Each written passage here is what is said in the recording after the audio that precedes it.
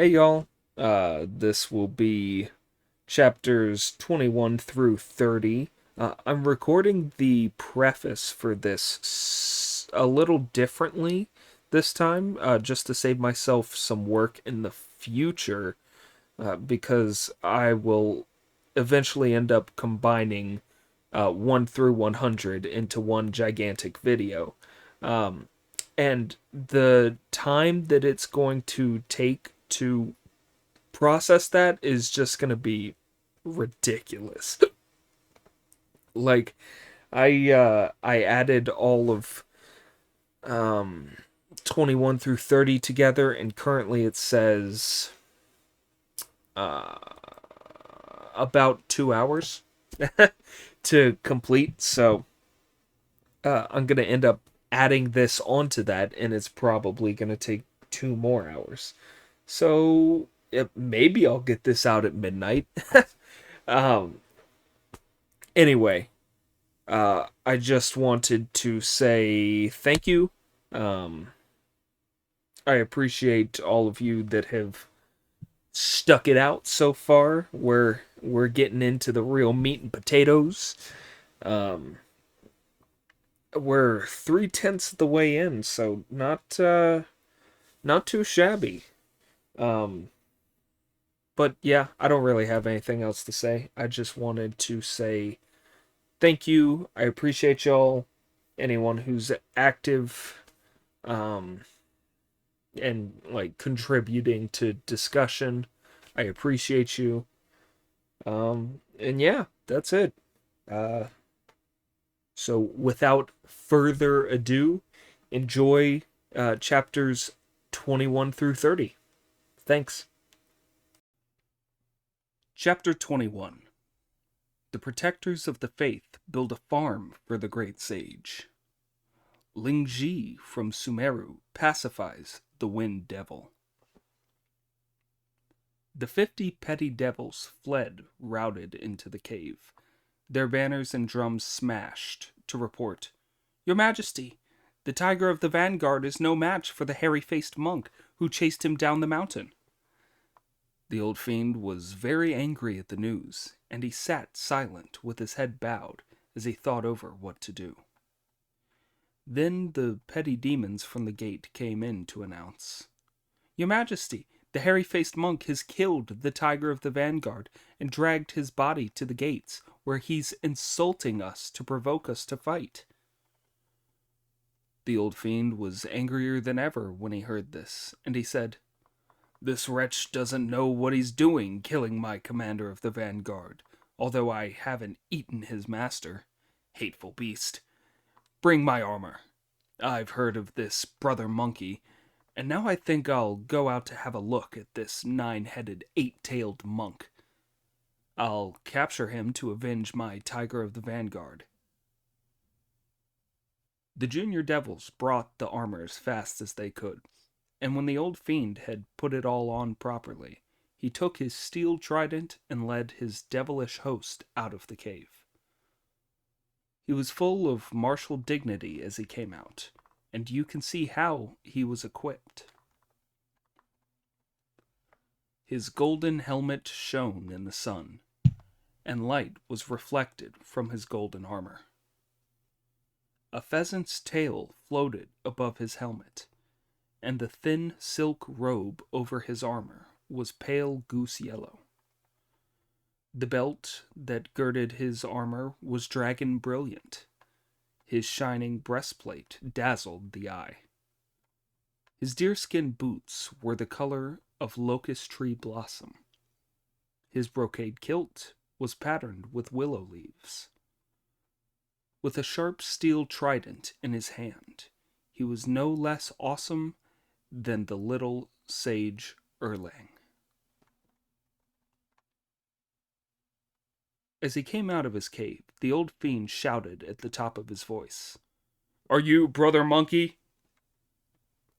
Monkey, who was jumping up and down on the tiger monster's corpse and brandishing his cudgel, replied, "Your grandfather Monkey is here. Send my master out." The evil spirit looked carefully at Monkey and saw that he had a miserable little body and a pinched face, and did not even stand 4 feet tall. "Poor little thing," he said with a laugh.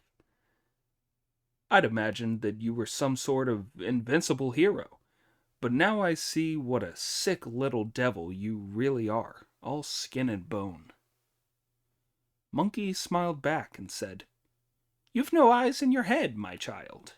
I may be tiny, but if you hit me on the head with the handle of your trident, I'll grow another 6 feet."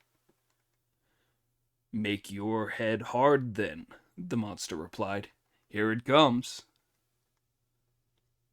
The great sage did not flinch as the monster hit him.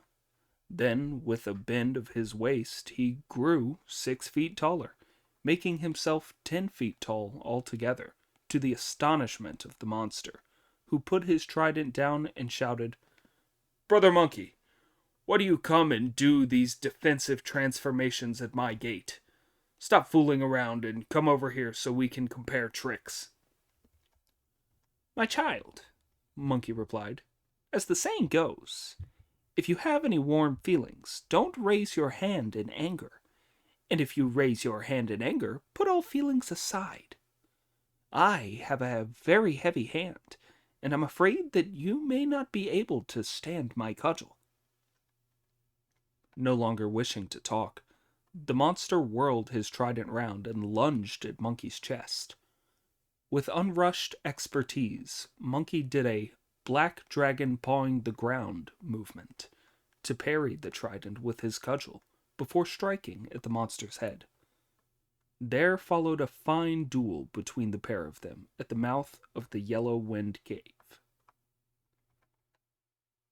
The Demon King was furious. The great sage showed his might. The furious Demon King wanted to catch Monkey in revenge for his vanguard commander. The mighty great sage intended to capture the evil spirit and rescue his master. When the trident came, the cudgel parried. When the cudgel struck, the trident blocked. One was supreme commander of the mountain. The other was the handsome Monkey King, protector of the law. At first, they fought in the dust, but then they rose into mid-air. The steel-tipped trident was bright-pointed and deadly sharp. The as-you-will cudgel was black and banded with gold. Whoever was run through would go to the underworld. If either was hit, he would surely meet King Yama. All depended on a fast hand and a quick eye. Strength and vigor were essential. Each was mindless of life or death. Who would survive and who would be killed? After some 30 rounds of combat between the old fiend and the great sage, the issue was still not settled. As Monkey wanted to win glory, he used an extra body trick. Plucking a hair out, he chewed it into little bits, blew them all out, and shouted, "Change!" They turned into well over 100 monkeys, all dressed like him and wielding iron cudgels. They surrounded the monster in midair, and in his fright, he countered with a trick of his own. He turned his head sharply to the southeast, opened his mouth 3 times, and blew. A yellow hurricane suddenly arose. It was really terrible. As it howled and moaned, all was changed. Without sign or shadow, the yellow dust whirled, whistling through forests, toppling mountains, and uprooting trees, picking up dust to blot out the tumbling ridge. The Yellow River's waters were all in turmoil, while the Yangtze's waves were all blown backwards. The Polar Palace was rocked in the sky. The Senluo Palace in the underworld was all but blown down. Heaven was filled with the shouting of arhats. The 8 great Vajrapanis were all yelling wildly. Manjushri's black-coated lion fled.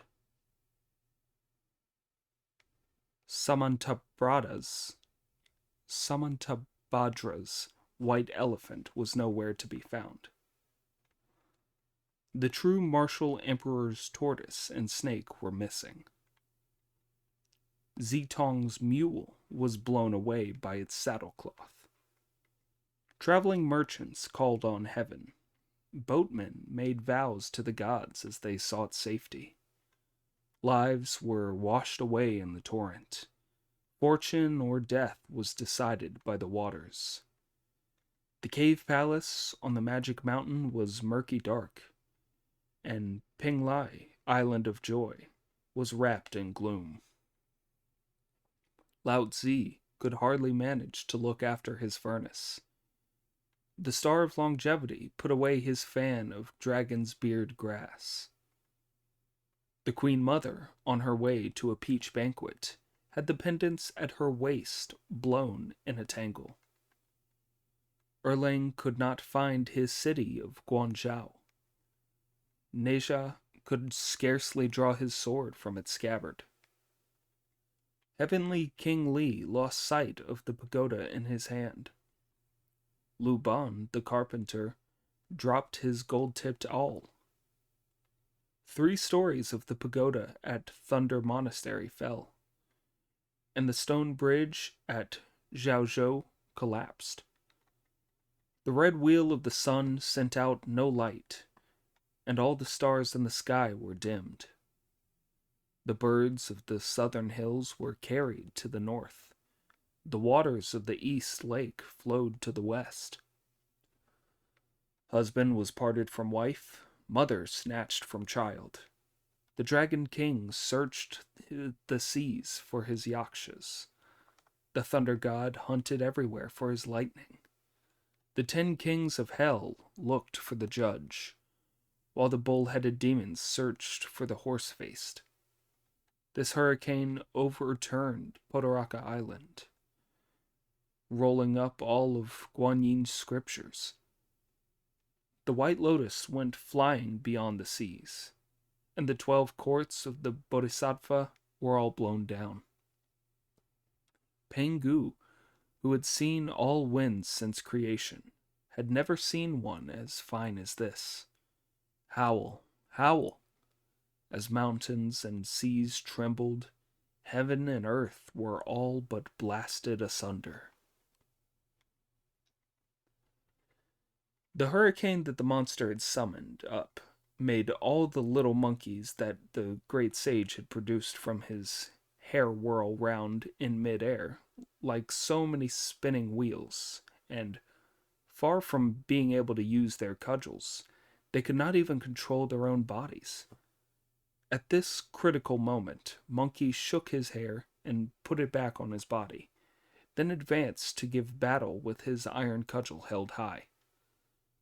The monster blew another yellow hurricane at him, and it was so strong that Monkey had to shut his fiery eyes with their golden pupils tight.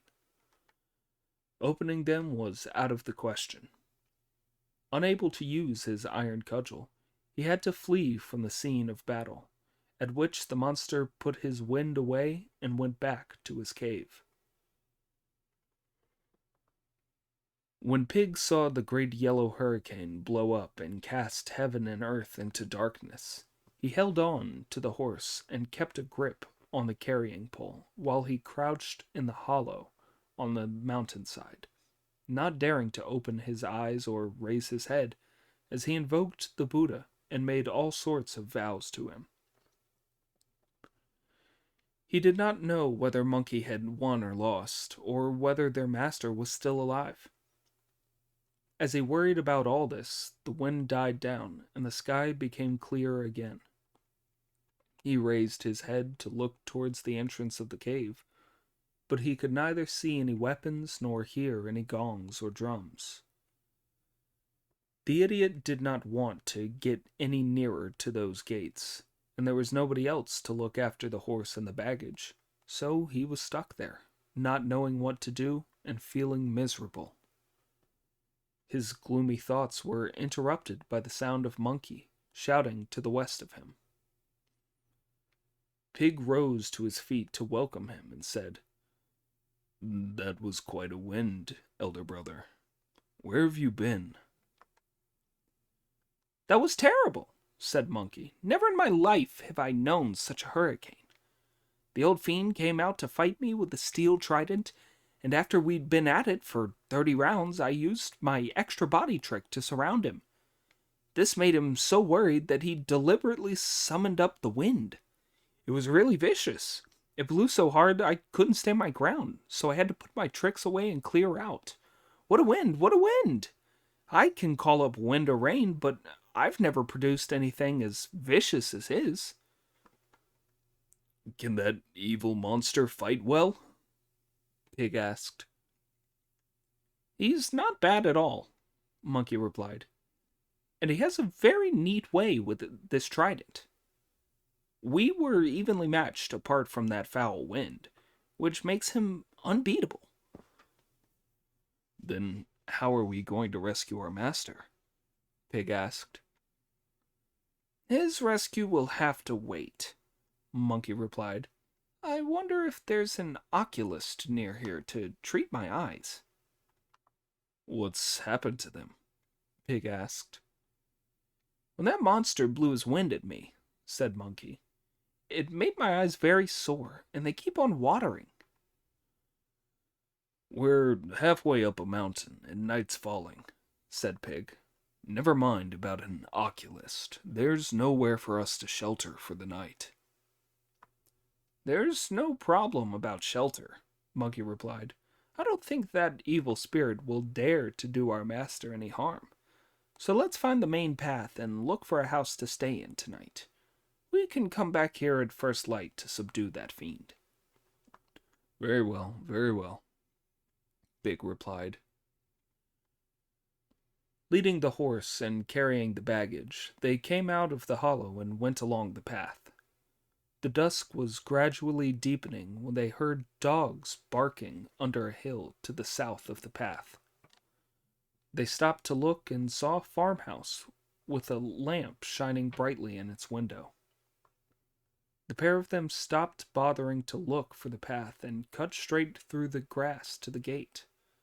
They saw dark magic fungus, greeny white rocks. The magic fungus was dark among the many herbs. The white rocks were green with moss. Some tiny fireflies made dots of light against the dense ranks of the forest trees. Heavy was the fragrance of the orchid, and the tender bamboo had been newly cut. A pure spring flowed along a winding bed. An ancient cypress hung over a cliff. No travelers came to this remote spot, and only wild flowers bloomed before the gate. As they did not want to march straight in, the two of them shouted, "Open up! Open up!" An old man came out at the head of several farmhands carrying forks, rakes, and brooms. "Who are you?" he asked. "Who are you?" "We are the disciples of the holy priest of the great Tang in the east," replied Monkey with a bow. "We were crossing these mountains on our way to the west to visit the Buddha and ask for the scriptures, when the great king of the yellow wind snatched our master away. We haven't been able to rescue him yet, but as it is getting dark, we've come to beg for a night's lodging in your mansion, and we hope very much that you will help us." The old man returned his bow and said, "I'm sorry I didn't welcome you properly. This is a place where we see a lot of clouds, but very few people. And when I heard you shouting at the gate, I feared it might be fox spirits, tigers, bandits from the mountains, or something of the sort. I'm afraid that I have stupidly offended you. I did not realize it would be two reverend gentlemen. Please, come in." Taking the horse and luggage with them, they went inside, tethered the animal, put down the carrying pole, bowed to the old man, and sat down. A servant came in with tea, and when they had drunk it, some bowls of sesame meal were produced. After they had eaten, the old man had beds prepared for them and suggested that they went to bed. "We don't need to sleep yet," Monkey replied, adding, "May I ask you, kind sir, if eye ointment is sold anywhere around here?" "Do you have a chronic eye complaint, reverend sir?" the old man asked. "I can tell you truthfully, sir," Monkey replied, "that we religious men have never been ill before, and I've never had trouble with my eyes before." "Then why are you asking for ointment?" the old man asked. "We were trying to rescue our master on the Yellow Wind Ridge today," Monkey explained, "when that monster started blowing his wind at me, which made my eyes ache. They're streaming with tears now, which is why I want to find some eye ointment." "A fine story," the old man commented. "How could you tell such lies, a reverend gentleman, and so young a one at that? The great king of the Yellow Wind's hurricane is really terrible. It can't be compared with spring winds, autumn winds, pine or bamboo winds, or north, south, east, and west winds." "It must be a brain-snatching wind," interrupted Pig, "or a goat's ear wind, or a hemp wind, or a head-twisting wind." "No, no," the old man said. "It's called a divine samadhi wind." "What's it like?" Monkey asked.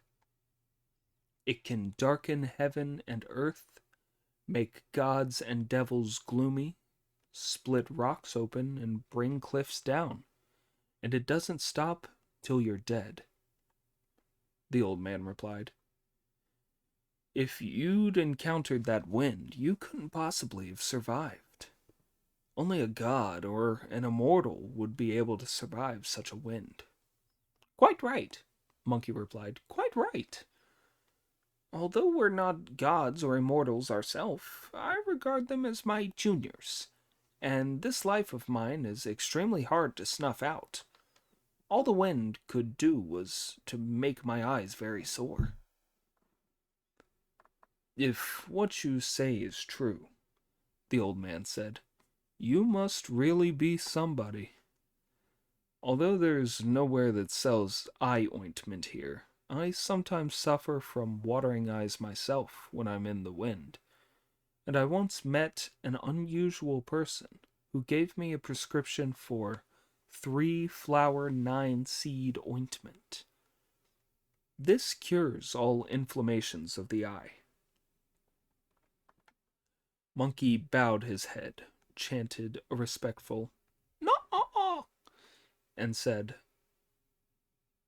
"Please put a little on my eyes for me to try." The old man consented, went inside, and brought out a tiny agate bottle. Removing the stopper, he dipped a jade hairpin inside and put a tiny amount in Monkey's eyes, then told him not to open them. He could go to sleep without worrying, and in the morning he would be cured. When he had finished applying it, he put the stopper back in the bottle and gave it to a servant to put away inside. Pig opened their bundles, spread out their bedding, and told Monkey to go to bed. Monkey groped about so wildly with his eyes shut that Pig laughed at him and said, "Would you like a blind man's stick, sir?" "Chaff-guzzling moron," Monkey retorted. "Do you want to make a blind man of me?" The idiot chuckled himself quietly to sleep, but Monkey sat thinking on the bed until midnight before he dozed off. At about 5 the next morning, just before the break of day, Brother Monkey rubbed his face, opened his eyes, and said, "It certainly is good ointment. I can see far and more clearly than ever." He turned round to look behind him, and to his astonishment, there was no house, windows, or doors. All that could be seen were some ancient locust trees and tall willows. The pair of them were sleeping on cushions of green sedge. "What are you shouting for?" asked Pig as he woke up. "Open your eyes and look," replied Monkey. The idiot raised his head, and when he saw that there was nobody there, he leapt up in a panic with the words, "Where's our house?" Horse.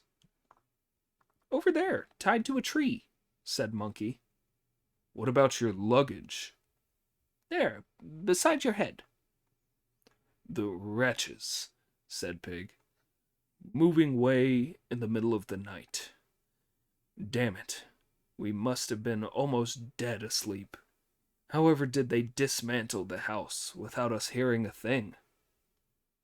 "Idiot," said Monkey with a snigger. "Don't go shouting all over the place. Can you see what that piece of paper on the tree over there is?" Pig went over, tore it down, and saw that there were 4 lines of verse on it. This farm was not inhabited by mortals. The revealers of the truth produced the house by magic. I gave you good medicine to cure your eyes. Subdue demons with all your heart, and never hesitate. So those tough gods came to play their tricks, although I haven't called the roll since they changed the dragon into a horse," said Monkey. "Don't show off, brother," said Pig. "How could they possibly answer to your roll call?"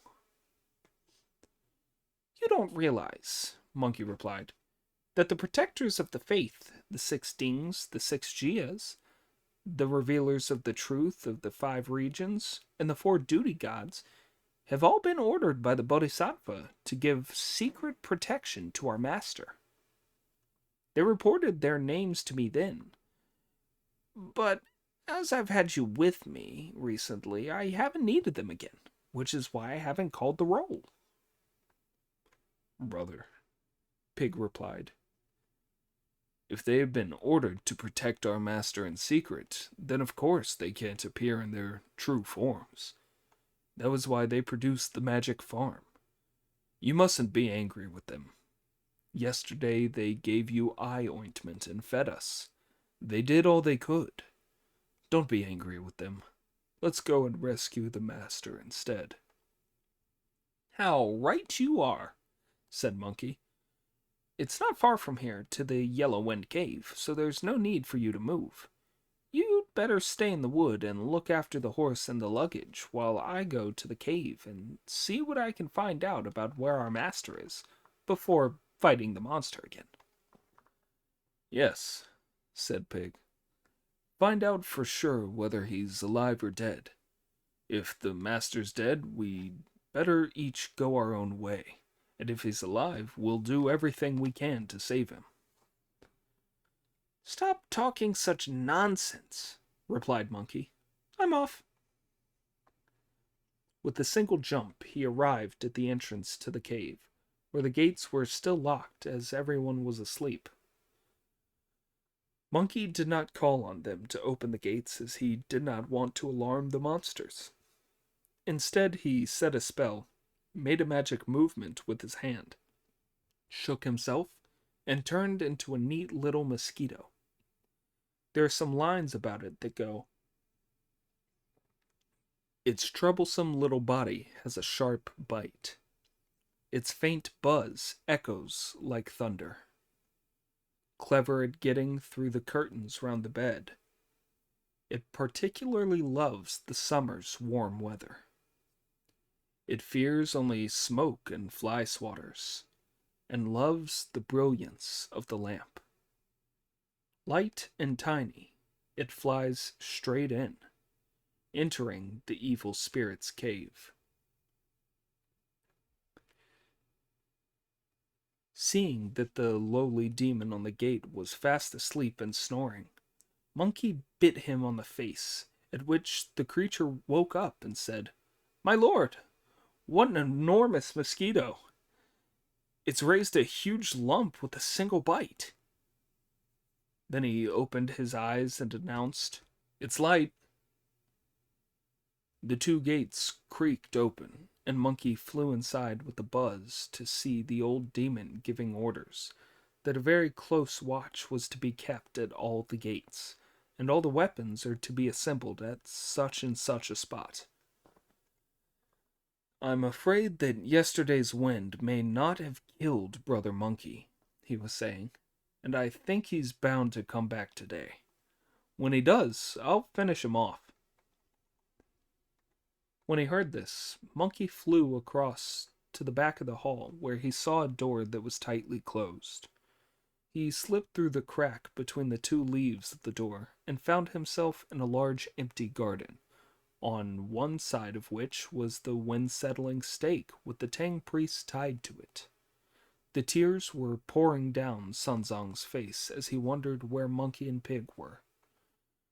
Monkey stopped flying as he stung his shaven pate and called, "Master." "Monkey," said Sanzong, recognizing his voice. "Do you want to get me killed? Where are you calling me from?" "I'm on your head, Master. Don't be anxious or worried. We're sure to catch that evil spirit and save your life." "How long will it be till you catch that evil spirit, disciple?" "Pig has already killed the tiger monster who captured you," Monkey replied. "But that old fiend has a terrible way with a hurricane. All the same, I'm certain I can catch him today, so don't worry and stop crying. I'm off now." With those words he buzzed away to the front hall, where he saw the old monster sitting on his throne and reviewing his captains. A junior evil spirit suddenly rushed in with a command flag in his hands and announced, "I had just gone out to patrol the mountain, Your Majesty, when I saw a monk with a long snout and big ears sitting in the woods. If I hadn't run as fast as I could, he'd have caught me. But I didn't see that hairy-faced monk." "If Brother Monkey wasn't there," the old fiend said, "he must have been killed by the wind, and he won't be going off to get soldiers to rescue his master." "If the wind killed him, Your Majesty," the other devil said, "we are in luck. But if he wasn't killed and went to fetch divine soldiers instead, what's to be done?" "What's so frightening about divine soldiers?" the old fiend said. "None of them can put down my wind except the Bodhisattva Lingji, so there's no need to fear the rest of them." When Monkey heard this, he sat on a roof beam. He was beside himself with delight. Flying straight out, he reverted to his real form and went back to the wood, calling, "Brother!" "Where have you been?" Pig asked. "I chased an evil spirit with a command flag away just now." "Good for you," said Monkey with a smile. "Good for you. I changed myself into a mosquito and went into the cave to see our master. He was tied to a wind-settling stake in there and crying. I told him not to cry, flew up to a roof beam, and had a good listen. I saw the one with the command flag come puffing and panting in to report that you'd chased him away and that he hadn't seen me. The old fiend was making some wild guesses. First he said that I had been killed by his wind, and then he said I'd gone to ask for the help of divine soldiers. It's wonderful. He gave the fellow's name away." "Whose name?" Pig asked. "He said that no divine soldier could surpass his wind, except the Bodhisattva Lingji," Monkey continued, adding, "But I don't know where the Bodhisattva Lingji lives." As they were wondering what to do, an old man came along the road. Look at him. He was strong enough not to need a stick, but his beard was like ice, and his flowing hair snowy. Although his gold-flecked, sparkling eyes seemed somewhat dim, his aged bones and muscles had not lost their strength. Slowly he walked, back bent and head bowed down, but his broad brow and rosy cheeks were those of a boy. If you gave him a name from his looks, the star of longevity had come out of his cave. When Pig saw him, he said with delight, "Brother, you know the saying, if you want to know the way down the mountain, ask a regular traveler. Why don't you ask him?" The great sage put his iron cudgel away, unhitched his clothes, and went up to the old man. "Greetings, grandfather," he said. Half replying to him and half not, the old man returned his bow and asked, "Where are you from, monk, and what are you doing in this desolate spot?" "We are holy monks going to fetch the scriptures," Monkey replied. "Yesterday we lost our master here, and we would like to ask you, sir, where the Bodhisattva Lingji lives." "Lingji lives 1,000 miles due south of here," the old man said, "on a mountain called Little Mount Sumeru. There's a holy place there, which is the monastery where he preaches the scriptures. Are you going to fetch the scriptures from him?" "No," Monkey replied. "We're not going to fetch scriptures from him, but to trouble him over something else.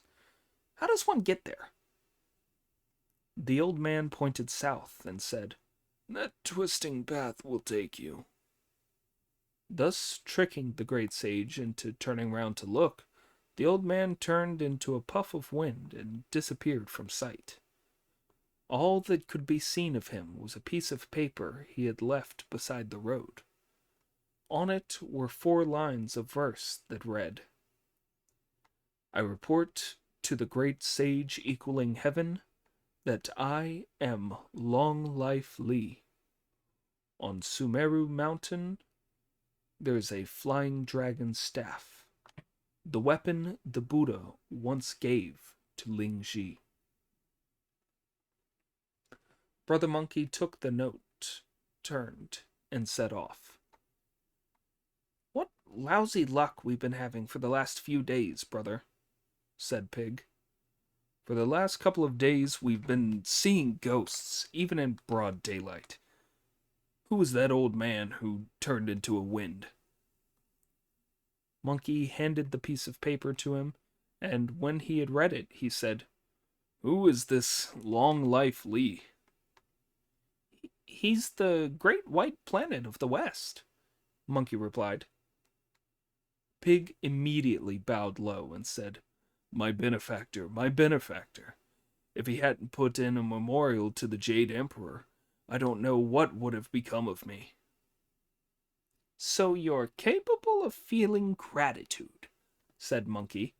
"Meanwhile, you're to hide deep in these woods without showing yourself, and keep a close watch on the baggage and the horse while I go to Mount Sumeru to ask the Bodhisattva to come." "Understood," said Pig. "Understood. You go as fast as you can. I've learned the tortoise's trick, and can pull my head in when necessary." The great sage leapt into the air and headed south on his somersault cloud at a tremendous speed.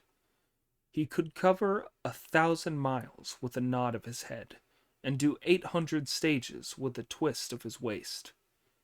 It was only an instant before he saw a high mountain surrounded by auspicious clouds and a propitious aura. In a valley on the mountain there was a monastery from which the distant sounds of bells and stone chimes could be heard, and a haze of incense smoke hung above it. Monkey went straight to the gate, where he saw a lay brother with prayer beads round his neck, who was invoking the Buddha. "Greetings, lay brother," said Monkey, clasping his hands in salutation. The lay brother bowed low to him in reply, and said, "Where are you from, sir?" "Is this where the Bodhisattva Lingji preaches the scriptures?" Monkey asked. "Yes, this is the place," the lay brother replied. "Have you a message for him?" I would like you to tell him that I am brother Sun Wukong, the great sage equaling heaven, a disciple of the patriarch Sanzang, the younger brother of His Majesty the Emperor of the Great Tang in the East, and there is a matter about which I would like to see the Bodhisattva." "That's far too many words for me to remember, sir," said the lay brother with a smile. "Then tell him that the Tang priest's disciple Sun Wukong is here," Monkey replied.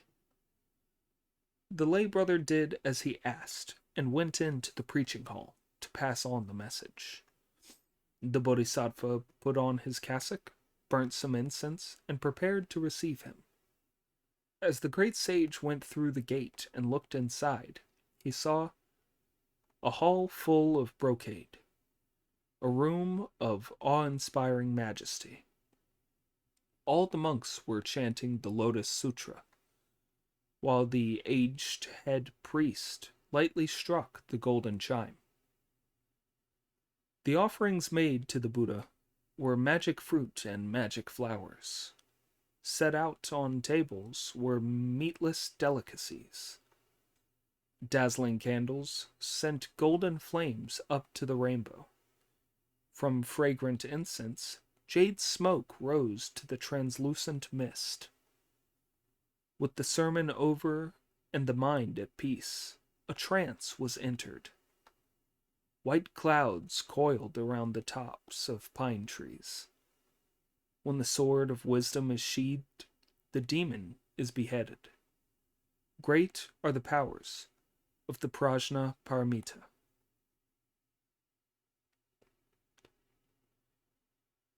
The Bodhisattva straightened his clothes and came out to meet Monkey, who climbed the steps into the hall and sat in the guest's seat. When the orders were given for tea to be brought, Monkey said, "I won't trouble you to give me tea. My master is in trouble on the Yellow Wind Mountain, and I have come to ask you, Bodhisattva, to use your great powers to subdue the demon and rescue my master." "I have been ordered by the Tathagata Buddha to guard over the Yellow Wind Monster," the Bodhisattva replied. "The Tathagata gave me a wind-settling pill and a flying dragon staff.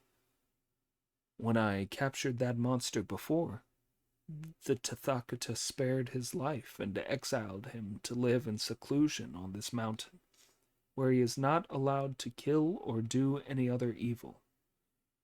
I never imagined that he would want to murder your master today. I must hold myself responsible for this, as I have failed to carry out my orders." The Bodhisattva wanted to keep Monkey for a meal and a talk, but in response to Monkey's urgent pleading, he took his flying dragon staff and rode off with the great sage by cloud. A moment later, they reached the Yellow Wind Mountain, and the Bodhisattva said, "Great sage, as this evil monster is a bit scared of me, I'd better stay here inside the cloud, while you go down and challenge him to come out and fight. Once you've lured him out, I can use my divine power." Doing as he suggested, Monkey brought his cloud down to land, and without more ado, he smashed down the gates of the cave with his iron cudgel. "Fiendish monster," he shouted, "give my master back!" The junior fiends on the gate all rushed back to report this, and the old monster said, That damned ape really has a cheek. Instead of behaving himself properly, he comes to smash my gates down. This time I'll use a magic wind that will certainly blow him to death. Putting on his armor and taking his trident as before, he went out through the gate, and the moment he saw Monkey, he thrust straight at his chest with his trident, not uttering a single word. Monkey sidestepped to dodge it and hit back at the monster's face with his cudgel. When only a few rounds had been fought, the monster turned to the southeast and was just going to open his mouth and blow out a wind when the Bodhisattva Ling Shi appeared in midair and dropped the flying dragon staff on him. While the monster recited all sorts of spells, an 8-clawed golden dragon grabbed him with 2 of its claws and smashed him several times against a rock face. At this, the monster reverted to his real form, a brown marten. Monkey rushed at it and had raised his cudgel to kill it when the Bodhisattva stopped him and said, "Don't kill it, great sage. I must take it back to see the Tathagata." He used to be a marten who had obtained the way underneath the Vulture Peak, and once he stole some of the pure oil from a crystal lamp. When the lamp went out, he was so afraid of being caught by a Vajrapani that he ran away and became a spirit monster here. The Tathagata decided that as this was not a capital offense, I should be sent to keep guard over him. But if he took life or committed any other evil deeds, he was to be taken to the Vulture Peak. As he has now offended you, great sage, and captured the Tang priest with the intention of murdering him, I must take him to see the Tathagata to be sentenced for his crime before this business can be regarded as cleared up. Pig, meanwhile, who had been wondering about Monkey as he waited in the wood, heard a shout from the mountainside. "Pig, bring the luggage and the horse out." Recognizing the voice as Monkey's, the idiot rushed out of the wood with the things and asked Monkey, "How did it go?" "I asked the Bodhisattva Ling Ji to come, and he used his flying dragon staff to capture the evil spirit, who turned out to have been the spirit of a brown-coated marten, and was taken off to Vulture Peak by the Bodhisattva to see the Buddha. We too had better go into the cave to rescue our master." The idiot was very pleased to hear the news. The pair of them charged into the cave and killed all the evil hares, fox fiends, roebuck, and deer inside with the iron club and the rake. Then they went into the garden at the back to rescue their master. When he was outside, he asked, "How did you two capture that evil spirit? How did you manage to rescue me?" Monkey told him all about how Ling Shi subdued the fiend, and Sun Zong expressed his gratitude at great length while the two prepared a meal from the meatless food that there was in the cave. Then they left the cave and looked for the main path west once more. If you don't know what happened later, listen to the explanation in the next installment. Chapter 22. Pig fights a great battle in the Flowing Sands River. Moxa obeys the Dharma and wins Friar Sand over. The story tells how the Tang priest and his 2 disciples escaped from their troubles and pressed forward. Before long, they had crossed the Yellow Wind Ridge and were heading west across a plain. The time passed rapidly, and summer gave way to autumn. Cold cicadas sang in molting willow trees, and the great fire star sank below the western horizon. As they were traveling one day, they saw the mighty waves of a great river boiling and raging. "Disciple," called out Sanzong from his horse, "do you see that broad river in front of us? Why are there no boats on it? And how are we going to get across? Those are really terrible waves, said Pig when he saw the river. And there aren't any boats to ferry us over. Monkey sprang into the sky, shaded his eyes with his hand, and looked. Master, he said with horror, we're in big trouble here. I can cross a river like this with a twist of my waist, but I'm afraid you'll never be able to cross it in 10,000 years. How wide is it then? Sanzong asked. I can't see the other bank from here. About 300 miles, Monkey replied. How can you be so sure of the distance, brother? Pig asked. These eyes of mine can see what's happening 350 miles away in daytime, Monkey replied. When I took a look from up in the air just now, I couldn't make out the length of the river, but I could see that it was a good 350 miles wide. Depressed and worried, Sanzong reined in his horse and noticed a stone tablet beside the river. The three of them went to look at it, and they saw the words Flowing Sands River inscribed on it in the ancient curly style. On the base of the tablet were 4 lines in the standard script. 300 miles of flowing sands, 3,000 fathoms of weak water, on which a goose feather will not float, and the flower of a reed will sink. As the three of them were looking at this tablet, they heard the waves make a roar like a collapsing mountain, and a most hideous evil spirit emerged from the water. A head of matted hair, as red as fire, a pair of staring eyes, gleaming like lamps, an indigo face, neither black nor green, a dragon's voice, like drums or thunder.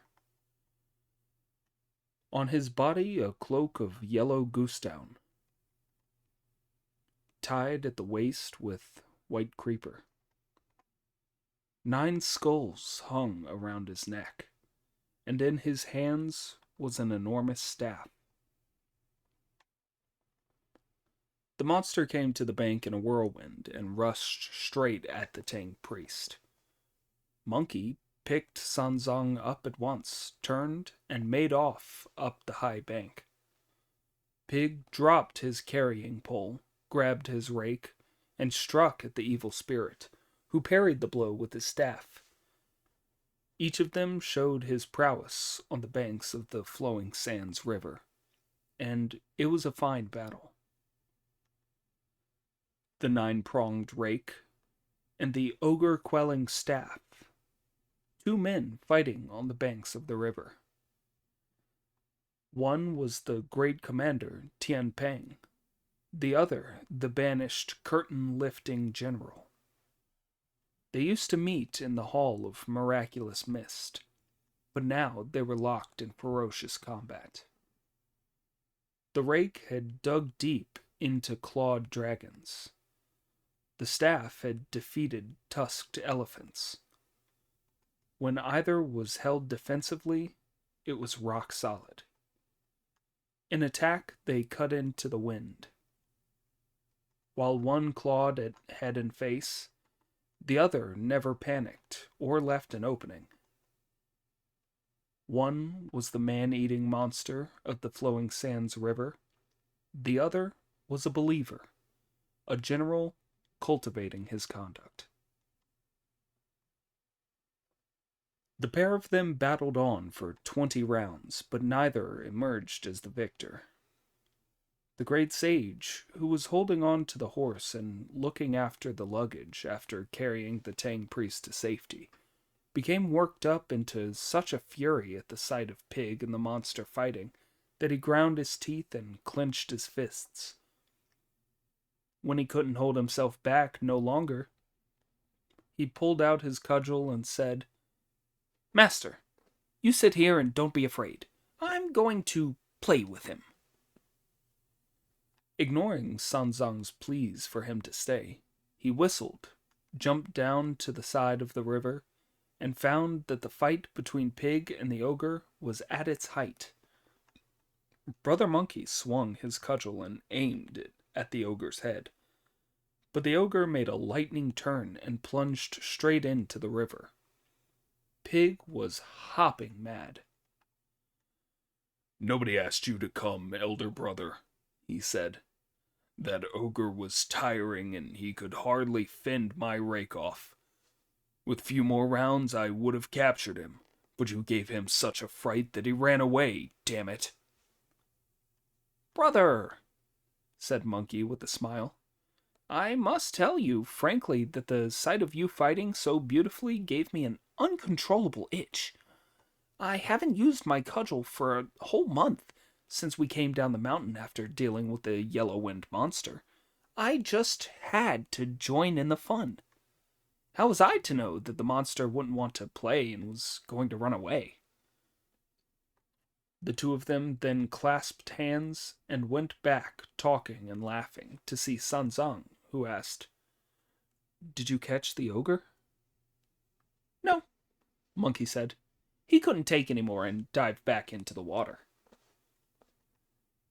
"He has lived here for a long time, disciple," Sanzang said, "and must know the shallows and deeps here. We must have a water expert to lead us across this vast expanse of weak water that has no boats." "Yes," said Monkey. "As the saying goes, what's near cinnabar goes red, and what's next to ink turns black. As that ogre lives here, he must be a water expert, so if we catch him, we shouldn't kill him. We should make him take you across water, master, before finishing him off." "There's no time to lose, brother," said Pig. "You go and catch him while I look after the master."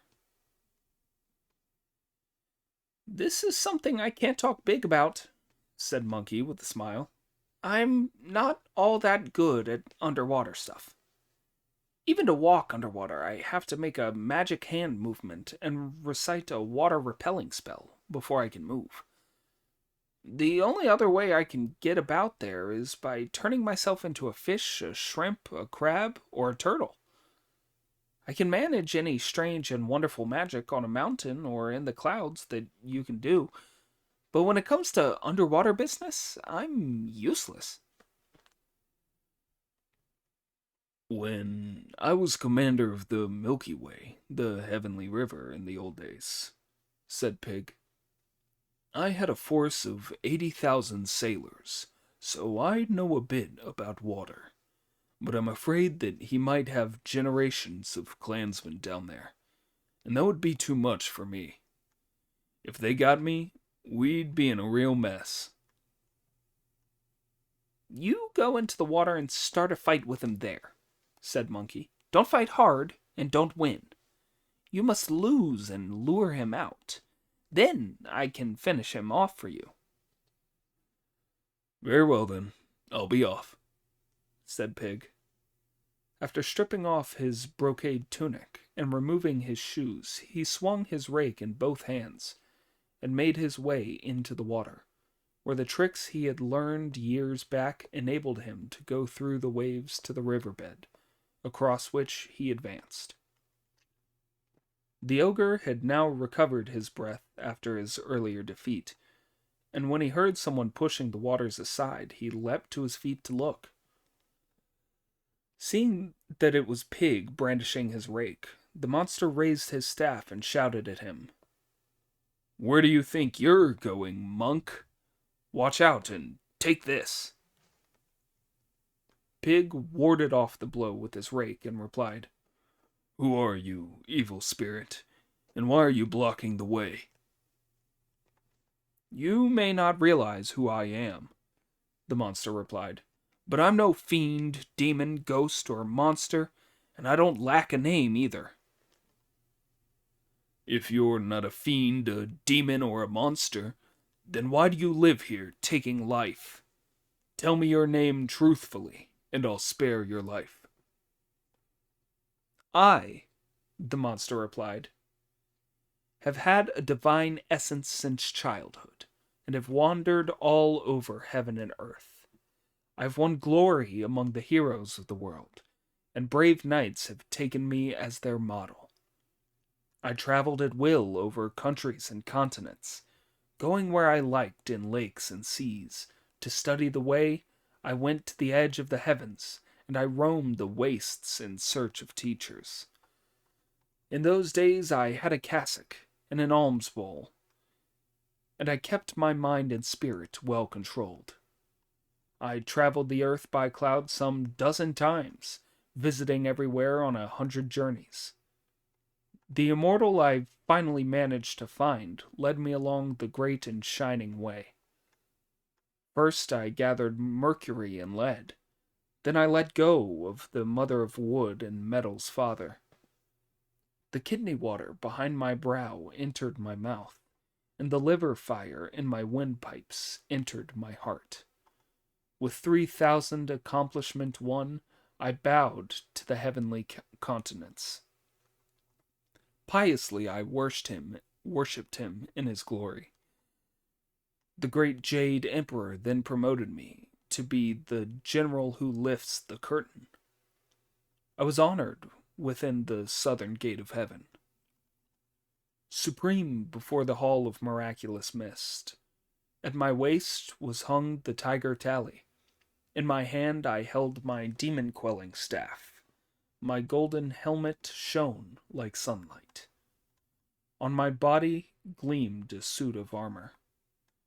I led the escort for the Emperor's carriage, always took precedence when he entered or left court. But then the Queen Mother gathered the peaches and invited all the generals to feast at the Jade Pool. I carelessly smashed some jade and crystal, to the horror of all the heavenly gods. The Jade Emperor, in his terrible fury, put his hands together and fumed to the Vice Premier. My hat and armor were removed, and I was stripped of office, then marched to the place of execution. Then, to my good fortune, the great barefoot immortal stepped forward to ask for my reprieve. Death was commuted. I was allowed to live in exile on the east bank of the Flowing Sands River. When well fed, I sleep in the river waters. When hungry, I burst through the waves in search of food. If a woodcutter meets me, his life is finished. No fisherman sees me and survives. In one way and another, I've eaten many a man, cloaked as I am in an aura of death. As you've dared to come to make trouble at my gates, my belly has something to look forward to today. No matter if you're coarse and don't taste good. When I've caught you, I can cut you up for salted mince. Pig was extremely angry to hear this, and he replied, "You're completely blind, wretch. I can catch bubbles in my fingers, so how dare you say I'm so coarse you'll cut me up for salted mince? So you take me to be a very well-cured side of ham? Don't be impudent. Take a dose of this rake." When the monster saw the rake coming at him, he did a phoenix nod to avoid it. The two of them fought their way up to the surface of the water, where each of them trod on the waves as they struggled in a combat that was even fiercer than their previous one. The curtain-lifting general and Marshal Tian Peng. Each gave a splendid show of magic powers. The ogre-quelling staff wheels around on the head. The 9-pronged rake is swift in the hand. As they leap on the waves, they shake hills and rivers, darkening the world as they push the waters aside, as terrible as the disaster star striking banners and pendants as frightening as lifting the canopy off the Death Star. One was the loyal defender of the Tang priest. The other, a criminal, was an ogre of the waters. Where the rake struck it left 9 scars. When the staff smote, all the souls were scattered. Cheerfully fighting for all they were worth, they put all their hearts into the combat. Although he is only a pilgrim fetching scriptures, his unrestrained anger bursts against the sky. Such was the chaos that the fishes lost their scales, while the soft shells of terrapins were crushed. Red prawns and purple crabs all lost their lives, and all the gods of the water palace prayed to heaven. The only sound was thunder of crashing waves. Sun and moon were dark, to the horror of earth and sky. They battled on for 4 hours, but the issue was still undecided. It was as if a brass pan was fighting an iron brush, or a jade chime was competing with a golden bell. The great sage, who was standing beside the Tang priest to guard him, watched the fight on the water with longing, unable to do anything. Then Pig fainted with his rake, pretended to be beaten, and made for the eastern bank with the ogre rushing after him.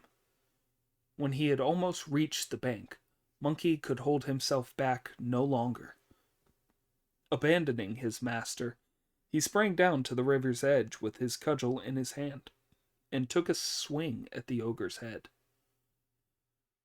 Not daring to face him, the monster went straight back into the river.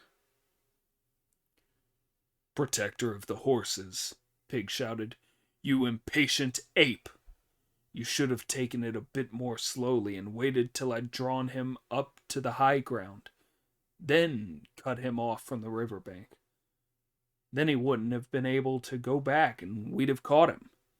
But now he's gone back in. He'll never come out again."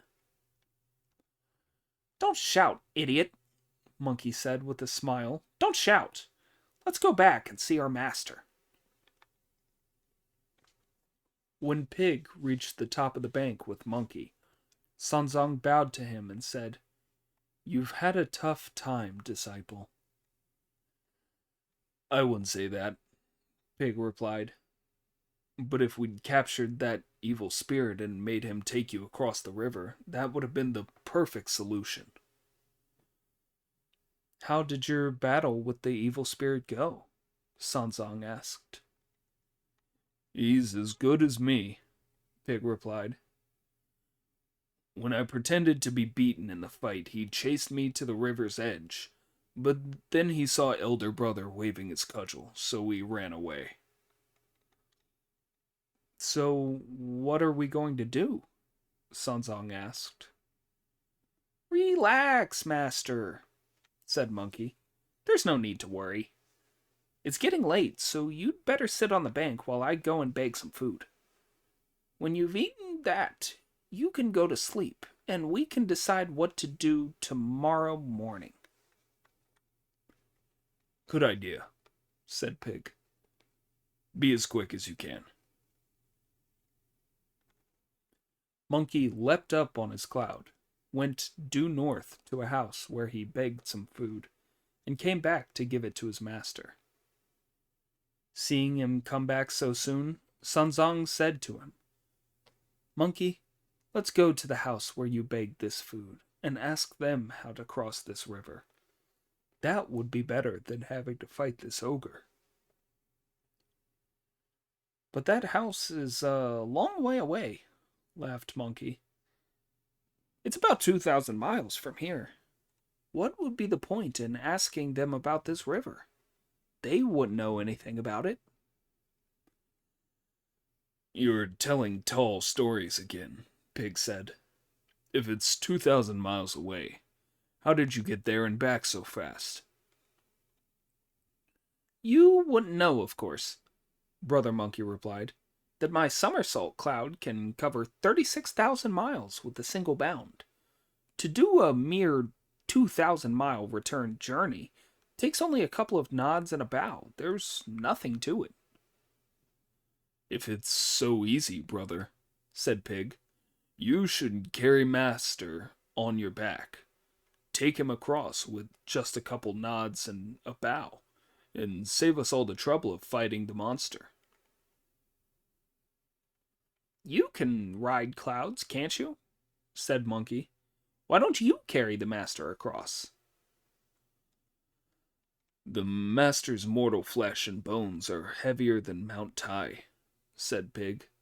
So although I can ride clouds, I could never lift him. Nothing but your somersault will do the trick.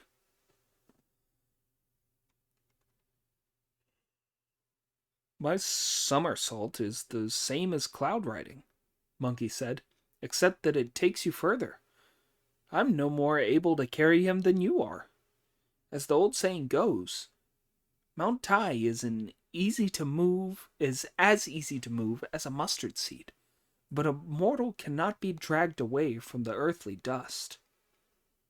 When that other poisonous monster of a fiend made a magic wind, I could only move the Master by dragging and tugging him along the ground.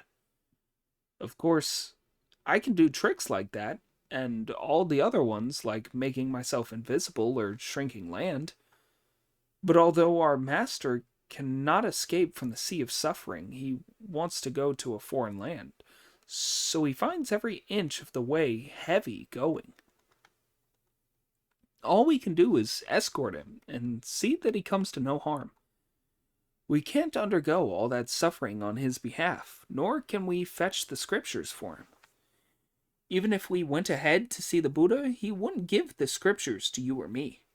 After all, if we could get them that easily, we'd have nothing to do. The idiot accepted everything Monkey said.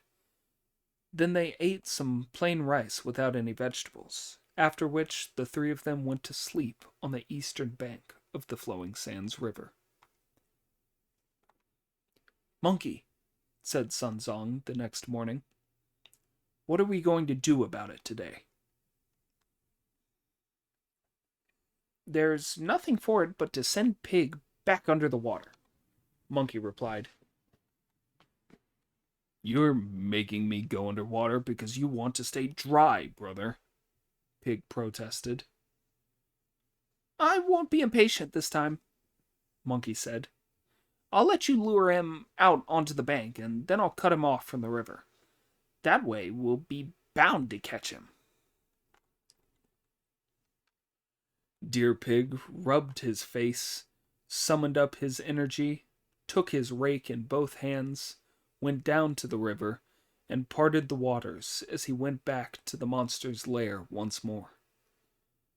The ogre, who had only just woken up, turned to see what was happening the moment he heard the waters being pushed apart. Observing that a rake-wielding pig was upon him, he sprang to his feet to stop him, shouting, "Not so fast, not so fast. Take this." Pig blocked the blow from the staff with his rake and said, "What do you mean by telling your ancestor to take this from that mourner's staff of yours?"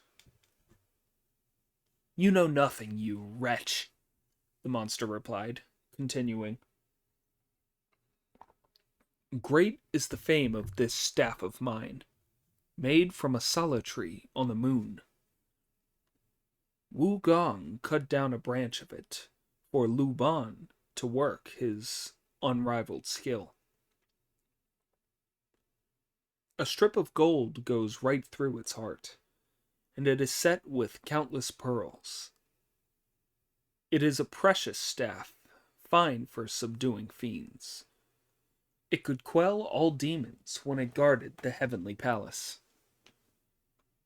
When I was commissioned as High General, the Jade Emperor gave it to me to use. It can be any length I wish, thick or thin, responding to my will.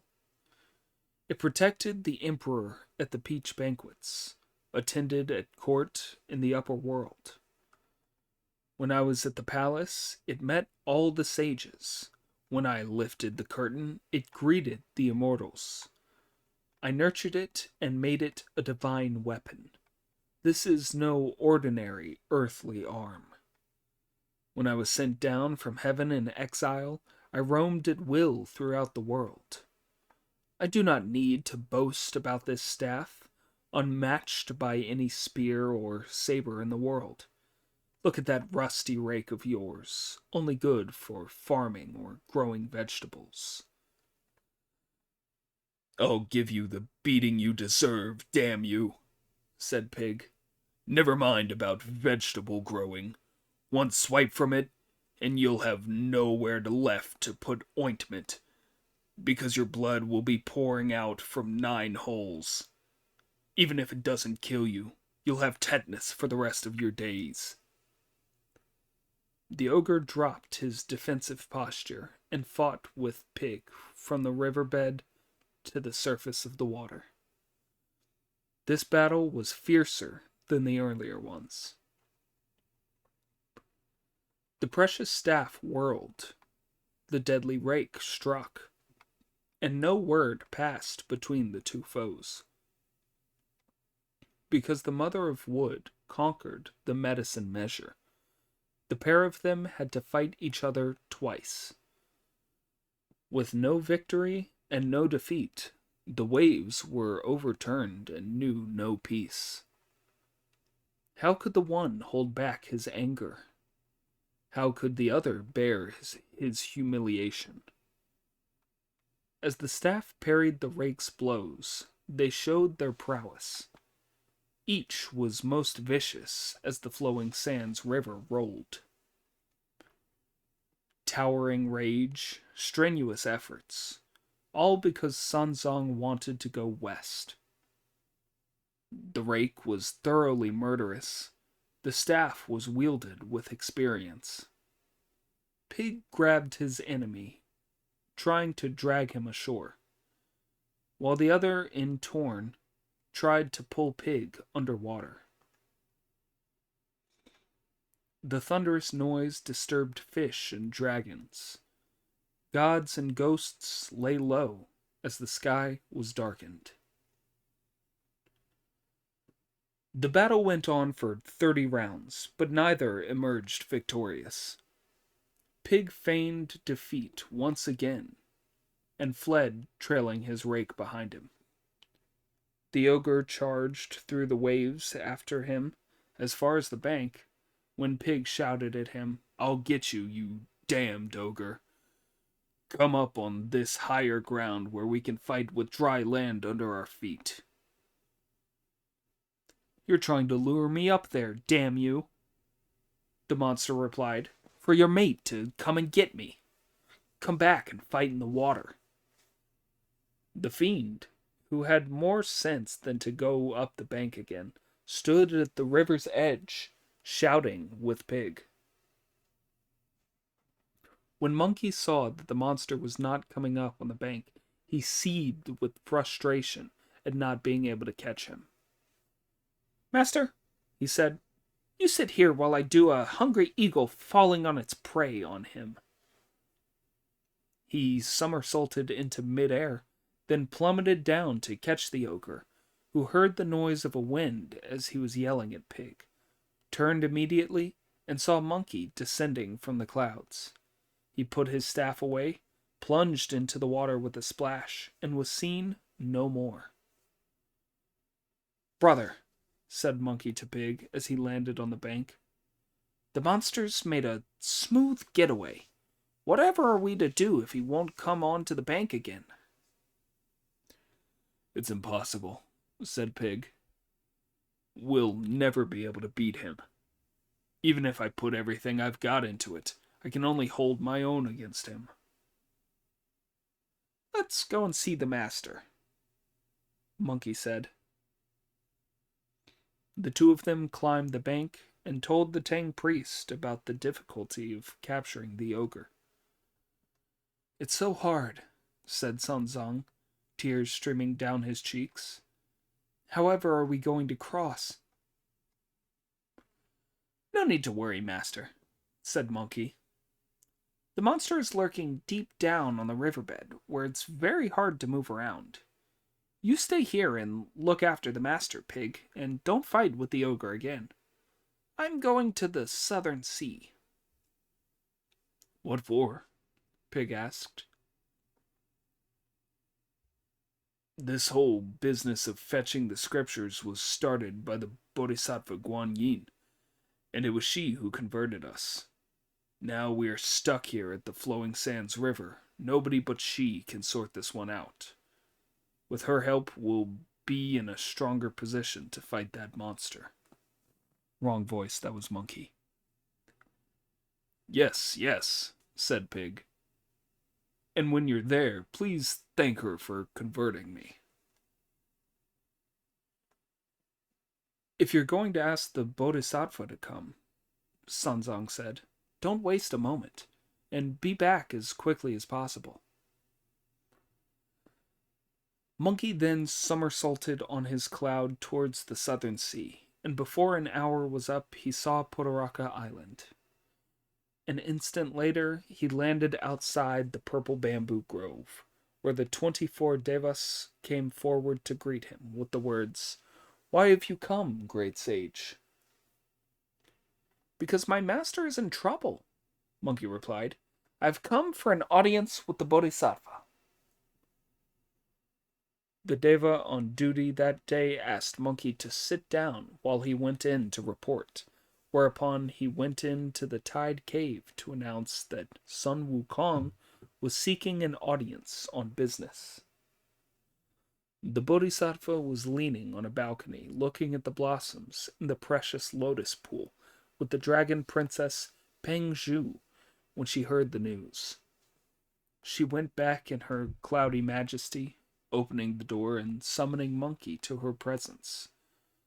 The great sage greeted her with grave reverence. "Why aren't you looking after the Tang priest?" she asked. "And why have you come to see me?" "My master won a new disciple at Gao village, Bodhisattva," Brother Monkey reported.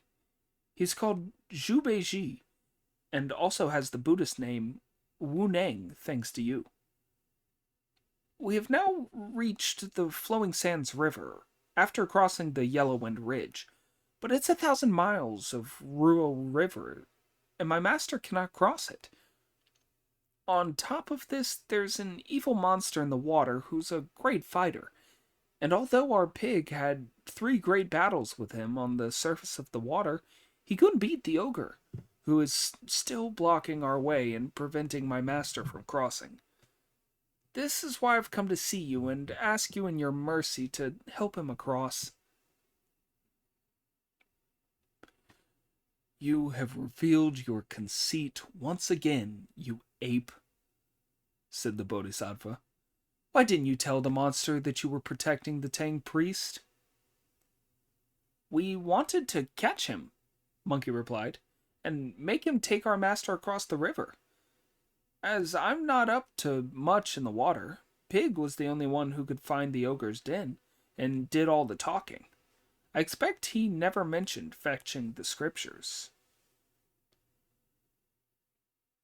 "The ogre of the Flowing Sands River is the mortal incarnation of the great curtain-lifting general," said Guan Yin, "and is a believer whom I converted myself and instructed to protect those who would be coming to fetch the scriptures. If you had told him that you had come from the east to fetch the scriptures, so far from fighting you, he certainly would have joined you."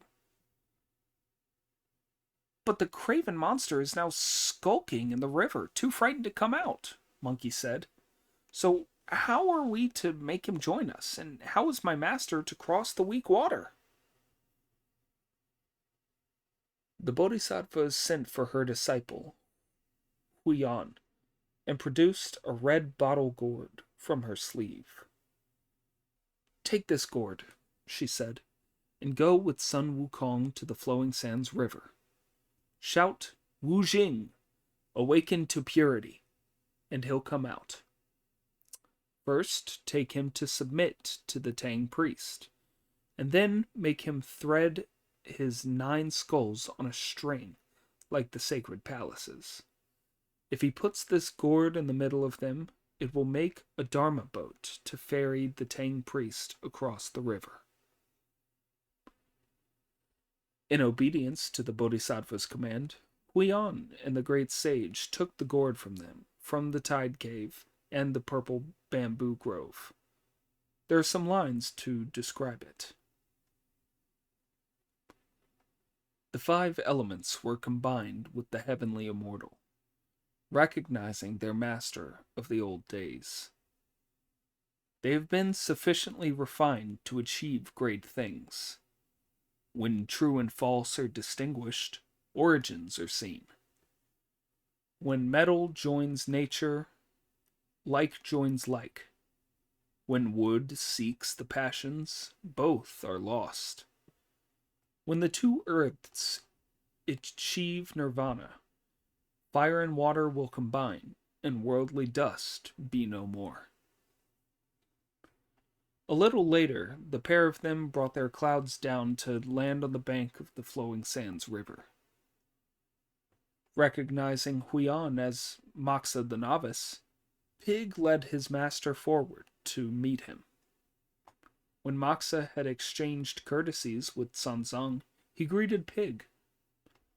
Then Pig said, "Thanks to your holiness's instruction, I was able to meet the Bodhisattva, and since then I have obeyed the Buddhist law and had the pleasure of becoming a monk. As I have been traveling since then, I've been too busy to go and thank you. Please forgive me." "Don't be so long-winded," said Monkey. "Let's go and call to that wretch."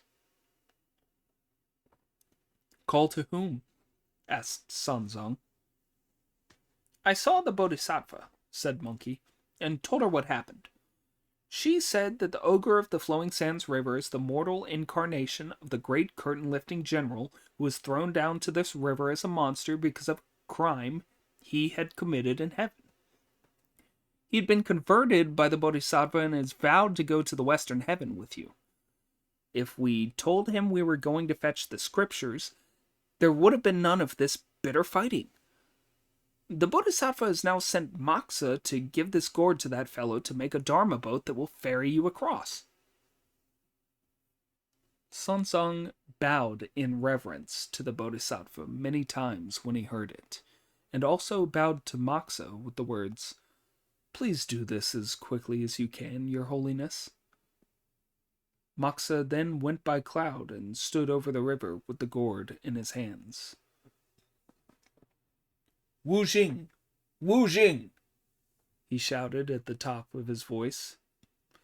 "The pilgrims who are going to fetch the scriptures have been here for a long time. Why haven't you submitted to them?" The ogre, who had gone back to the riverbed for fear of the Monkey King, was resting in his den when he heard his Buddhist name being called and realized that this was a message from the Bodhisattva Guanyin.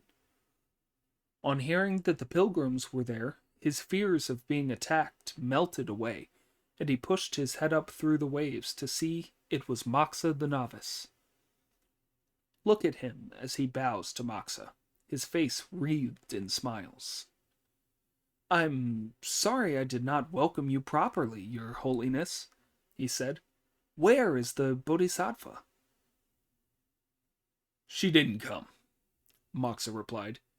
"She sent me to tell you to be the Tang priest's disciple. You are to take the 9 skulls you wear around your neck, arrange them with this gourd in the pattern of the 9 sacred palaces, and make a Dharma boat to ferry him across this weak water." "Where is the pilgrim?" Wu Jing asked. "There he is, sitting on the bank," said Moxa, pointing at Sanzang. Wu Jing then noticed Pig and said, "I don't know where that bloody creature is from, but he fought with me for 2 whole days and never said a word about fetching scriptures. And as for this one, he added, noticing Monkey, he's that one's accomplice and a real terror. I'm not going with them. That one is Zhu Beiji, and this one is Brother Monkey. They are both disciples of the Tang priest who have been converted by the Bodhisattva, so you have nothing to fear from them. Let me present you to the Tang priest. Wu Jing put his staff away, straightened his yellow brocade tunic, jumped ashore, knelt before the Tang priest, and said, Master, your disciples' eyes have no pupils in them.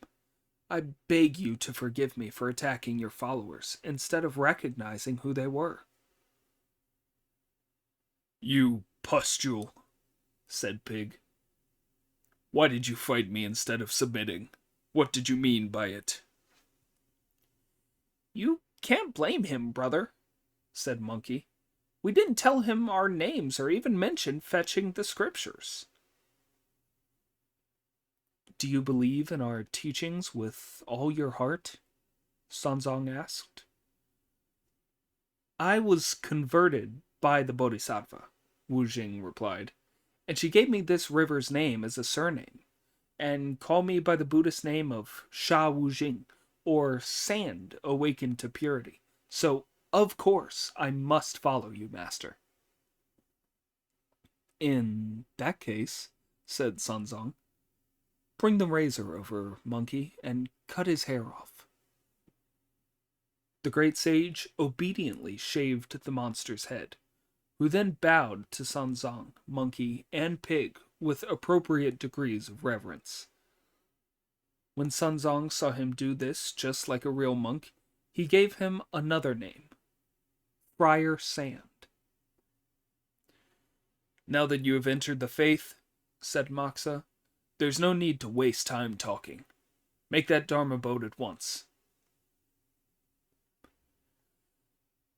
Friar Sand took the skulls from round his neck without delay and tied them into the pattern of the 9 palaces, with the Bodhisattva's gourd in the middle.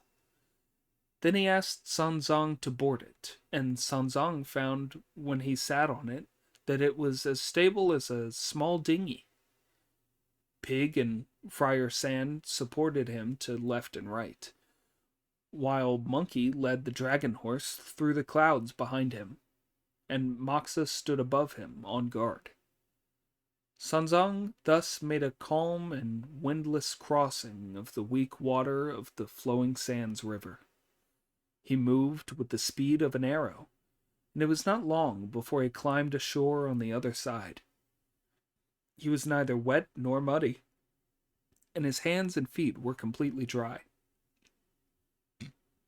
Thus it was that master and disciples trod on dry land again without any trouble. Moxa then landed his cloud and took back the gourd. The 9 skulls changed into 9 gusts of wind and disappeared.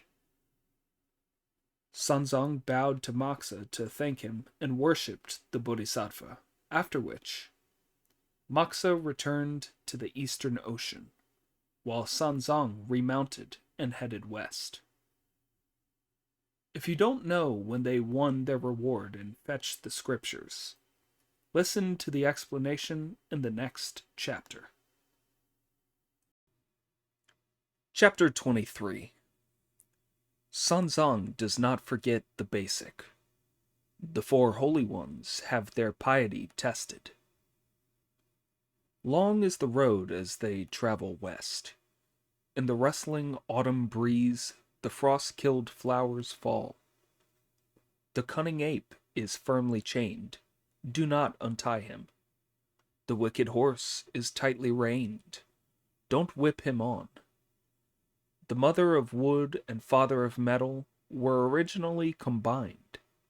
Between the yellow mother and the red babe, there was no difference. When the iron pill is bitten open, truth is revealed. The Prajna Paramita has reached that person. Although this book is about the journey to fetch the scriptures, it never leaves the subject of how the individual strives for the basic. The four of them, having understood the truth, shaken off the chains of the mortal world, and leapt away from the flowing sands of the sea and of nature, headed along the main road west, free of all impediment. They crossed blue mountains and green rivers, and saw no end of wild flowers. The time flew by, and before long it was autumn. They saw hills covered with red maple leaves, yellow chrysanthemums braving the evening breeze, aging cicadas singing with less vigor, autumn crickets longing for the days of plenty. The lotus was losing its green silken leaves. The fragrant orange tree was massed with golden globes. Lines of wild geese, alas, spread out like dots across the distant sky. As they were traveling along one day, evening drew in, and Sanzang said, "Where are we going to sleep, disciples, now that it's getting late?" "That's not the right thing to say, master," said Monkey. "We monks are supposed to eat the wind and drink the rain, and sleep under the moon and in the frost. Our home is wherever we are, so why ask where we're going to sleep?" "You may think that you've had an easy journey," said Pig, "but you don't give a damn about other people being tired. Ever since we crossed the Flowing Sands River, we've been going over mountain ranges, and this heavy load has fairly worn me out. We've got to find a house where we can bag some tea and food and have a good rest. It's only fair." "It sounds to me, idiot, as though you're having regrets," said Monkey. "I'm afraid you can't have such an easy life now as you did back in Gao Village. If you want to be a monk, you have to suffer. It's the only way of being a true disciple." "How heavy do you think this load is?" Pig asked. "I haven't carried it since you and Friar Sand joined us, so how should I know?" Monkey replied. "Just add it up," said Pig. "There are 4 bundles wrapped in yellow bamboo mats, 8 ropes of assorted lengths. Then, to keep out rain and damp, 3 or 4 layers of felt around it. The carrying pole is terribly slippery, with nails at either end. Then there's a bronze and iron 9-ringed staff, and a cape made of bamboo and creeper. With all this luggage to carry day after day, of course I find the going heavy. While you're allowed to be the master's disciple, I'm treated as a hired hand." "Who do you think you're talking to, idiot?" Monkey asked. "I'm talking to you, elder brother," said Pig. "You shouldn't be complaining about this to me," Monkey replied. "My job is to look after the master's safety, while you and Friar Sand look after the horse and the luggage. If there's any slacking from you, you'll feel a heavy stick about your ankles." "Don't threaten me with a beating, brother," said Pig. "That would be bullying. I know that you're too high and mighty to carry the luggage, but the master's horse is a big, sturdy animal to be carrying only one old monk. I'd be very happy if it could carry a few pieces of luggage." "Do you think he's a horse?" Monkey asked. "He's no ordinary horse. He was the son of Ao Run, the Dragon King of the Western Sea, and his name is Prince Dragonhorse. Because he burnt the palace pearls, his father reported on him as an offender against the heavenly code. Luckily for him, his life was saved by the Bodhisattva Guanyin, and he waited a long time for the master in the Eagle's Sorrow Gorge. He was honored by another visit from the Bodhisattva, who took off his scales and horns, removed the pearls from under his neck, and turned him into this horse, which was sworn to carry the master to the Western Heaven to visit the Buddha." This is a matter of winning merit for himself, so you'd better leave him alone. Is he really a dragon? Asked Friar Sand when he heard this. Yes, Monkey replied. I've heard an old saying, Pig remarked, that dragons can breathe out clouds, make the dust and sand fly, pull mountain ranges up by their roots, and turn oceans upside down. How is it that he's moving so slowly now? If you want to see him go fast, Monkey replied, I'll make him go fast for you. The splendid great sage gripped his iron cudgel, and countless luminous clouds sprang from it. When the horse saw him grab the cudgel, he thought he was going to be hit with it, and in his terror he shot off at the speed of lightning. Sunzong was too weak to rein him in, as the equine dashed up the mountainside for all his evil nature was worth, before he slackened his pace.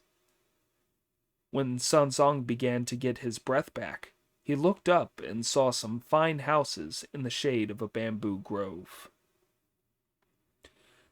Cypresses were bending over the gates of the houses near the Blue Mountain.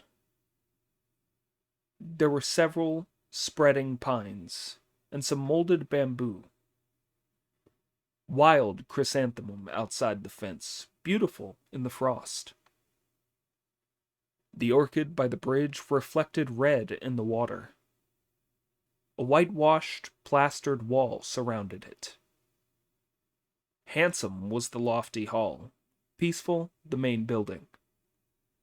There was no sign of oxen or sheep, or chickens or dogs. It seemed to be the slack season after harvest. Sunzong stopped the horse to take a longer look, and then he saw Monkey and the others arrive. You didn't fall off the horse, master? Asked Monkey. You gave this horse a terrible fright, you filthy ape, Sunzong said, but I kept my seat. Don't tell me off, master, said Monkey, putting on a smile. It was only because Pig said the horse was going too slowly that I made him speed up a bit. The block-headed Pig, who had been running quite fast after the horse, was puffing and panting as he mumbled, Enough of this. When you're bent double, you can't relax. Although I'm carrying a load so heavy I can't pick it up, you make me go running after the horse. Disciple, said Sanzong, do you see that farm over there? Let's ask if we can spend the night there. Monkey immediately looked up, saw that the sky above it was full of clouds of blessing, and knew that the farm had been miraculously produced by the Buddha or some immortals. Not daring to give away the secrets of heaven, however, he only said, Splendid, splendid. Let's ask if we can lodge there. Dismounting from his horse, Sanzong saw a gatehouse with pillars like elephants' trunks and beams that had been painted and carved. Friar Sand put down the carrying pole, and Pig said as he held the horse, This is a very wealthy house. Monkey was on the point of going in when Sanzong said, No, we men of religion should avoid incurring suspicion. You mustn't go charging in. We should wait till somebody comes out and then politely ask for lodging. Pig tethered the horse at the sloping base of the white wall, while Sanzong sat on a stool, and Friar Sand and Monkey sat beside the steps. When nobody appeared for a long time, Monkey jumped up impatiently and went through the gate to have a look. He saw a large hall facing south, whose tall windows were shaded with bamboo curtains.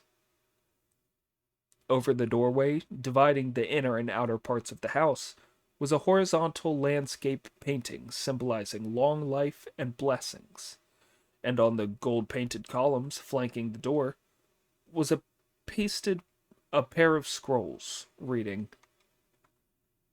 "The tender willow leaves sway in the evening by the bridge. When the plum blossom looks like snowflakes, it is spring in the courtyard." In the middle of the room there was an incense table whose black lacquer had been polished, an ancient animal-shaped bronze incense burner standing on it, and 6 chairs. Pictures of the 4 seasons were hung on the walls at either end of the hall. As Monkey was peeping inside, he heard footsteps from behind the door at the back. A woman, neither old nor young, came out and asked in a charming voice, "Who was forced his way into this widow's house of mine?" The great sage hastened to greet her respectfully and say, "I am a humble monk from the great Tang in the east, under imperial orders to go to the west to worship the Buddha and ask for the scriptures. There are 4 of us altogether, and since our journey has brought us this way, as evening is drawing in, we have come to your mansion, divine patroness, to beg for a night's lodging." She returned his greeting with a smile and said, "Where are the other 3 gentlemen, venerable sir?" At which Monkey shouted, "Master, come in!" Sanzong, Pig, and Friar Sand then came in, bringing the horse and the luggage with them. As the woman came out of the hall to welcome them, Pig stole a glance at her with greedy eyes. She wore a green silk gown, and over it a pale red jacket, a skirt of yellow brocade, below which showed thick-soled shoes. Her fashionable coiffure was veiled in black, which suited her graying locks, coiled like a dragon. Palace-style ivory combs shone with red and green, and 2 golden pins adorned her hair. Her half-gray tresses soared like a phoenix in flight, and 2 rows of pearls hung from her earrings. Free of powder and paint, her beauty was natural. She was as attractive as a younger girl. When she saw the 3 others, she was more pleased than ever, and she invited them into the main room. When all the introductions had been made, she asked them to sit down and have some tea. A servant girl with her hair in plaits came in through the door leading to the back of the house. She was carrying a golden tray on which were set white jade cups of steaming hot tea, as well as exotic fruits that smelt delicious. Her sleeves were wide, and with her fingers as slender as bamboo shoots in spring, she handed each of them a jade bowl and bowed. When the tea had been drunk, the mistress ordered a meatless meal to be prepared. "What is your name, venerable Bodhisattva?" asked Sanzong, spreading out his hands. "And what is this place called?" "This is the western continent of Cattle Gift, or Godania," she replied. "My maiden name is Xia, and my husband's name was Mo. In my childhood, I had the misfortune of losing both of my parents, and I married to continue the ancestral enterprise.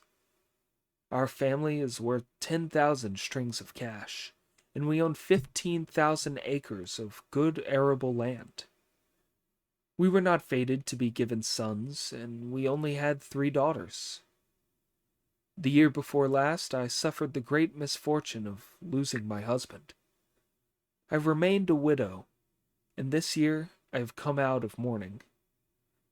There are no other relations to inherit the family estate besides myself and my daughters. I would like to remarry, but not at the price of abandoning the estate." Now that you have come here, venerable sir, with your 3 disciples, I think it should be you. I and my 3 daughters want to marry while staying at home, and you 4 gentlemen would suit us nicely. I wonder if you would be prepared to consent. Sanzong sat there pretending to be deaf and numb, with his eyes shut and his mind kept calm. He made no reply.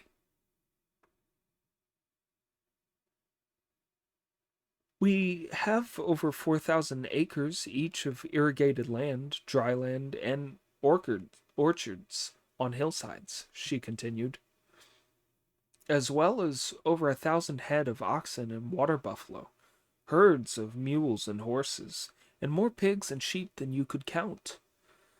There's 60 or 70 farm buildings and barns. We have more grain in the house than we could eat in 8 or 9 years, and more than enough silk to clothe us for a decade, to say nothing of more gold and silver than you could spend in a lifetime. You'll be even better off than those ancients who stored spring behind brocade curtains, and kept girls whose hair was heavy with golden pins. If you and your disciples are prepared to change your minds and live in this house as our husbands, you can enjoy wealth and ease. Wouldn't that be better than a difficult journey to the west? Sunzong sat there silent, as if he were an imbecile. I was born at the hour U of the 3rd day of the 3rd month of the year Ding Hai, she continued. My late husband was 3 years older than me, and I am now 44. My eldest daughter, Jin Jin, is 19. My second, Ai Ai, is 17. And Lian Lian, the youngest, is 15. None of them have been betrothed. Although I am rather ugly myself, the girls are all quite good looking, and they all have the feminine accomplishments. As my late husband had no sons, he gave them a boy's education, teaching them to read the Confucian classics from an early age and training them to recite poems and make couplets. Although they live in this mountain farmhouse, you couldn't consider them boorish, and I think that they would be good partners for all you reverend gentlemen. If you were willing to broaden your outlook and let your hair grow, you could be the head of the family and wear silks and brocades. Wouldn't that be far better than your earthenware begging bowl, rough clothes, straw sandals, and rain hats? Sunzong sat in the place of honor, as still as a child terrified by thunder or a toad soaked in a rainstorm. He seemed to be in a trance as he leant back with his eyes turned upwards towards the sky. Pig, however, felt an itch in his mind that was hard to scratch when he heard about all this wealth and beauty. He fidgeted on his chair as if needles were being stuck into his backside, and finally could bear it no longer. He went up to his master, tugged at his clothes, and said, Master, why are you paying no attention to what the lady is saying? You really ought to take some notice. Sunzong glared at him angrily, made a furious noise, and shouted at him to go away. Evil beast, he said. We are men of religion. It's disgraceful to allow yourself to be moved by the thought of wealth, honor, or sex. Poor, poor things, said the woman with a smile. What good can there be in being men of religion? What good can there be in being of the world, Bodhisattva? Sanzong replied. Please sit down, Reverend Sir, while I tell you about the advantages of being in the world, she said. There's a poem to describe it that goes, in spring, we cut out linked diamond patterns and wear new silk. In summer, we change to light gauze and admire the lotus. In autumn comes meat and delicious rice wine. In winter, the house is warm and our faces are red with drink. We have all that's needed in the 4 seasons, the treasures and delicacies of the whole year. Brocade clothes, silken sheets, and a wedding night are better than plodding along and worshipping Maitreya. Bodhisattva, said Sanzong. It is, of course, very good to enjoy wealth and honor with plenty of food and clothes and a family. But what you don't realize is that the religious life has advantages, which are described in this poem. It is no light matter to decide to enter religion. You have to demolish the love and gratitude you felt before. Externals are created no longer, and your mouth is tightly shut. Negative and positive exist within your body. When all has been achieved, you face the golden gates. See your nature, clarify your mind, and return home. This is better than staying in the world to be greedy for blood and food, while your stinking flesh grows aged and decrepit. You insolent monk, the woman said in great anger. If it weren't for the fact that you've come a long, long way from the east, I'd drive you out of my house. I invite you with all sincerity to marry us and enjoy our wealth, and you repay my kindness with insults. If you have accepted the prohibitions and made your vows, could you at least let me have one of your underlings as a son-in-law? Why are you being such a stickler for the rules? As she had lost her temper, Sanzong had to soothe her, so he said, Monkey, you stay here. I've never been able to do that sort of thing, Monkey replied. Why not let Pig stay? Stop teasing, elder brother, Pig said. We should all decide on what's the best thing to do. If neither of you will stay, I must ask Friar Sand to stay, said Sanzong. But Friar Sand replied, What a thing to say, master. I was converted by the Bodhisattva, agreed to obey the prohibitions, and waited till you came, and since taking me as your disciple, you've taught me more. I haven't been with you for 2 months yet, and I've had no time to win any merit at all. How could I possibly want wealth and position? I want to go to the Western Heaven even if it costs me my life, and I'm certainly not going to frustrate my hopes by doing that. In the face of their refusals, the woman turned round, went out through the door leading to the back of the house, and slammed it behind her, leaving master and disciples outside with neither food nor tea. Nobody else came out to see them. That's not the way to handle things, master, grumbled an angry Pig. You should have been more flexible and given her some non-committal answer. Then you'd have got some food out of her. That way we'd have eaten well tonight, but you would still have been able to refuse to marry them in the morning. We're going to have a lousy night with nothing to eat if that inside door is shut and nobody comes out to us. Brother Pig, you should stay here and marry one of the girls, said Friar Sand. Lay off me, Pig replied. We must decide what's the best thing to do. Why, brother? Said Monkey. If you want to marry one of them, you'll make our master and the woman in laws, and you can be a husband living with his in laws. A family as rich as this is bound to give a good dowry, as well as a feast for relations, which will do us all a bit of good. So it's in all our interests for you to return to worldly life here. It sounds all right, said Pig, but it would mean going back to the world after leaving it, and marrying again after ending another marriage. Did you have a wife before, then? Asked Friar Sand.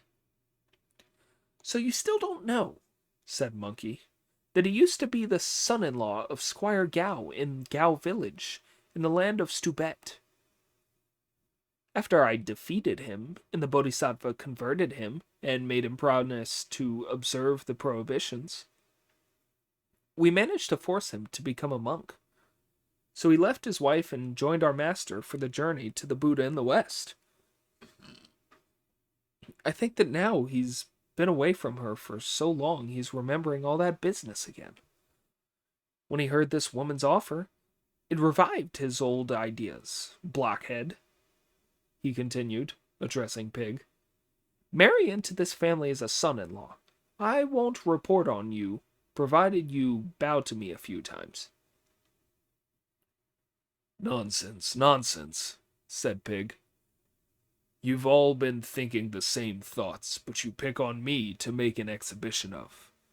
It's always said that a monk among pretty women is a hungry ghost, and that goes for all of us. But by acting so high and mighty, you've ruined our chances of doing well here. We haven't cast our eyes on so much as a cup of tea, and there isn't anyone to light the lamps for us.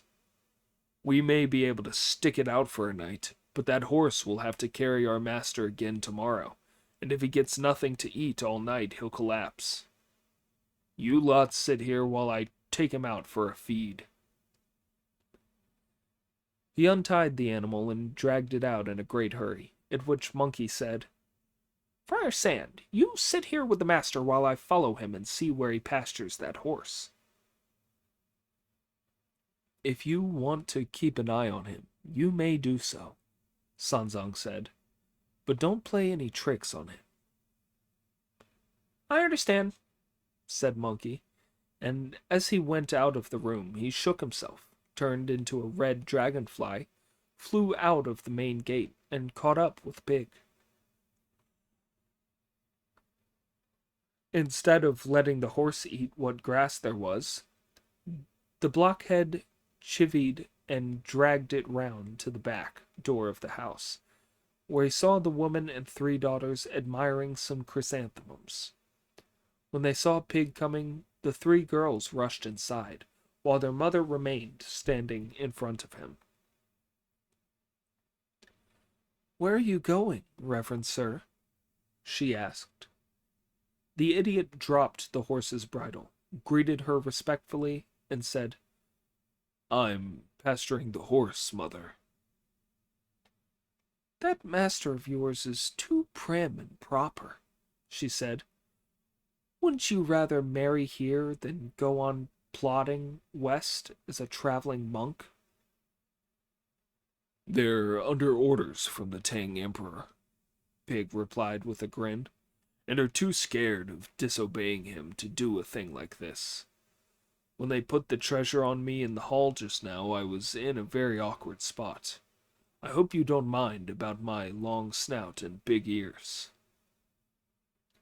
I don't mind, she said, as long as we can have a man about the house, though my girls might not find you very attractive. Tell your girls not to be so particular about a husband, said Pig. That Tang priest may be very handsome, but he's completely useless. Although I'm about as ugly as they come, I have something to say for myself. What would that be? She asked. His reply was, I may not be much to look at, but I certainly get things done. 15,000 acres I can plow without an ox. Just by using my rake, I plant crops that come up well. I can summon rain in a drought, call up a wind when there's none. If you find your house too small, I can add 2 more stories or 3. If the ground needs sweeping, I'll sweep it. If the ditches are blocked, I'll make them run. I can do all sorts of household jobs and perform miscellaneous duties in the home. Very well, then, she said. If you can manage the work about the place, you'd better go and talk it over with your master. If there are no problems, then you can marry one of the girls. There's no need to talk it over with him, Pig said. He's not my father or mother, and it's entirely up to me whether I do it or not. Very well, then, she said. Wait while I tell the girls. With that, she went in and shut the door behind her. Pig still did not let the horse graze, but dragged it round towards the front of the house. Unbeknown to him, Monkey, who knew all about what had happened, flew back, changed back into his own form, and said to the Tang priest, Master, Pig is leading the horse back. If he hadn't let it, it might have got excited and run away, Sunzong said, at which Monkey burst out laughing and told him all about what had taken place between Pig and the woman. Sunzong did not know whether to believe him or not. A moment later, the blockhead led the horse in and tethered it. Have you grazed the horse? Sanzong asked. I couldn't find any grass that was good enough, said Pig, so I couldn't graze it. You may not have been able to graze the horse, said Monkey, but you managed to do some horse trading. This jib made the idiot realize that the cat was out of the bag, so he hung his head and did not say a word. There was a creak as a side door opened, and the woman and her 3 daughters, Jinjin, Ai, and Lian Lan, came in with a pair of lamps glowing red and 2 portable incense burners from which sweet-smelling smoke curled up as the jade ornaments at their waist tinkled. The 3 girls greeted the pilgrims, standing in a row in the middle of the room and bowing. They were undoubtedly beauties. All had moth eyebrows, glistening blue, pale and spring-like faces. Seductive beauties who could tumble kingdoms, disturbing men's hearts with their quiet charm. Elegant were their ornaments of golden flowers. Their embroidered sashes floated above the worldly dust. Their half-smile was a bursting cherry. Their breath was perfumed as they walked with slow steps. Their hair was covered with pearls and jade, trembling under countless jeweled ornaments. Their whole bodies were fragrant, covered with delicate flowers of gold. Why mention the beauty of the woman Chu, or the charms of ZZ? They really were like fairies from the 9th heaven, or the Lady of the Moon coming out of her palace.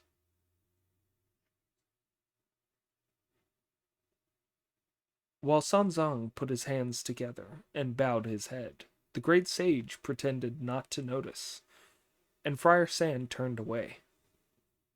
But Pig gazed at them with a fixed stare, his mind seething with lewd thoughts as his lust overwhelmed him. Thank you, divine angels, for coming to see us, he said, fidgeting. But could you ask the girls to go, please, mother? The 3 girls went out through the door, leaving a pair of gauze-shielded lanterns behind them. Will you four reverend gentlemen please decide which of you is to marry one of the girls? The woman said. We've already made up our minds that Mr. Pig is to be your son-in-law, Friar Sand replied. Don't pick on me, brother, said Pig. We should discuss this together. No need to, said Monkey. You've already fixed everything up at the back door and called her mother, so there's nothing to discuss. Our master can represent the groom's family. This lady is the bride's family. I can be the best man, and Friar Sand can be the matchmaker. There's no need to bother with the usual exchange of letters, and today is a most auspicious one, full of heavenly grace. So bow to the master and go in to be her son-in-law. Impossible, said Pig. Impossible. I couldn't do a thing like that. Stop trying to cover up, blockhead, said Monkey. You've already called her mother umpteen times. There's nothing impossible about it at all. Hurry up and fulfill your promise so that we can have some wedding wine, which will be one good thing about it. Seizing Pig with one hand and grabbing the woman with the other, he said, As the bride's mother, you should take your son-in-law inside. The idiot Pig hesitated, wanting to go in, and the woman said to the servants, Bring table and chairs, and give these 3 relatives of ours a meatless supper. I'm taking our son-in-law inside. Then she told the cooks to prepare a banquet for their friends and relations the following morning. The servants did as they were told, and the other 3 pilgrims ate their supper, spread their bedding, and went to sleep in their places. Pig followed his mother-in-law inside, and as he lost count of the number of rooms he went through, constantly tripping over the thresholds. Don't go so fast, mother, he said, and please guide me as I don't know the way. These are all granaries, storehouses, and milling rooms, she said. We haven't reached the kitchens yet. What an enormous house, said Pig, as he went round many a corner, tripping and bumping into things, until he reached the inner apartments of the house. Your brother said that today was a very auspicious day, the woman said, which is why I've brought you inside. But as we're doing things in such a rush, I haven't had time to call in a fortune teller or arrange a proper ceremony with the scattering of fruit. You must just bow 8 times, and that will have to do. A good idea, mother, said Pig. You sit in the seat of honor, and I'll bow to you a few times. That can be the wedding ceremony and thanking the bride's family rolled into one, which will save trouble. Very well, then, said the woman with a laugh. You are a most capable and practical son-in-law. I'll sit here while you bow to me. In the room glittering with silver candles, the blockhead bowed to her, then asked which of the girls would be married to him. That's the problem, his mother-in-law said. If I give you the eldest, the second one will be upset. And if I give you the second one, I'm afraid the third one will be. And if I give you the third, the eldest will be. So I haven't decided yet. If there's any danger of them quarreling, said Pig, then give me all of them to save the family from being troubled with arguments and squabbles. What a suggestion, his mother-in-law exclaimed. You're certainly not having all my daughters to yourself. Don't be silly, mother.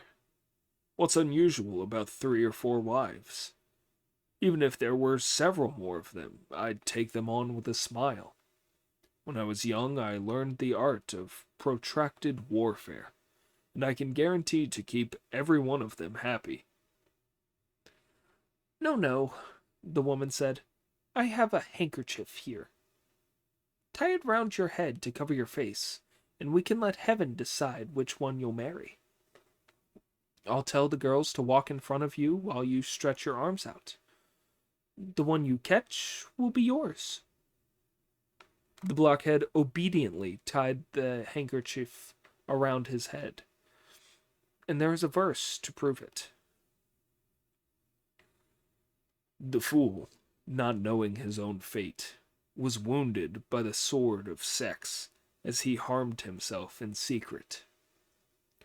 There have always been proper wedding rites, but today the groom blindfolded himself. When he had tied the handkerchief on firmly, the idiot said, Mother, please ask the girls to come out. Shinjin, ai ai, Lan Lan, she called. Come out to see which of you heaven will marry to my new son-in-law. He heard the tinkling of jade ornaments and smelt rare perfumes as if fairies were there, so he reached out to grab one. He groped about to his left and his right, but without success. There were so many girls running about, he had no chance of catching one. When he stretched east, he only put his arms round a pillar. When he stretched west, he felt only a wall. As he rushed from one end of the room to the other, he felt so dizzy that he lost his balance and kept tripping over. He stumbled into the door when he went forward, and collided with the brick wall when he went back, bumping, crashing, and falling over till his snout was swollen and his head blue with bruises. Finally, he sat on the floor and said as he gasped for breath, Mother, your daughters are so slippery I can't catch a single one of them. Whatever shall I do? They're not slippery, she said, taking off the handkerchief. They're all too shy to marry you. If they won't marry me, Pig said, then you marry me. What a son-in-law, she said.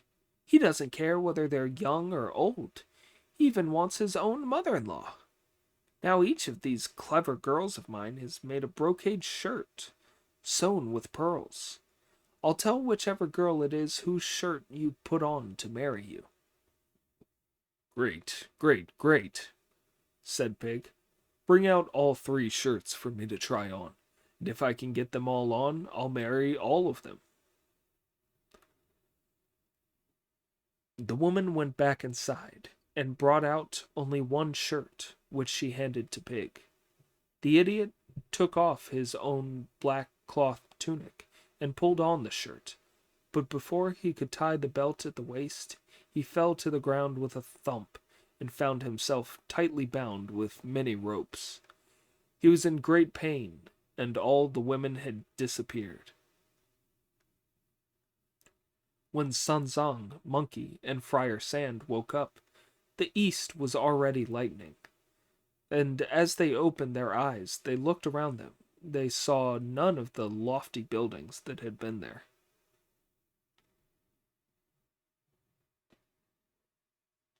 There were no carved or painted beams or rafters either. They'd all been sleeping in a grove of pine and cypress. Sanzang called for Monkey in terror, and Friar Sand said, Elder brother, we're done for. Done for. They were demons. What do you mean? Asked Monkey, who understood what had happened with a trace of a smile. Look where we've been sleeping, said Sanzang. We're very comfortable here under the pine trees, said Monkey, but I wonder where that idiot is being punished. Who's being punished? Asked Sanzang. The woman and the girls last night were some bodhisattvas or other appearing to us in disguise, replied Monkey with a grin. And I suppose they went away in the middle of the night. I'm afraid Pig is being punished. On hearing this, Sanzang put his hands together and worshipped. And then they saw a piece of paper hanging from a cypress tree and fluttering in the breeze. Friar Sand hurried over to fetch it and show it to their master, who saw that there were 8 lines of verse on it. The old woman of Mount Li had no yearning for the world, but the Bodhisattva Guan Yin persuaded her to come. Samantabhadra and Manjusri were both present, disguised as pretty girls among the trees. The holy monk were too virtuous to return to lay life, but the unreligious pig was worse than worldly. From now on he must calm his mind and reform. If he misbehaves again, the journey will be hard. As Sanzang, Monkey, and Friar Sand read out those lines, they heard loud shouts from the depths of the wood. Master, they tied me up and left me to die. I'll never do it again if you save me. Is that pig shouting, Friar Sand? Asked Sanzang, and Friar Sand said, yes. Although that blockhead is obstinately stupid in mind and nature, said Sanzang, he is an honest fellow. Besides, he is very strong and can carry the luggage. And we should also remember that the Bodhisattva saved him and told him to come with us. I don't think he'll have the nerve to do it again. Friar Sand then rolled up the bedding and arranged the luggage, while Monkey untied the horse and led it along as he guided the Tang priest into the wood to investigate. Indeed, the pursuit of righteousness, you must be careful, and sweep away desires in your return to the truth. If you don't know whether the blockhead survived or not, listen to the explanation in the next installment. Chapter 24. On the mountain of infinite longevity, a great immortal entertains an old friend. In the Wushuang Temple, Monkey steals manfruit. The 3 of them went into the wood and saw the idiot tied up under a tree, yelling and howling in unbearable pain. Monkey went over to him and said with a laugh, "What a son-in-law! So late, and you still haven't got up to thank your mother-in-law, or come to tell the good news to the master. Why are you still playing around here? Where's your mother-in-law? Where's your wife? You make a fine, strapped-up, well-beaten son-in-law." The blockhead, burning with humiliation at being thus mocked, gritted his teeth to stop himself howling in his agony. Friar Sand was overcome with pity when he saw him, and, putting down the luggage, he went over and untied him. The idiot kowtowed to him in gratitude. He was suffering terrible remorse. There is a poem to the tune "The Moon in the West River" to prove it. Sex is a sword that wounds the body. Whoever lusts for it will suffer. A pretty girl of 16 is far more dangerous than a yaksha demon. There is only one origin, and there are no extra profits to staff in the sack. Better store all your capital away, guard it well, and don't squander it. Pig used a pinch of earth to represent burning incense and bowed in worship to heaven. "Did you recognize the Bodhisattva?" Monkey asked. "I was lying here in a faint, and my eyes were seeing stars, so I couldn't tell who it was." Monkey handed him the piece of paper, and when he saw the divine message, Pig was more ashamed than ever. "You're very lucky," said Friar Sand with a laugh.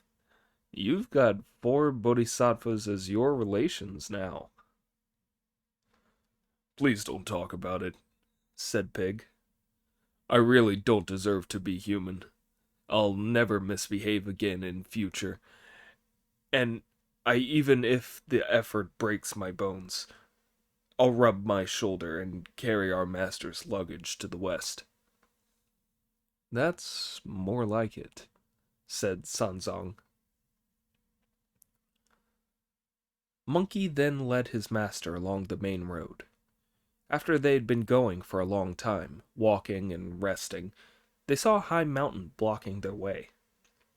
Disciples, said Sanzong as he reined in the horse and stopped giving it the whip. We must be very careful on that mountain. I'm afraid there may be fiends and demons on it who will attack us. With us 3 followers, said Monkey, you needn't fear demons. Sanzang, his worries ended, pressed forward. The mountain was certainly a fine one. The mountain was very high, and craggy was its majesty. Its roots joined the Kunlun range. Its summit touched the Milky Way. White crane came to perch in its locust and cypress trees. Dark apes hung upside down from its creepers.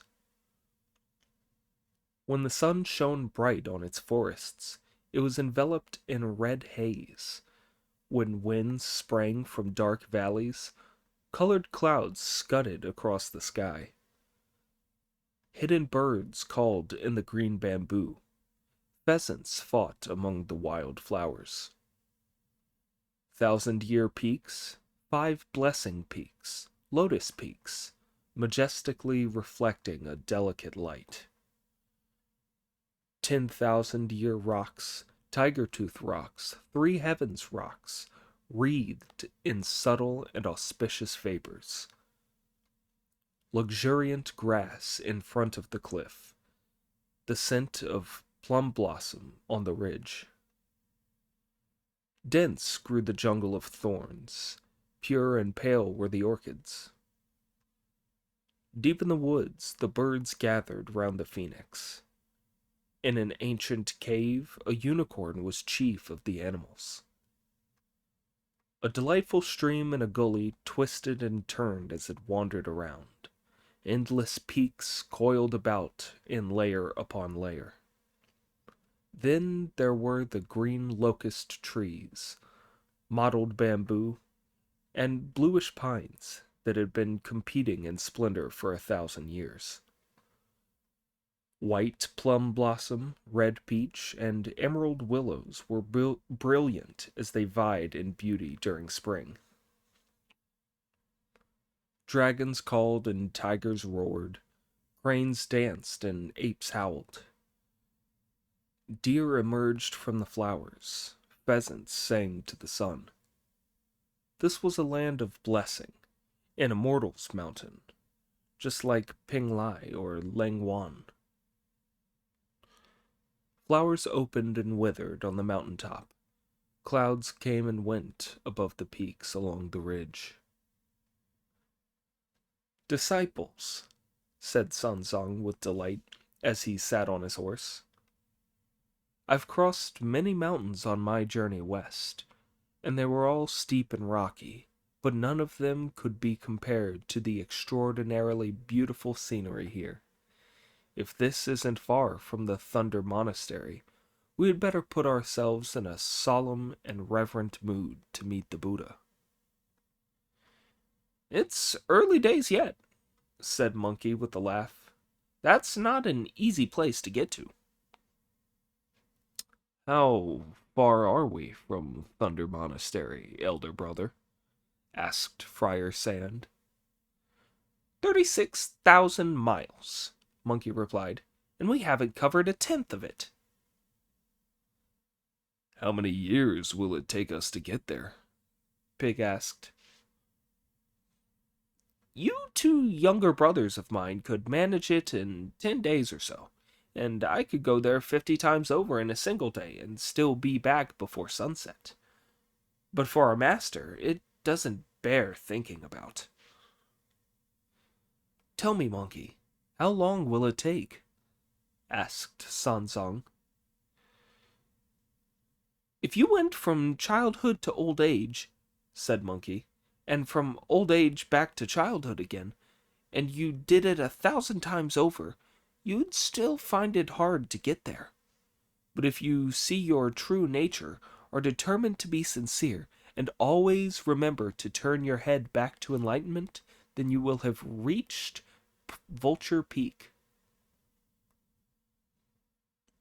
Even if this isn't the Thunder Monastery, said Friar Sand, good people must live amid such fine scenery as this. Quite right, said Monkey. There couldn't be any evil creatures here. This must be the home of holy monks or immortals. Let's look around here and take our time over it.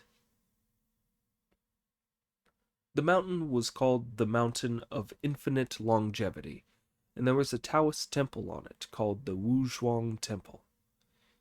In this temple lived an immortal whose Taoist name was Jin Wanzi.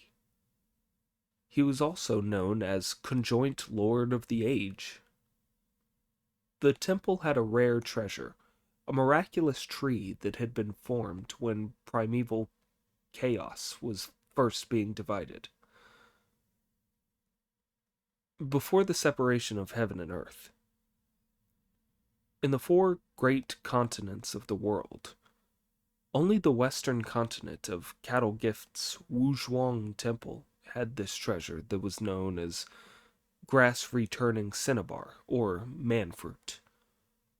It took 3,000 years to blossom, 3,000 years to form the fruit, and another 3,000 years for the fruit to ripen, so that very nearly 10,000 years had to pass before the fruit could be eaten.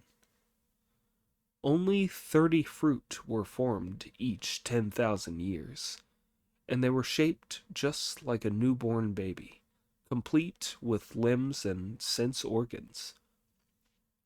Anyone whose destiny permitted him to smell one would live for 360 years, and if you ate one, you would live for 47,000 years. That day, the great immortal Jin Wan had received an invitation from the original celestial jade Pure One, inviting him to the Miluo Palace in the heaven of supreme purity to hear a lecture on the product of undifferentiated unity. The immortals who had studied under this great immortal were too numerous to count, and he now had 48 disciples who had all attained to the full truth of the way. That day, the great immortal took 46 of them with him to hear the lecture in the upper world, leaving the 2 youngest, Pure Wind and Bright Moon, to look after the temple. Pure Wind was 1,320 years old, and Bright Moon had just turned 1,200. The great immortal gave his instructions to the 2 boys. As I must obey the summons of the original celestial jade Pure One and go to the Miluo Palace to hear a lecture, you 2 will have to look after the temple carefully. An old friend of mine will be coming this way before long, and you must entertain him very well indeed. You can pick 2 manfruits for him as a token of our friendship. Who is this old friend of yours, master? The boys asked. Please tell us who he is so that we can entertain him properly. He is a priest sent by the Tang Emperor in the East, the great immortal replied, and he is known as Sanzang. He is the monk going to worship the Buddha and ask for the scriptures in the Western Heaven. Confucius said, Don't have anything to do with people of a different way, replied the boys with smiles. Ours is the esoteric sect of the Great Monad. So why ever are you friends with that Buddhist monk? You are not aware, the Great Immortal replied, that he is a reincarnation of the Golden Cicada, the second disciple of the Tathagata Buddha, the ancient sage of the West. I made his acquaintance at a Ulambana assembly where he gave me tea with his own hands. As this disciple of the Buddha paid me such an honor, I regard him as an old friend. When the two immortal boys heard this, they accepted their master's orders. Just as he was on the point of setting out, the great immortal gave them some more instructions. There are a limited number of those man-fruits. You must only give 2, and not 1 more.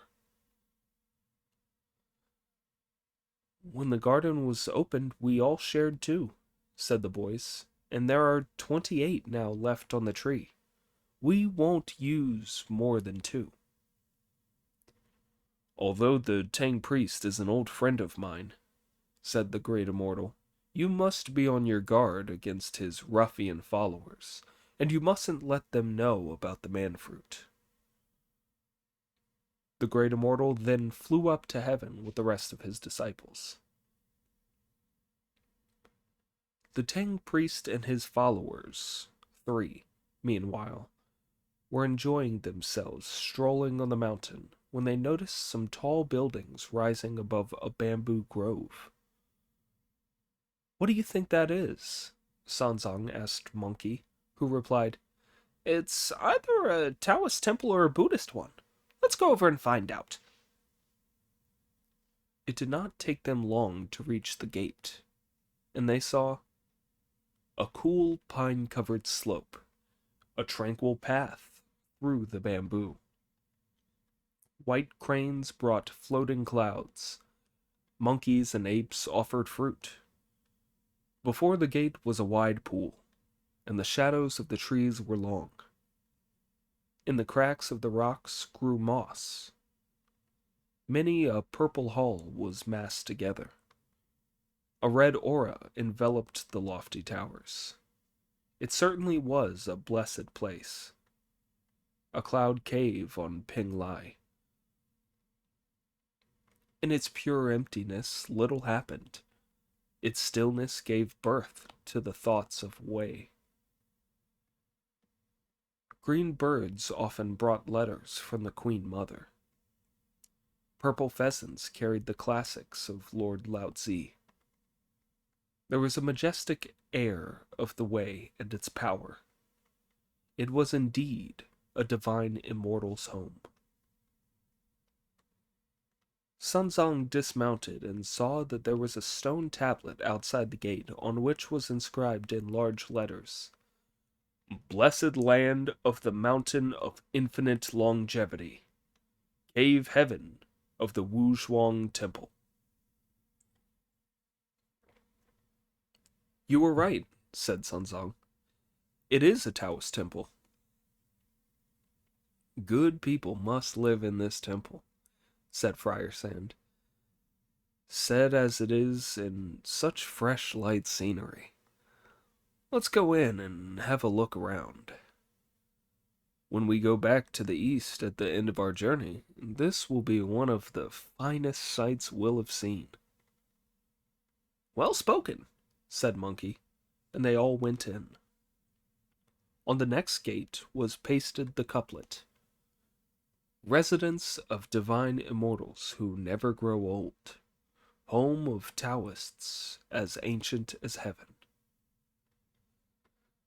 This Taoist tries to intimidate people by talking big, said Monkey with a laugh. When I wrecked the Heavenly Palace 500 years ago, I never saw anything like that over the gate of the Supreme Lord Laozi. Never mind him, said Pig. Let's go in. This Taoist may well be quite a decent bloke. As they went through the second gate, they saw 2 boys come scurrying out. This is what they looked like. pure bones, lively spirits, pretty faces, and hair tied in childish tufts. Their Taoist robes naturally wreathed in mist. The sleeves of their feather clothes were floating in the wind. Their jade belts were tied with dragon head knots, their grass sandals lightly fastened with silk. In their elegance they were unlike common mortals. The Taoist boys, pure wind and bright moon. The two boys bowed and came out to greet them. "We are sorry we did not welcome you properly, venerable master," they said. "Please sit down." Sanzong was delighted, and he accompanied the two boys up to the main hall of the temple, which faced south. There was a patterned lattice window that let through the light on top of the door that the boys pushed open. They asked the Tang priest to come in, and he saw two huge words executed in many colors hanging on the wall: Heaven and Earth. There was an incense table of red carved lacquer, on which stood a pair of golden censers and a supply of incense. Sansong went over to the table and put a pinch of incense in the censers with his left hand while performing triple reverences. Then he turned round to the boys and said, "This temple is a home of immortals in the western continent. So why don't you worship the three pure ones, the four emperors, and all the ministers of heaven? Why do you burn incense to the two words heaven and earth?"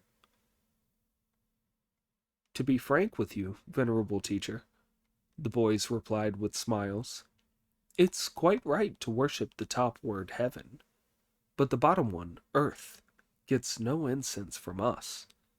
Our teacher only put them up to ingratiate himself." "How does he ingratiate himself?" Sanzong asked. "The three pure ones and the four emperors are our teacher's friends," the boys replied. "The 9 bright shiners are his juniors, and the constellations are his underlings." When Monkey heard this, he collapsed with laughter, and Pig asked him, "What are you laughing at?" "They say that I get up to no good, but these Taoist boys really tell whoppers." "Where is your teacher?" Sanzong asked them. "He had an invitation from the original celestial Jade Pure One, and has gone to the palace in the heaven of supreme purity to hear a lecture on the product of undifferentiated unity, so he's not at home." At this, Monkey could not help roaring. "Stinking Taoist boys! You don't know who you're talking to. You play your dirty tricks in front of our faces and pretend to be oh so innocent. What heavenly immortal of the great monad lives in the Miluo Palace? Who invited your cow's hoof of a master to a lecture?" Sanzong was worried that now he had lost his temper, the boys would answer back and spark off a disastrous fight. So he said, "Don't quarrel with them, Wukong. We'll be going in a minute, so we obviously need have nothing to do with them. Besides, as the saying goes, egrets don't eat egret flesh. Their master isn't here anyway, so there would be no point in wrecking the place. Go and graze the horse outside the gate. Friar Sand, you look after the luggage, and tell Pig to take some rice from our bundles, and use their kitchen to make our meal. When we go, we shall give them a few coppers for the firewood. All do as I've told you, and leave me here to rest.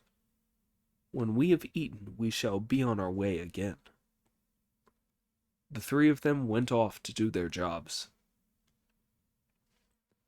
Bright Moon and Pure Wind were meanwhile quietly praising Sanzang to each other. What a splendid monk! He is indeed the beloved sage of the West in mortal form, and his true nature is not at all befuddled. The master told us to entertain him and give him some manfruit as a token of their old friendship, and he also warned us to be on our guard against those hooligans of his. They have murderous-looking faces and coarse natures. Thank goodness he sent them away, because if they were still with him, we wouldn't be able to give him the manfruit. We don't know whether this monk is our master's old friend or not, said Pure Wind. We'd better ask him to make sure. The two of them went over to Sanzang and said, May we ask you, venerable master, whether you are the Sanzang of the great Tang who is going to the western heaven to fetch the scriptures? Yes, I am, said Sanzang, returning their bows. How did you know who I was? Our master told us before he went, they replied, to go out to meet you long before you got here. But as you came faster than we expected, we failed to do so. Please sit down, teacher, while we fetch you some tea.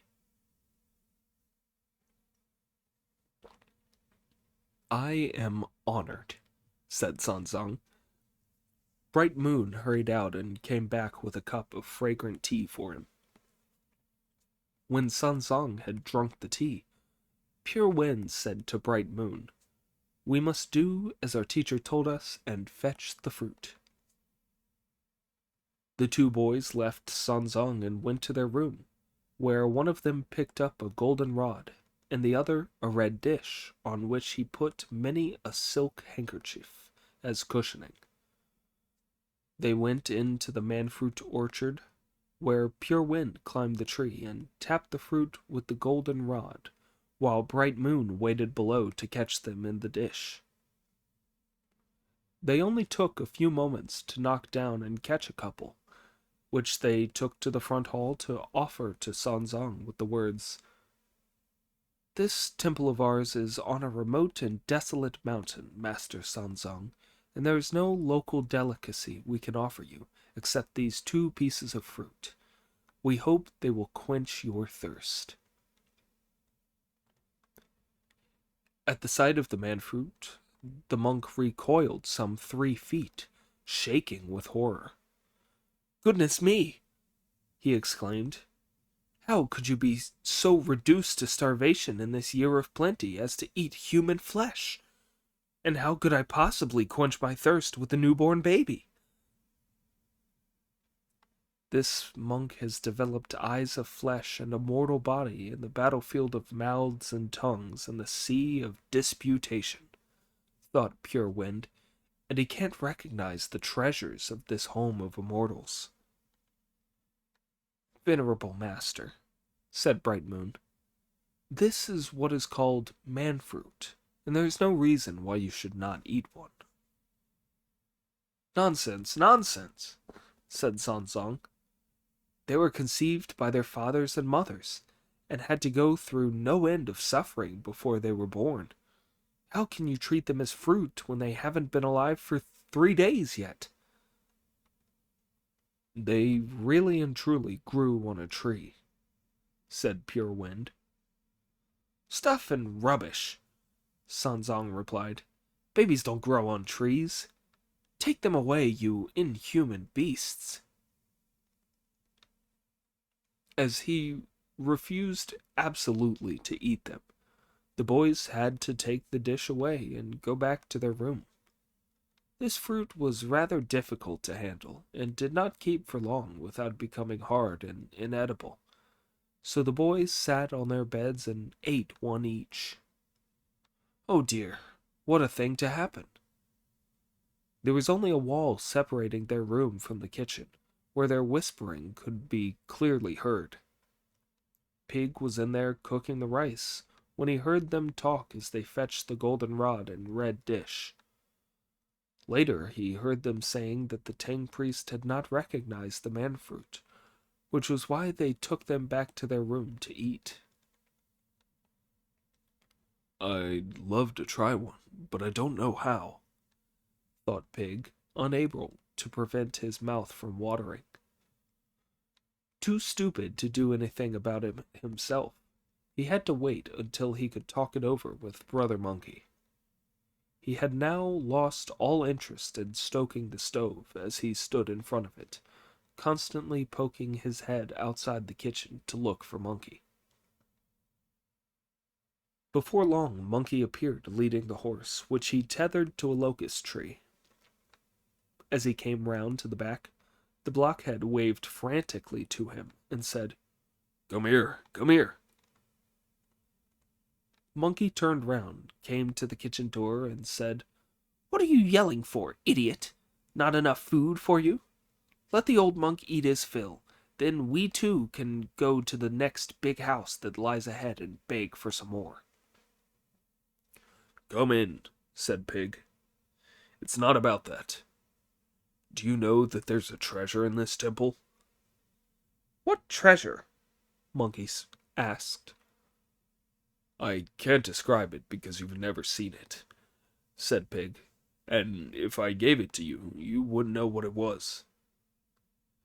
"Don't try to make a fool of me, idiot," said Monkey. "When I studied the way of immortality 500 years ago, I traveled on my cloud to the corners of the ocean and the edge of the sky. I've seen everything." "Have you seen man-fruit, then?" Pig asked. "No, I haven't," said Monkey with astonishment. "But I've heard that man-fruit is grass-returning cinnabar, and that anyone who eats it lives to a great old age. Where can we get some?" "Here," said Pig. "Those boys gave 2 to our master, but that old monk didn't know what they were and thought they were newborn babies. He wouldn't eat them. Those boys are disgraceful. Instead of giving them to us, they should have done as they should have done. They sneaked off into their room and had one each. Gobble, gobble, gobble. I was drooling. I wish I knew how I could try one. Surely you've got some dodge for getting into the orchard and pinching a few for us to taste. You have, haven't you?"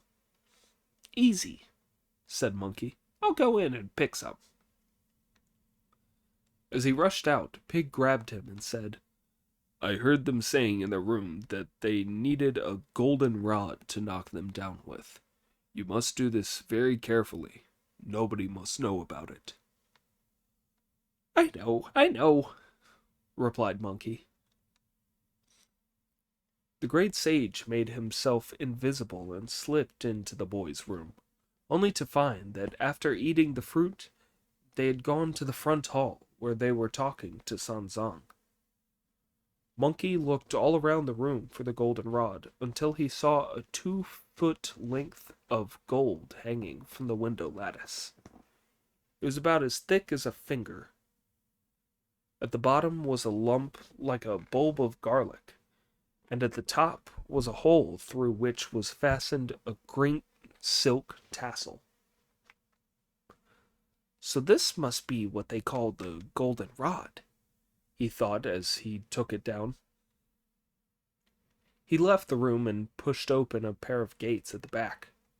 Goodness! He saw a garden with red jeweled balconies and a twisting artificial hill. Rare flowers try to outshine the sun. The bamboo attempts to be bluer than the sky. Outside the floating cup pavilion, a curve of willows hangs like mist. Before the platform to admire the moon, clumps of lofty pines make splashes of indigo. Bright, bright red, the pomegranate thicket. Deep, deep green, the cushions of grass. Richly blue were the jade-colored orchids. Rushing and powerful, the water in the stream. Crimson cassia blazed beside golden wells and wutong trees. Brocade-rich locust trees flanked red balconies and steps. There was peach blossom in pink and white, yellow and fragrant chrysanthemums that had seen 9 autumns. Trellises of raspberries flourish by the peony pavilion. Banks of hibiscus lead to beds of tree peonies. There is no end of noble bamboos that have held out against frost, or lordly pines that defy the snows. Then there are nests of cranes and houses for deer, square ponds and round pools, spring water like fragments of jade, golden heaps of flowers. The north wind bursts the white plum blossom open. When spring comes, it touches the crab apple with red. It can be rightly called the most splendid view on earth, the finest garden in the West. Before Monkey had time to take all of this in, he saw another gate. When he pushed it open, he saw vegetables for each of the 4 seasons. Spinach, celery, beetroot, ginger, and kelp. Bamboo shoots, sweet potato, melons, oblong gourd, and wild rice stem. Onions, garlic, coriander, scallion, and shallots. Lettuce, artemisia, and bitter alisma. Gourds and aubergines that must be planted. Rutabaga, turnips, docks, red amaranth, green cabbage, and purple mustard plant. So they're Taoists who grow their own food, thought Monkey, smiling to himself. When he had crossed the vegetable garden, he saw yet another gate, and when he opened it, there was a huge tree in front of him, with fragrant branches and shade-giving green leaves shaped like those of plantains. The tree was about 1,000 feet high, and its trunk was some 70 or 80 feet round. Monkey leant against it and looked up, and on a branch that was pointing south, he saw a man-fruit, which really did look just like a newborn child. The stem came from its bottom, and as it hung from the branch, its hands and feet waved wildly around, and it shook its head. Monkey was thoroughly delighted, and he thought in admiration, "What a splendid thing! A real rarity! A real rarity!" And with that thought, he went shooting up the tree. Now, there is nothing that monkeys are better at than climbing trees to steal fruit, and one blow from the golden rod sent the man-fruit tumbling down. He jumped down to fetch it, but it was nowhere to be seen. He searched the grass all around, but could not find a trace of it. "That's odd," he thought. "Very odd indeed. It must be able to use its feet, but even then it won't be able to get past the wall. No, I've got it. The local deity of this garden has hidden it away to stop me stealing it." He made some finger magic and uttered the sacred sound, Om, which forced the garden deity to come forward, bow, and say, "You summon me, great sage? What are your orders?" "Surely you know," Monkey said, "that I am the most famous criminal on earth. When I stole the sacred peaches, the imperial wine, and the elixir of immortality some years ago, nobody dared to try and take a cut. How comes it that when I take some fruit today, you pinch my very first one? This fruit grows on a tree, and the birds of the air must have their share of it. So what harm will be done if I eat one? Why did you snatch it the moment it fell down?" "Great sage," the deity replied, "don't be angry with me. These treasures belong to the immortals of the earth, and I am a ghost immortal, so I would never dare take one. I've never even had the good fortune to smell one." "If you didn't take it, why did it disappear the moment I knocked it down from the tree?" Monkey asked. "You may know that these treasures give eternal life, great sage," the deity replied, "but you don't know about their origin." "Where did they come from, then?" Monkey asked.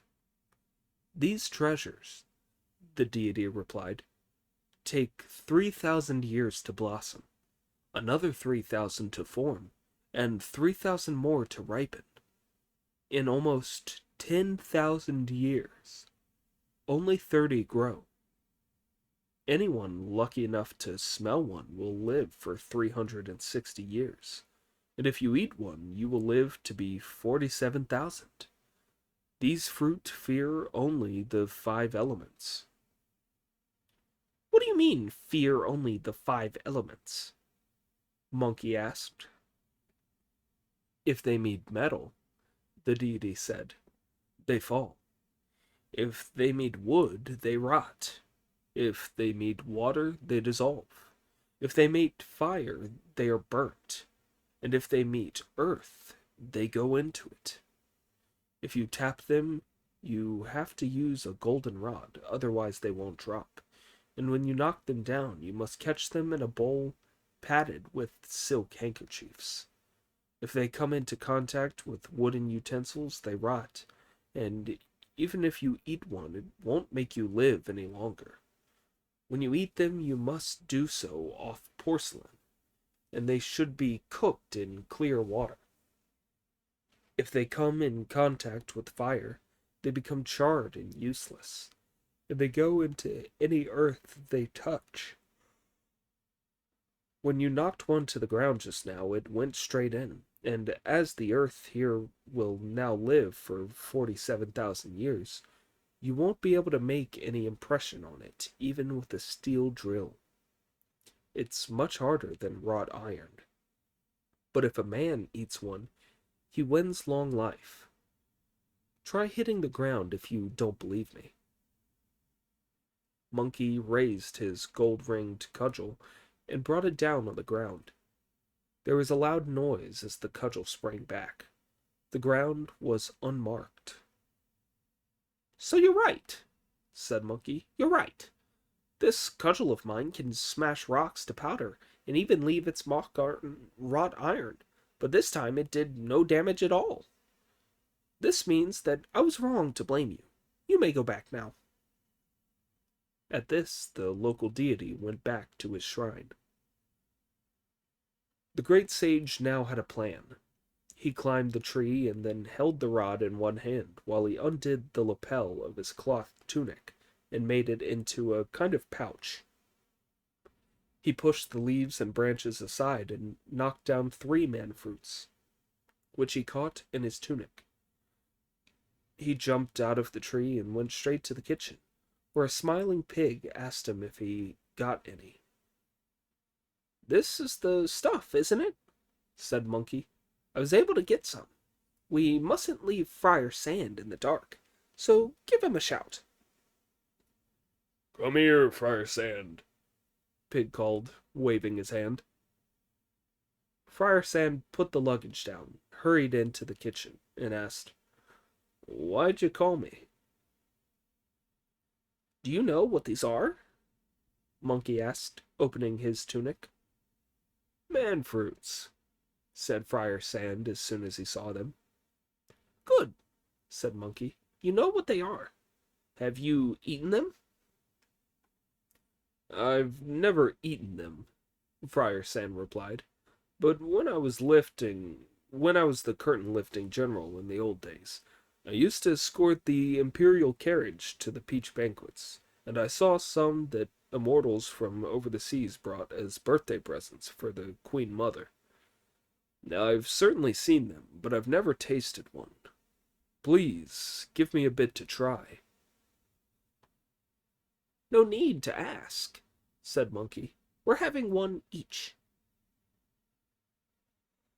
So each of them had one manfruit to eat. Pig had both an enormous appetite and an enormous mouth, and had, moreover, been suffering pangs of hunger ever since hearing the Taoist boys eat. So the moment he saw the fruit, he grabbed one, opened his mouth, and gulped it down whole. Then he put on an innocent expression and shamelessly asked the other two what they were eating. Man fruit, Friar Sand replied. What does it taste like? Pig asked. Ignore him, Friar Sand, said Monkey. He's already eaten his, and he's no business to ask you. Brother, said Pig, I ate mine too fast. I didn't nibble it delicately and taste the flavor like you two. I don't even know if it had a stone or not as I gulped it straight down. You should finish what you've started. You've whetted my appetite, so you ought to get me another to eat slowly. You're never satisfied, Monkey replied. These things aren't like rice or flour. You can't go stuffing yourself full of them. Only 30 grow in every 10,000 years, so we can think ourselves very lucky indeed to have a whole one each. Come off it, Pig. You've had enough. He got up, slipped into the Taoist boy's room with the golden rod, and put it back without letting himself be seen through the window. He paid no more attention to Pig, who went on grumbling. Before long, the Taoist boys were back in their room, and they heard Pig moaning. I didn't enjoy my man fruit. I wish I could have another. Pure Wind's suspicion were aroused, and he said to Bright Moon, Did you hear that long-snouted monk saying he wished he could have another man fruit? Our master told us when he went that we were to be careful of those gangsters and not let them steal our treasures. This is terrible, terrible, said Bright Moon. What's the golden rod doing on the floor? We'd better go into the garden and take a look around. The two of them hurried out and found the garden gates open. We shut this gate, said Pure Wind, so why is it open? They rushed round the flower garden, found the vegetable garden gate open too, and tore into the manfruit garden. They leant on the tree and looked up into it to count the fruit, but however often they added the number up, it always came to 22. Can you do arithmetic? Bright Moon asked, and Pure Wind replied, Yes, tell me the figures. There were originally 30 manfruits, said Bright Moon. When our master opened the garden, 2 were divided up and eaten, which left 28. Just now we knocked 2 down to give to the Tang priest, which left 26. But there are only 22 now, which means that we're 4 short. It goes without saying that those bad men must have stolen them. Let's go and tell the Tang priest what we think of him.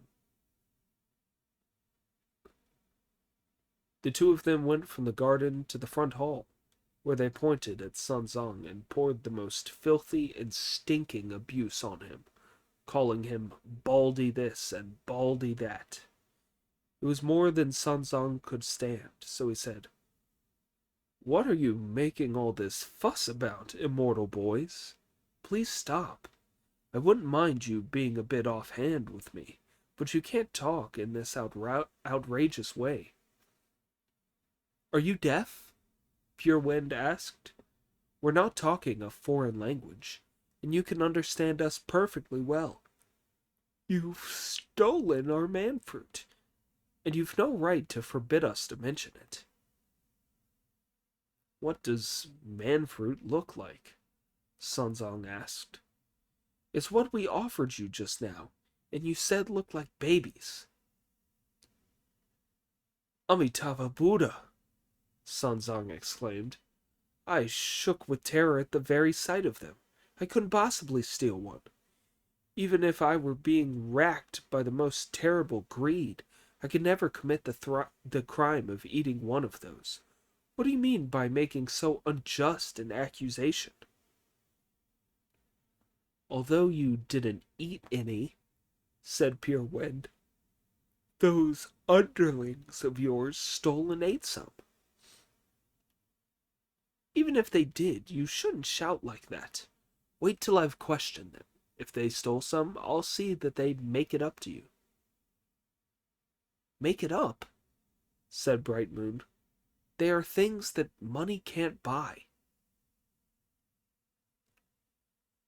Well then, said Sanzang, if money won't buy them, decent behavior is worth 1,000 pieces of gold, as the saying goes. I'll make them apologize to you, and that will be that.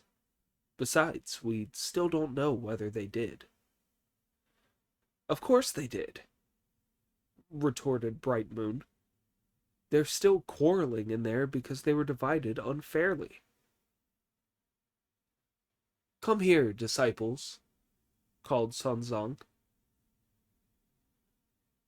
We've had it, said Friar Sand when he heard Sunzong calling. The game's up. Our master is calling us, and the young Taoists are swearing and cursing. The cat must be out of the bag. How disgraceful, said Monkey. All that fuss about some food. But if we confess it, they'll say it was stealing food. The best thing is not to admit it at all. Quite right, quite right. We'll cover it up, said Pig. And 3 of them went from the kitchen to the hall. If you don't know how they denied it, listen to the explanation in the next installment. Chapter 25. The immortal Jin Wan captures the pilgrim priest.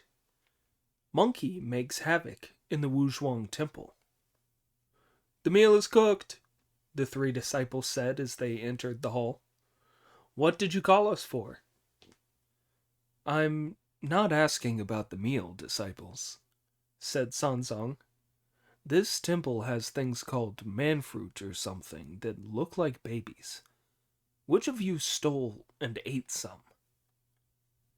I don't know anything about it, honest, I don't. I never saw any, said Pig. That grinning one did it, said Pure Wind. That grinning one. I've had a smile on my face all my life, shouted Monkey. Are you going to stop me smiling just because you can't find some fruit or other? Don't lose your temper, disciple, said Sanzang. As men of religion, we should control our tongues and not eat food that befuddles our minds.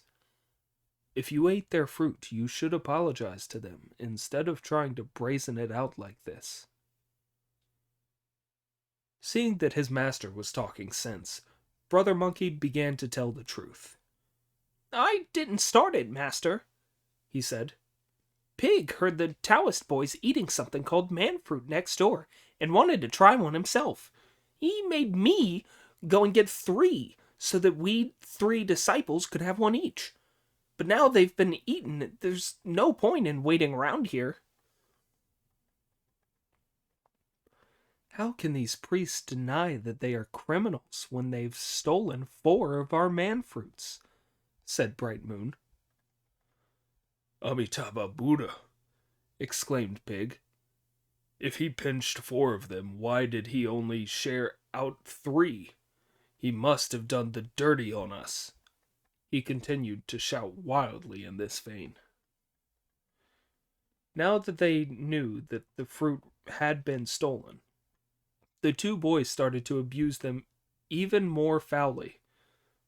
The great sage ground his teeth of steel in fury, glaring his fiery eyes and tightening his grip on his iron cudgel. Damn those Taoist boys, he thought, when he could restrain himself no longer. If they'd hit us, we could have taken it. But now they're insulting us to our faces like this. I'll finish their tree off, then none of them can have any more fruit. Splendid, Monkey. He pulled a hair out from the back of his head, breathed a magic breath on it, said, "Change!" and turned it into an imitation monkey who stayed with the Tang priest, pig, and Friar Sand to endure the cursing and swearing of the Taoist boys, while the real monkey used his divine powers to leap out of the hall by cloud. He went straight to the garden and struck the man-fruit tree with his gold-banded cudgel. Then he used his supernatural strength that could move mountains to push the tree over with a single shove. The leaves fell, the branches splayed out, and the roots came out of the ground. The Taoists would have no more of their grass-returning cinnabar. After pushing the tree over, Monkey searched through the branches for man-fruit, but he could not find a single one. These treasures dropped at the touch of metal, and as Monkey's cudgel was ringed with gold, while being made of iron, another of the 5 metals, one tap from it brought them all tumbling down, and when they hit the ground they went straight in, leaving none on the tree. "Great, great, great!" he said. "That'll make them all cool down." He put the iron cudgel away, went back to the front of the temple, shook the magic hair, and put it back on his head. The others did not see what was happening, as they had eyes of mortal flesh. A long time later, when the 2 Taoist boys felt they had railed at them for long enough, Pure Wind said to Bright Moon, "These monks will take anything we say. We've sworn at them as if we were swearing at chickens, but they haven't admitted anything. I don't think they can have stolen any after all. The tree is so tall and the foliage is so dense that we may well have miscounted, and if we have, we shouldn't be cursing them so wildly. Let's go and check the number again." Bright Moon agreed, and the pair of them went back to the garden. When they saw that the tree was down with its branches bent out, the leaves fallen, and the fruit gone, they were horror-struck. Pure Wind's knees turned soft, and he collapsed, while Bright Moon trembled and shook. Both of them passed out, and there is a verse to describe them. When Sanzang came to the mountain of infinite longevity, Monkey finished the grass-returning cinnabar. The branches were splayed out, the leaves fallen, and the tree down. Bright Moon and Pure Wind's hearts both turned to ice. The 2 of them lay in the dirt, mumbling deliriously and saying, "What are we to do? What are we to do?" The elixir of our Wuzhuang temple has been destroyed, and our community of immortals is finished. Whatever are we going to say to the master when he comes back? "Stop moaning, brother," said Bright Moon. "We must tidy ourselves up and not let those monks know anything's wrong. That hairy-faced sod who looks like a thunder god must have done it. He must have used magic to destroy our treasure. But it's useless to argue with him, as he'll deny everything, and if we start a quarrel with him and fighting breaks out, we 2 haven't a chance against the 4 of them. We'll have to fool them and say that no fruit is missing. We'll pretend we counted wrong before and apologize to them. Their rice is cooked, and we can give them a few side dishes to eat with it. The moment they've each got a bowl of food, you and I will stand on either side of the door, slam it shut, and lock it. After that, we can lock all the gates, and they won't be able to get away. When our master comes back, he can decide what to do with them. That old monk is a friend of his, so our master may want to forgive him as a favor. And if he doesn't feel forgiving, we've got the criminals under arrest and may possibly not get into trouble ourselves." "Absolutely right," said Pure Wind. The two of them pulled themselves together, forced themselves to look happy, and went back to the front hall. "Master," they said, bowing low to Sanzang, "we were extremely rude to you just now. Please forgive us." "What do you mean?" asked Sanzang.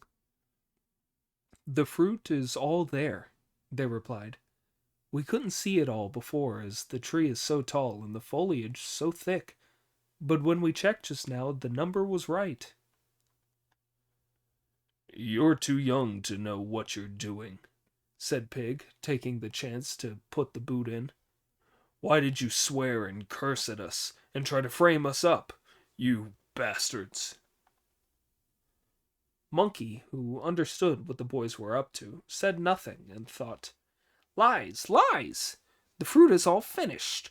Why ever are they saying this? Can it be that they know how to bring the tree back to life?"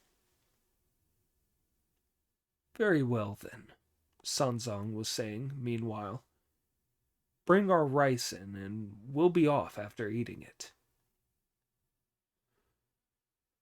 Pig went off to fill their bowls, and Friar Sand arranged a table and chairs.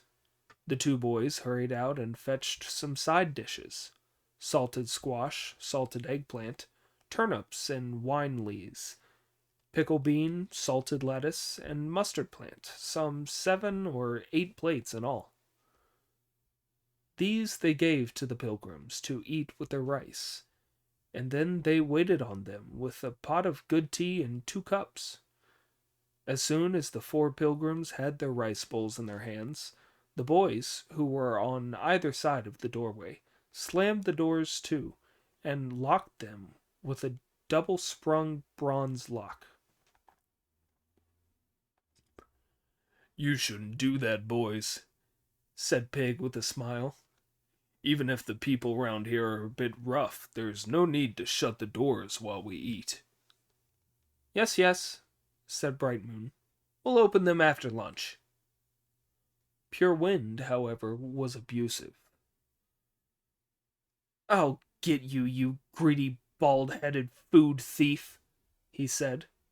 "You ate our immortal fruit and deserve to be punished for the crime of stealing food from fields and gardens. On top of that, you've pushed our tree over and ruined our temple source of immortality. How dare you argue with us? Your only chance of reaching the western heaven and seeing the Buddha is to be reborn and be rocked in the cradle again."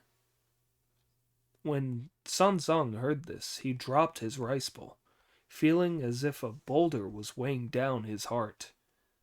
The two boys went and locked the main and inner gates of the temple, then came back to the main hall to abuse them with filthy language and call them criminals and bandits till evening, when they went off to eat. The two of them returned to their rooms after supper.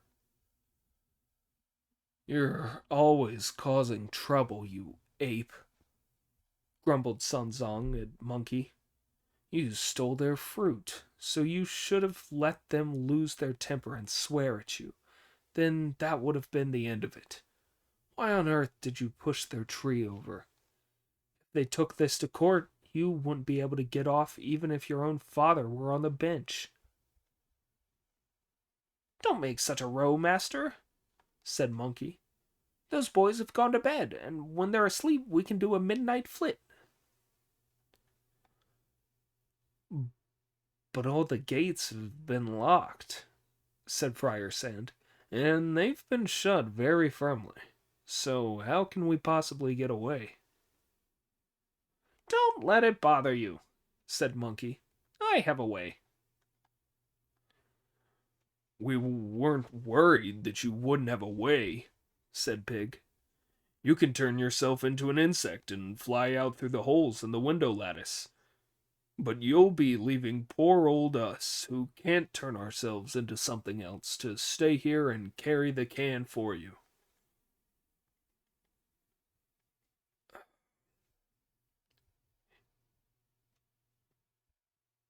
If he does a trick like that and doesn't take us with him, I'll recite that old sutra. He won't get away scot-free then." Pig was both pleased and worried to hear this. "What do you mean, master?" he said.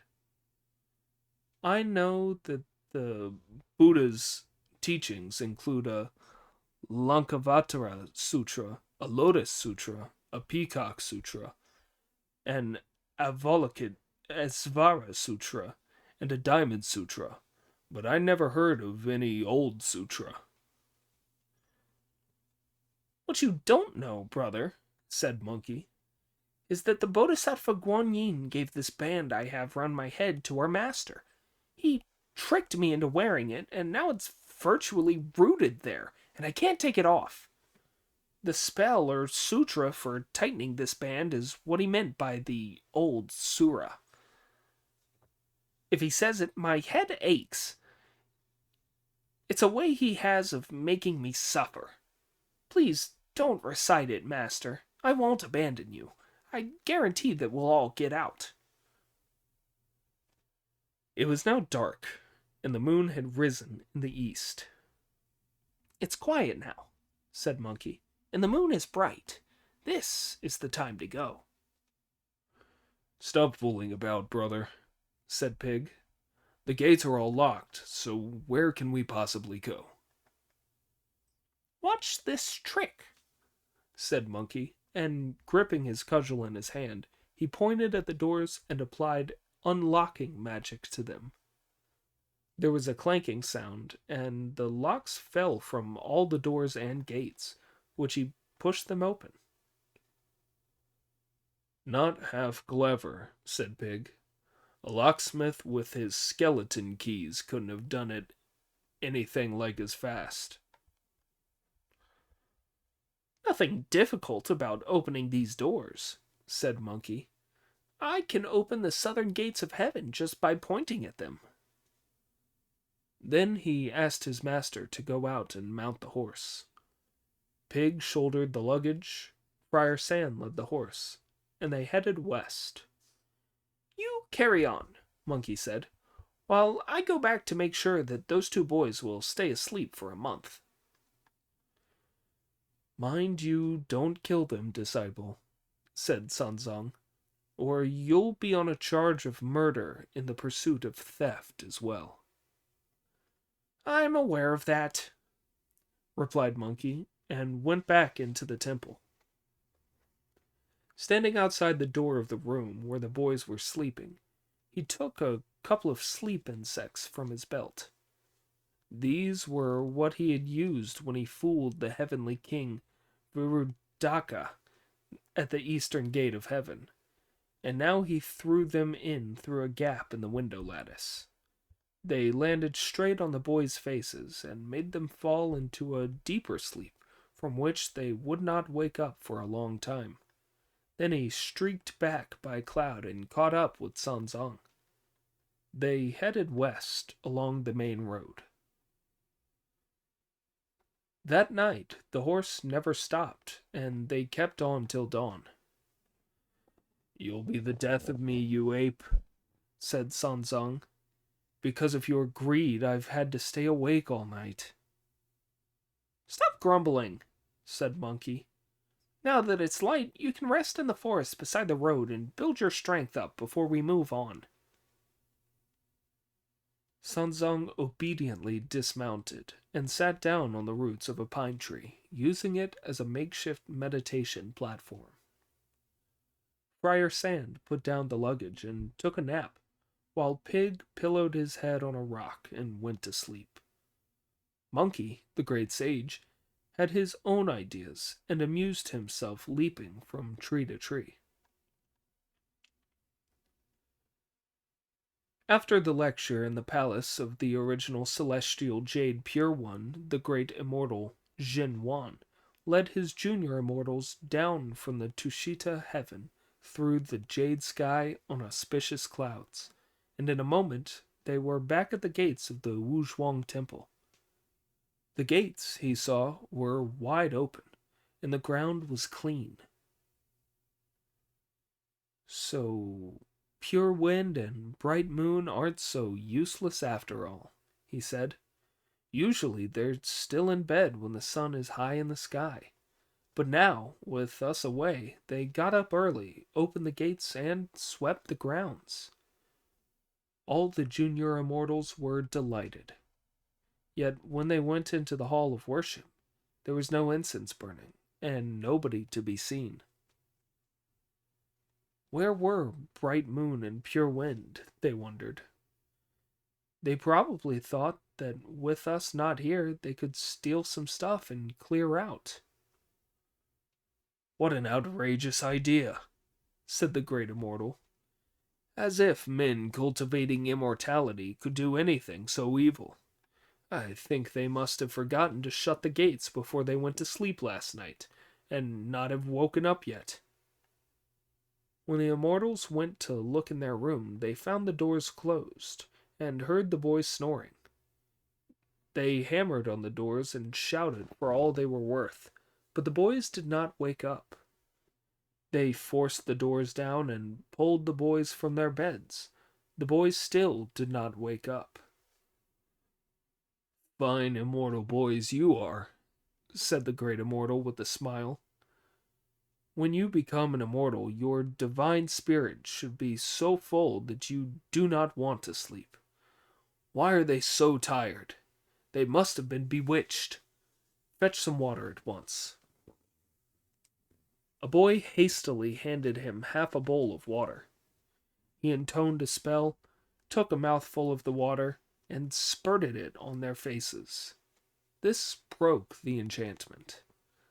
The two of them woke up, opened their eyes, rubbed their faces, looked around them, and saw the great immortal, as well as all their immortal brothers. Pure Wind bowed, and Bright Moon kowtowed in their confusion, saying, Master, that old friend of yours, the priest from the east, a gang of bandits, murderous, murderous. Don't be afraid, said the great immortal with a smile. Calm down and tell us about it. Master, said Pure Wind, the Tang priest from the east did come. It was quite soon after you had left. There were 4 monks and a horse, 5 of them altogether. We did as you had ordered and picked 2 man-fruits to offer him, but the venerable gentleman was too vulgar and stupid to know what our treasures were. He said that they were newborn babies and refused to eat any, so we ate 1 each. Little did we imagine that one of his 3 disciples, called Brother Sun Wukong, or Monkey, would steal 4 man-fruits for them to eat. We spoke to him very reasonably, but he denied it and secretly used his magic. It's terrible. At this point, the 2 boys could no longer hold back the tears that now streamed down their cheeks. Did the monk strike you? Asked the immortals. No, said Bright Moon. He only felled our man-fruit tree. The great immortal did not lose his temper when he heard their story. Don't cry, he said. Don't cry. What you don't realize is that Monkey is an immortal of the supreme monad, and that he played tremendous havoc in the heavenly palace. He has vast magic powers, but he has knocked our tree over. Could you recognize those monks? I could recognize all of them, replied Pure Wind. In that case, come with me, said the great immortal. The rest of you are to prepare the instruments of torture, and be ready to flog them when we come back. The immortals did as they were told, while the great immortal, Bright Moon, and Pure Wind pursued Sanzang on a beam of auspicious light. It took them but an instant to cover 300 miles. The great immortal stood on the edge of the clouds and gazed to the west, but he did not see Sanzang. Then he turned round to look east and saw that he had left Sanzang over 250 miles behind. Even riding all night, that venerable gentleman had covered only 40 miles, which was why the Great Immortal's cloud had overshot him by a great distance. "Master," said one of the immortal boys, "there's the Tang priest, sitting under a tree by the side of the road." "Yes, I'd seen him myself," the Great Immortal replied. "You two go back and get some ropes ready, and I'll catch him myself." Pure Wind and Bright Moon went back. The Great Immortal landed his cloud, shook himself, and turned into an itinerant Taoist. Do you know what he looked like?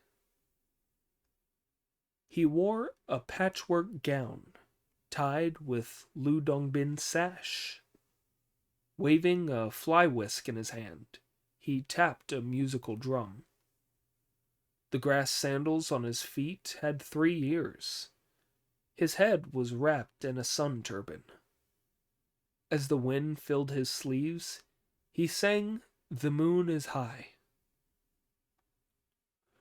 "Greetings, venerable sir," he called, raising his hands.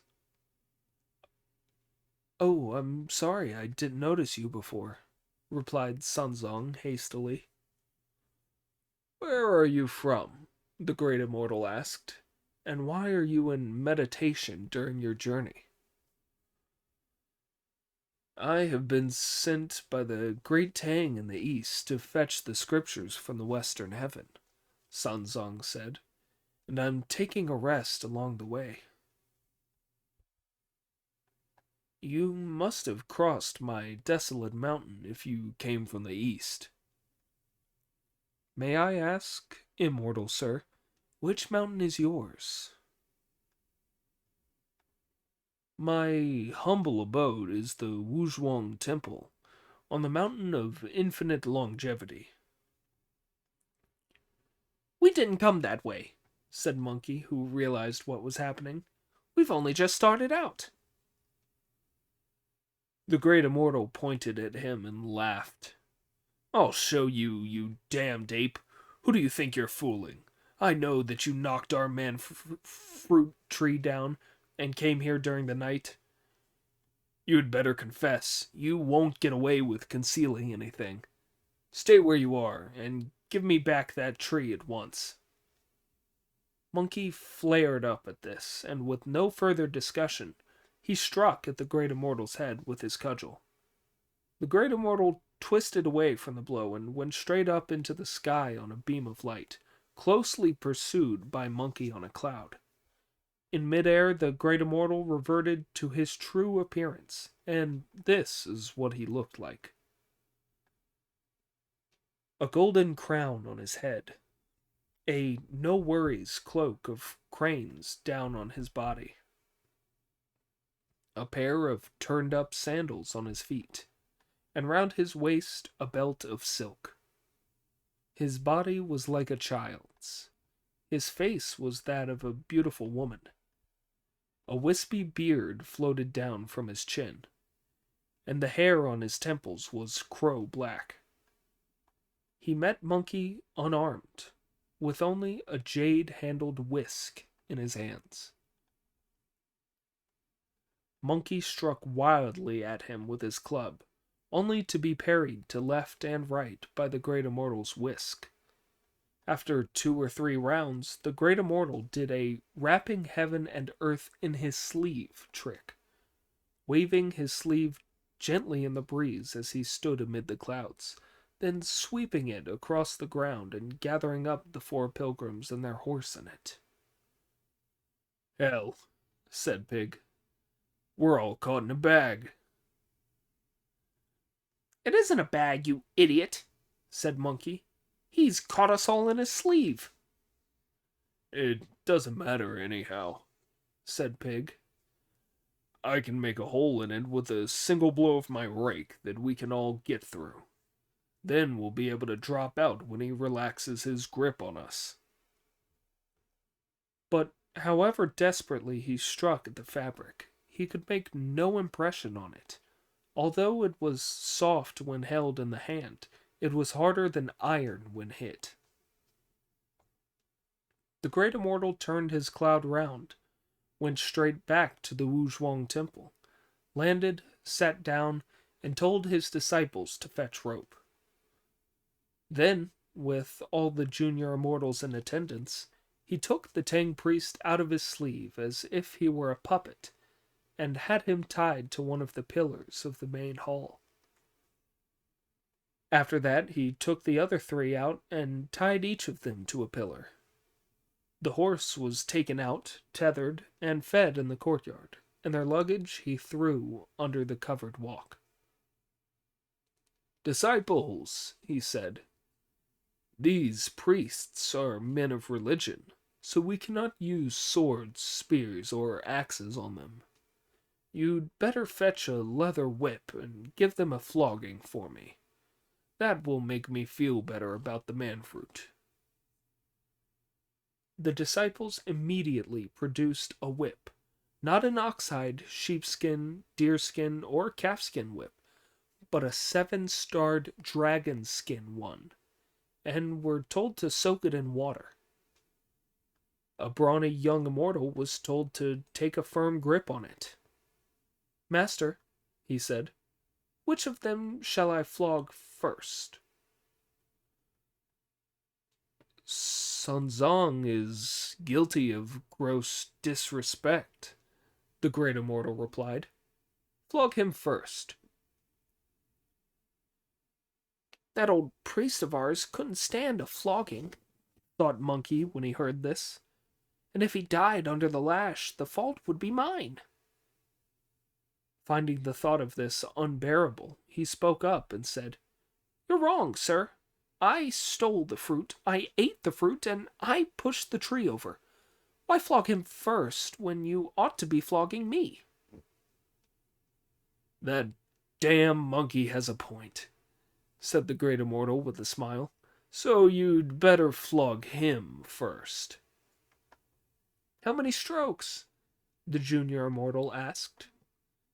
"Give him 30," the great immortal replied, "to match the number of fruits." The junior immortal whirled the lash and started to bring it down. Monkey, frightened that the immortal would have great magical powers, opened his eyes wide and looked carefully to see where he was going to be hit, and it turned out to be on his legs. He twisted at the waist, shouted, "Change!" turned them into a pair of wrought iron legs, and watched the blows fall. The junior immortal gave him 30 lashes, one after the other, until it was almost noon. "Sun Zong must be flogged too," the great immortal commanded, "for training his wicked disciple so slackly, and letting him run wild." The junior immortal whirled the lash again. It was going to strike Sun Zong when Monkey said, "Sir, you're making another mistake. When I stole the fruit, my master knew nothing about it. He was talking to those 2 boys of yours in the main hall of the temple. This plot was hatched by us 3 disciples. Anyhow, even if he were guilty of slackness in training me, I'm his disciple and should take the flogging for him.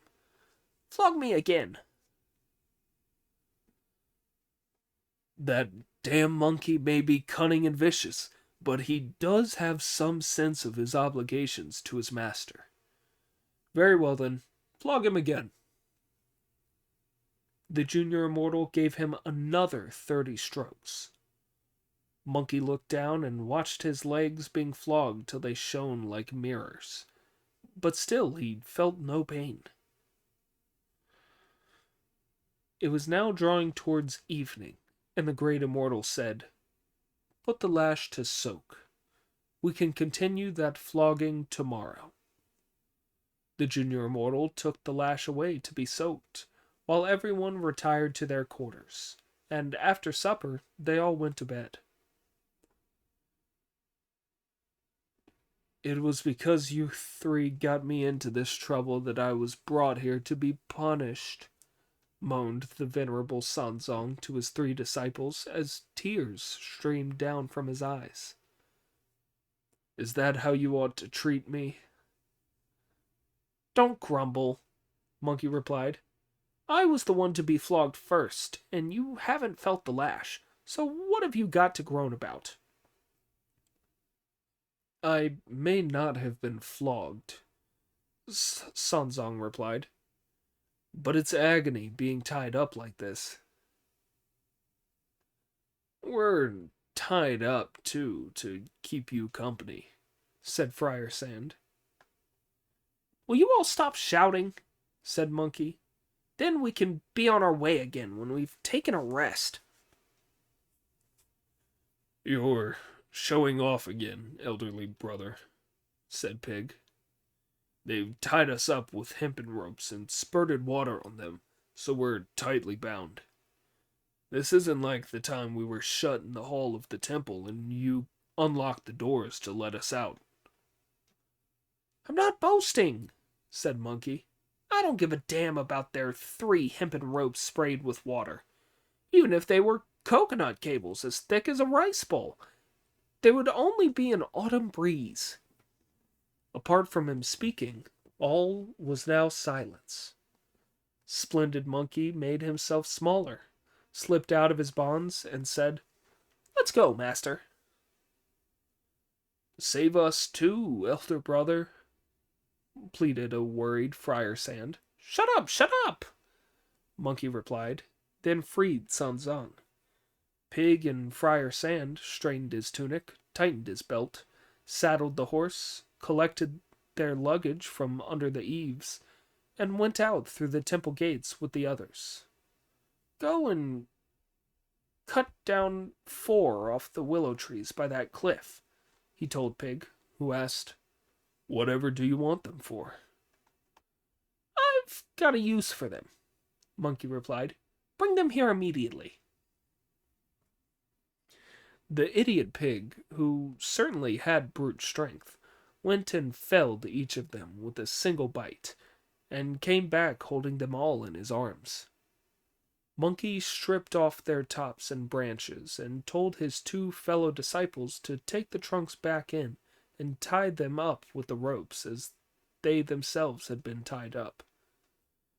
Then Monkey recited a spell, bit the tip of his tongue open, and spat blood over the trees.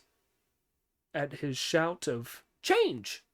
one of the trees turned into Sanzang, one turned into Monkey, and the other 2 became Friar Sand and Pig. They were all perfect likenesses. When questioned, they would reply, and when called by their names, they responded. The 3 disciples then hurried back to their master, and once more they traveled all night without stopping as they fled from the Wuzhuang temple. By the time it was dawn, the venerable Sanzang was swaying to and fro as he dozed in the saddle. Master, called Monkey when he noticed, you're hopeless. You're a man of religion. How can you be finding it so exhausting? I can do without sleep for 1,000 nights, not feeling a bit tired. You'd better dismount and spare yourself the humiliation of being laughed at by a passerby.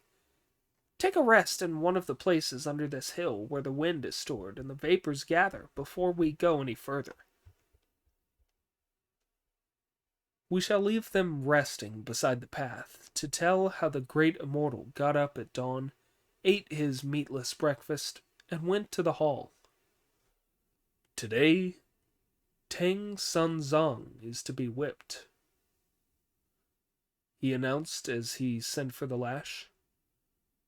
The junior whirled it around and said to the Tang priest, I'm going to flog you.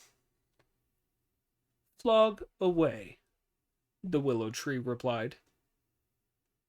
When he had given it 30 resounding lashes, he whirled the whip around once more and said to Pig, Now I'm going to flog you. Flog away, the willow tree replied. When he came to flog Friar Sand, he told him to go ahead. But when he came to flog Monkey, the real monkey on the road shuddered and said, Oh no! What do you mean? Sanzang asked. When I turned the 4 willow trees into the 4 of us, I thought that as he had me flogged twice yesterday, he wouldn't flog me again today. But now he's lashing the magic body. My real body is feeling the pain. I'm putting an end to this magic." With that, he hastily recited an incantation to break the spell. Look at the terror of the Taoist boys as they throw down their leather whips and report, "Master, at first we were flogging the priest from the Great Tang, but all we are flogging now are willow trunks." The great immortal laughed bitterly on hearing this and was full of admiration. Brother Monkey really is a splendid monkey king. I had heard that when he turned the heavenly palace upside down, he could not even be caught with a heaven and earth net, and now I see it must be true. I wouldn't mind your escaping, but why did you leave 4 willows tied up here to impersonate you?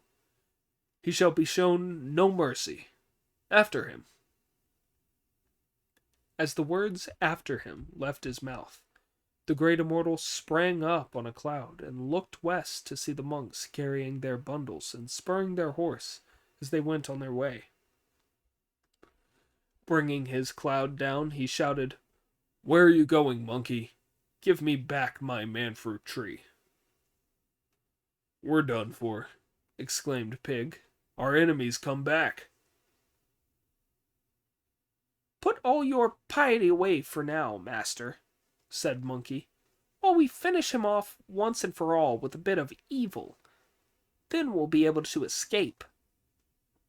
The Tang priest shivered and shook on hearing this, and before he could answer, the 3 disciples rushed forward. Friar Sand wielding his staff, Pig with his rake held high, and the great sage Monkey brandishing his iron cudgel. They surrounded the great immortal in mid-air and struck wildly at him. There are some verses about this terrible fight. Monkey did not know that the immortal Jin Yuan, the conjoint lord of the age, had even deeper powers. While the 3 magic weapons fiercely whirled, his deer-tail fly-whisk gently waved. Parrying to left and right, he moved to and fro. Blocking blows from front and back, he let them rush around. When night gave way to dawn, they still were locked in combat. If they tarried here, they would never reach the western heaven. The 3 of them went for him with their magic weapons, but the great immortal kept them at bay with his fly-whisk. After about an hour, he opened wide his sleeve and caught up master, disciples, horse, and baggage in it once more. Then he turned his cloud around and went back to his temple, where all the immortals greeted him. After taking his seat in the hall, he took them out of his sleeve one by one. He had the Tang priest tied to a stunted locust tree at the foot of the steps, with Pig and Friar Sand tied to trees next to him. Monkey was tied up upside down, which made him think that he was going to be tortured and interrogated. When Monkey was tightly bound, the great immortal sent for 10 long turban cloths. "What a kind gentleman, Pig," said Monkey. "He sent for some cloth to make sleeves for us. With a bit less, he could have made us cassocks." The junior immortals fetched home-woven cloth, and on being told by the great immortal to wrap up Pig and Friar Sand with it, they came forward to do so. "Excellent," said Monkey. "Excellent. You're being encoffined alive." Within a few moments, the 3 of them were wrapped up, and lacquer was then sent for. The immortals quickly fetched some lacquer that they had taped and dried themselves, with which they painted the 3 bandaged bodies all over except for the heads. "Never mind about our heads, sir," said Pig. but please leave us a hole at the bottom to shit through. The great immortal then sent for a huge cauldron, at which Monkey said with a laugh, "You're in luck, Pig. I think they must have brought the cauldron out to cook us some rice in." Fine, said Pig. I hope they give us some rice first. We'll make much better looking ghosts if we die with our bellies full. The immortals carried out the large cauldron and put it under the steps, and the great immortal called for dry wood to be stacked up round it and set ablaze. Ladle it full of pure oil, he commanded, and when it is hot enough to bubble, deep fry Monkey in it to pay me back for my man-fruit. Monkey was secretly delighted to hear this. "That's just what I want," he thought. "I haven't had a bath for ages, and my skin's getting rather itchy. I'd thoroughly appreciate a hot bath." Very soon the oil was bubbling, and Monkey was having reservations. He was afraid that the immortal's magic might be hard for him to fathom, and that at first he might be unable to use his limbs in the cauldron. Hastily looking around him, he saw that there was a sundial to the east of the dais, and a stone lion to the west. Monkey rolled towards it with a spring, bit off the end of his tongue, spurted blood all over the stone lion, and shouted, "Change!" at which it turned into his own image, tied up in a bundle like himself. Then he extracted his spirit and went up into the clouds, from where he looked down at the Taoists. It was just at this moment that the junior immortals reported, "The oil's boiling hard." "Carry Monkey down to it," the great immortal ordered, but when the four of them tried to pick him up, they could not. 8 then tried and failed, and 4 more made no difference. "This earth-infatuated ape is immovable," they said. "He may be small, but he's very solid." 12 junior immortals were then told to pick him up, with the aid of carrying poles, and when they threw him in, there was a loud crash as drops of oil splashed about, raising blisters all over junior immortals' faces. "There's a hole in the cauldron. It's started leaking." The scalded immortals cried, but before the words were out of their mouths, the oil had all run out through the bottom of the cauldron. They realized that they had thrown a stone lion into it. "Damn that ape for his insolence," said the great immortal in a terrible rage. "How dare he play tricks in my presence? I don't mind so much about your getting away, but how dare you wreck my cauldron? It's useless trying to catch him, and even if you could, it would be like grinding mercury out of sand, or trying to hold a shadow or the wind. Forget about him. Let him go. Untie Tong Sung Zong instead, and fetch another pot. We can fry him to avenge the destruction of the tree." The junior immortal set to and began to tear off Sanzong's lacquered bandages. Monkey could hear all this clearly from midair. "The master will be done for," he thought. "If he goes into that cauldron, it'll kill him. Then he'll be cooked, and after 4 or 5 fryings, he'll be eaten as a really tender piece of monk. I must go back down and save him." The splendid great sage brought his cloud down to land, clasped his hands in front of him, and said, "Don't spoil the lacquered bands, and don't fry master. Put me in the cauldron of oil instead." "I'll get you, you baboon," raged the immortal in astonishment. "Why did you use one of your tricks to smash my cooking pot?" "You must expect to be smashed up if you meet me. And what business is it of mine anyhow? I was going to accept your kind offer of some hot oil, but I was desperate for a shit and a piss. And if I'd done them in your cauldron, I'd have spoilt your oil, and your food wouldn't have tasted right. Now I've done my stuff, and I'm ready for the cauldron. Please fry me instead of my master." The great immortal laughed coldly, came out of the hall, and seized him. If you don't know how the story goes, or how he escaped, listen to the explanation in the next installment. Chapter 26. Sun Wukong looks for the formula in the 3 islands. Guan Yin revives the tree with a spring of sweet water. As the poem goes, when living in the world, you must be forbearing. Patience is essential when training oneself. Although it's often said that violence is good business, think before you act, and never bully or be angry. True gentlemen who never strive are famed forever. The virtue-loving sages are renowned to this day. Strong men always meet stronger than themselves, and end up as failures who are in the wrong. The great immortal Jin Yuan held Monkey in his hand and said, "I've heard about your powers and your fame, but this time you have gone too far.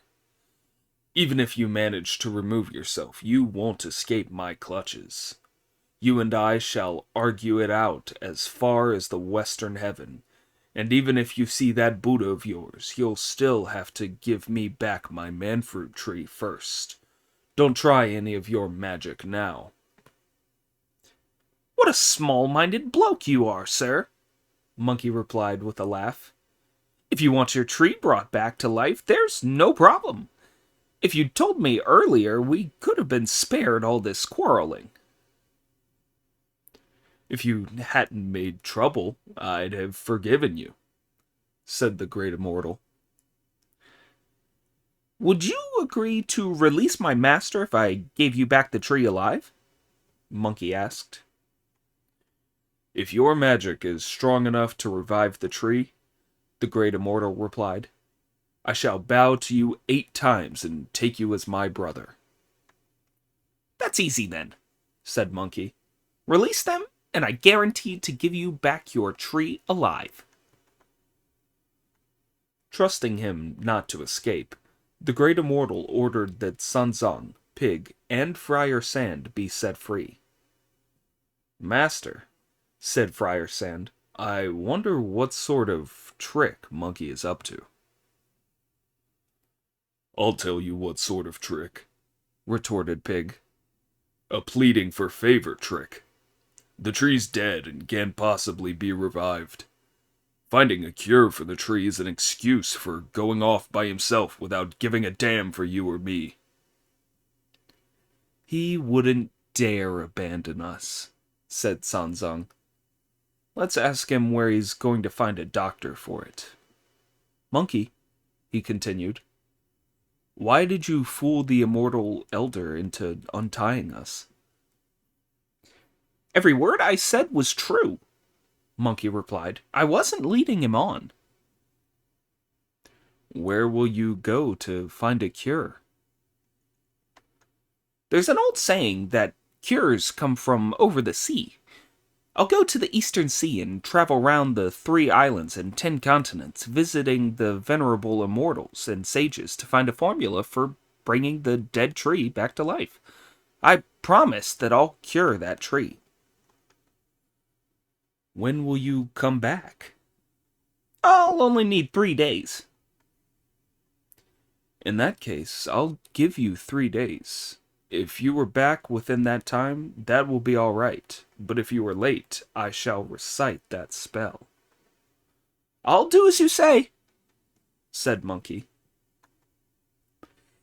He immediately straightened up his tiger skin kilt, went out through the door, and said to the great immortal, "Don't worry, sir. I'll soon be back. Might you look after my master well?" Give him tea 3 times a day and 6 meals, and don't leave any out. If you do, I'll settle that score when I come back, and I'll start by holing the bottoms of your pants. If his clothes get dirty, wash them for him. I won't stand for it if he looks sallow, and if he loses weight, you'll never see the back of me." Go away, the great immortal replied. "I certainly won't let him go hungry." The splendid Monkey King left the Wuzhuang temple with a bound of his somersault cloud and headed for the eastern sea. He went through the air as fast as a flash of lightning or a shooting star, and he was soon in the blessed land of Pinglai. As he landed his cloud, he looked around him and saw that it was indeed a wonderful place.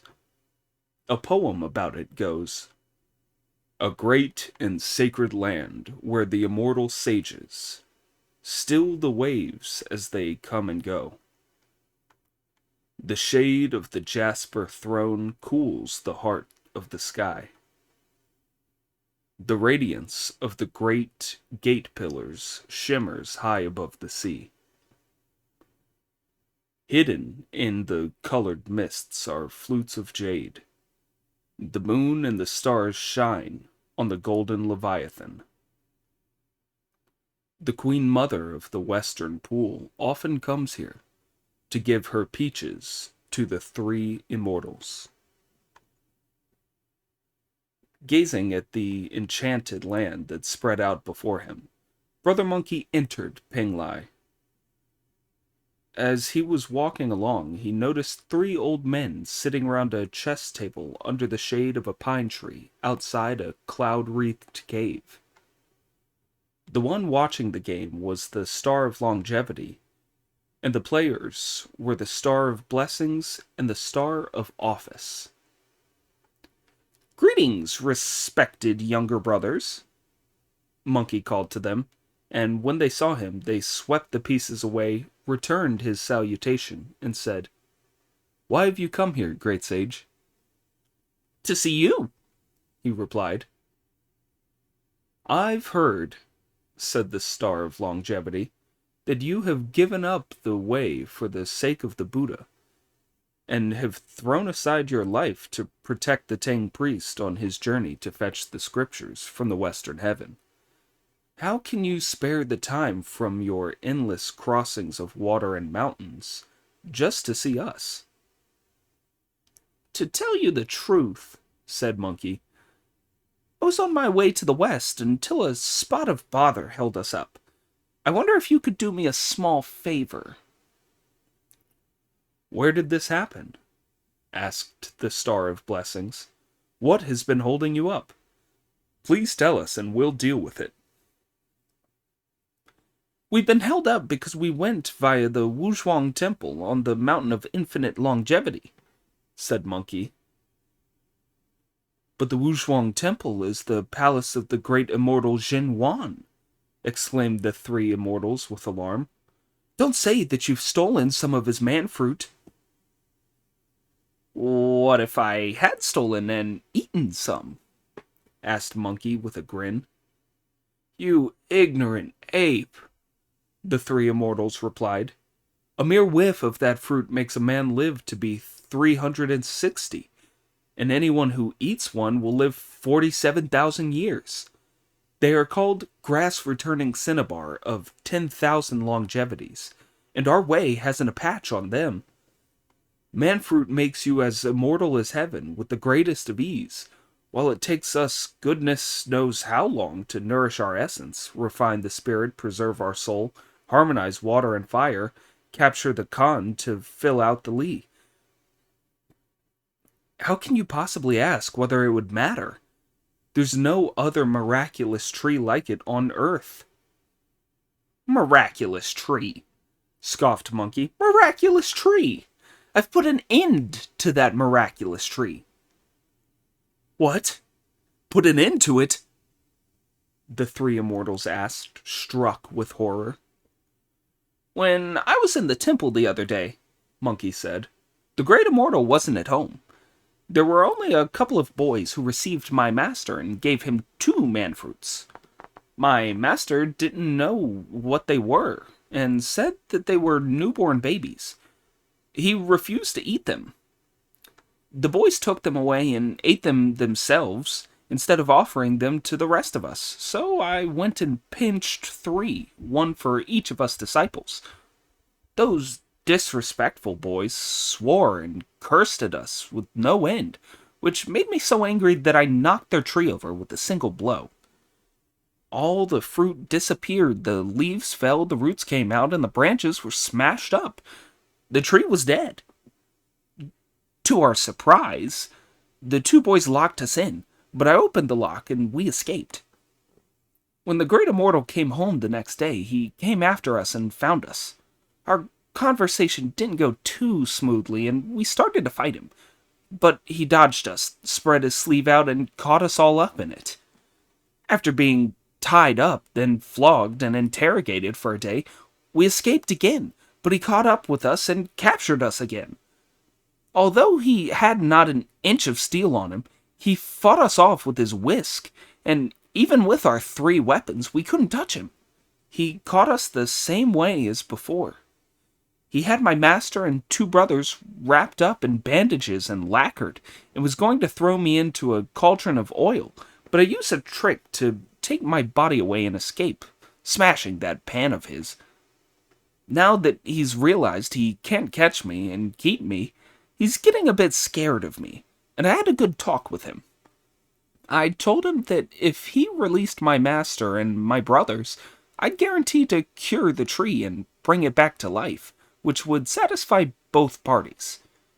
As it occurred to me that cures come from over the sea, I came here specially to visit you 3 brothers of mine. If you have any cures that will bring a tree back to life, please tell me one so that I can get the Tang priest out of trouble as quickly as possible. You ape, the 3 stars said gloomily when they heard this. You don't know who you're up against. That Master Jin Wan is the patriarch of the immortals of the earth, and we are the chiefs of the divine immortals. Although you have become a heavenly immortal, you are still only one of the irregulars of the great monad, not one of the elite. You'll never be able to escape his clutches. If you'd killed some animal, bird, insect, or reptile, great sage, we could have given you some pills made from sticky millet to bring it back to life. But that man-fruit tree is a magic one and can't possibly be revived. There's no cure, none at all. When he heard that there was no cure, Monkey's brows locked in a frown, and his forehead was creased in 1,000 wrinkles. Great sage, said the Star of Blessing, even though we have no cure here, there may be one somewhere else. Why be so worried? If there was anywhere else for me to go, Monkey replied, it would be easy. It wouldn't even matter if I had to go to the furthest corner of the ocean, or to the cliff at the end of the sky, or if I had to penetrate the 36th heaven.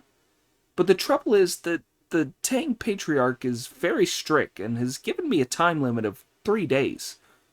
If I'm not back in 3 days, he'll recite the band tightening spell.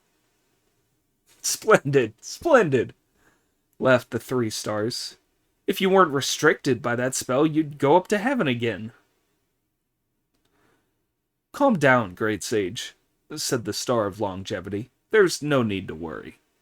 Although that great immortal is senior to us, he is a friend of ours, and as we haven't visited him for a long time, and would like to do you a favor, we'll go and see him. We'll explain things for you and tell that Tang monk not to recite the band tightening spell. We won't go away until you come back, however long you take, even if it's a lot longer than 3 to 5 days. Thank you very much, said Monkey. May I ask you to set out now as I'm off? With that, he took his leave. The 3 stars went off on beams of auspicious light to the Wuzhuang Temple, where all present heard cranes calling in the sky as the 3 of them arrived. The void was bathed in blessed glow, the Milky Way heavy with fragrance. 1,000 wisps of colored mist enveloped the feather-clad ones. A single cloud supported the immortal feet. Green and red phoenixes circled and soared, as the aroma in their sleeves wafted over the earth. These dragons leant on their staffs and smiled, and jade-white beards waved before their chests. Their youthful faces were untroubled by sorrow. Their majestic bodies were rich with blessing. They carried star chips to count their age, and at their waists hung gourds and talismans. Their life is infinitely long, and they live on the 10 continents and 3 islands. They often come to bring blessings to mortals, spreading good things 100-fold among humans. The glory and blessings of the universe come now as happiness unlimited. As these 3 elders visit the great immortal on auspicious light, there is no end to good fortune and peace. Master, the immortal youths rushed to report when they saw them. The 3 stars from the sea are here. The great immortal, Jin Huan, who was talking with the Tang priest, came down the steps to welcome them when he heard this. When Pig saw the Star of Longevity, he went up and tugged at his clothes. "I haven't seen you for ages, you meat-headed old fellow," he said with a grin. "You're getting very free and easy, turning up without a hat." With these words, he thrust his own clerical hat on the star's head, clapped his hands, and roared with laughter. "Great, great! You've been capped and promoted, all right." Flinging the hat down, the Star of Longevity cursed him for a disrespectful moron. "I'm no moron," said Pig, "but you're all slaves." "You're most certainly a moron," the Star of Blessing replied. "So how dare you call us slaves?" "If you aren't slaves, then," Pig retorted, "why do people always ask you to bring us long life, bring us blessings, bring us a good job?" Sanzong shouted at Pig to go away, then quickly tidied himself up and bowed to the 3 stars. The 3 stars greeted the great immortal as befitted members of a younger generation, after which they all sat down. "We have not seen your illustrious countenance for a long time," the Star of Office said, "which shows our great lack of respect. The reason we come to see you now is because the great sage monkey has made trouble in your immortal temple." "Has Monkey been to Penglai?" the great immortal asked. "Yes," replied the Star of Longevity. "He came to our place to ask for a formula to restore the elixir tree that he killed. As we have no cure for it, he has had to go elsewhere in search of it. We are afraid that if he exceeds the 3-day time limit the holy priest has imposed, the band-tightening spell may be said. We've come in the first place to pay our respects, and in the second to ask for an extension of the limit." "I won't recite it, I promise," answered Sanzong as soon as he heard this. As they were talking, Pig came rushing in again to grab hold of the Star of Blessing and demand some fruit from him. He started to feel in the star's sleeves and rummage round his waist, pulling his clothes apart as he searched everywhere. What sort of behavior is that? Asked Sanzong with a smile.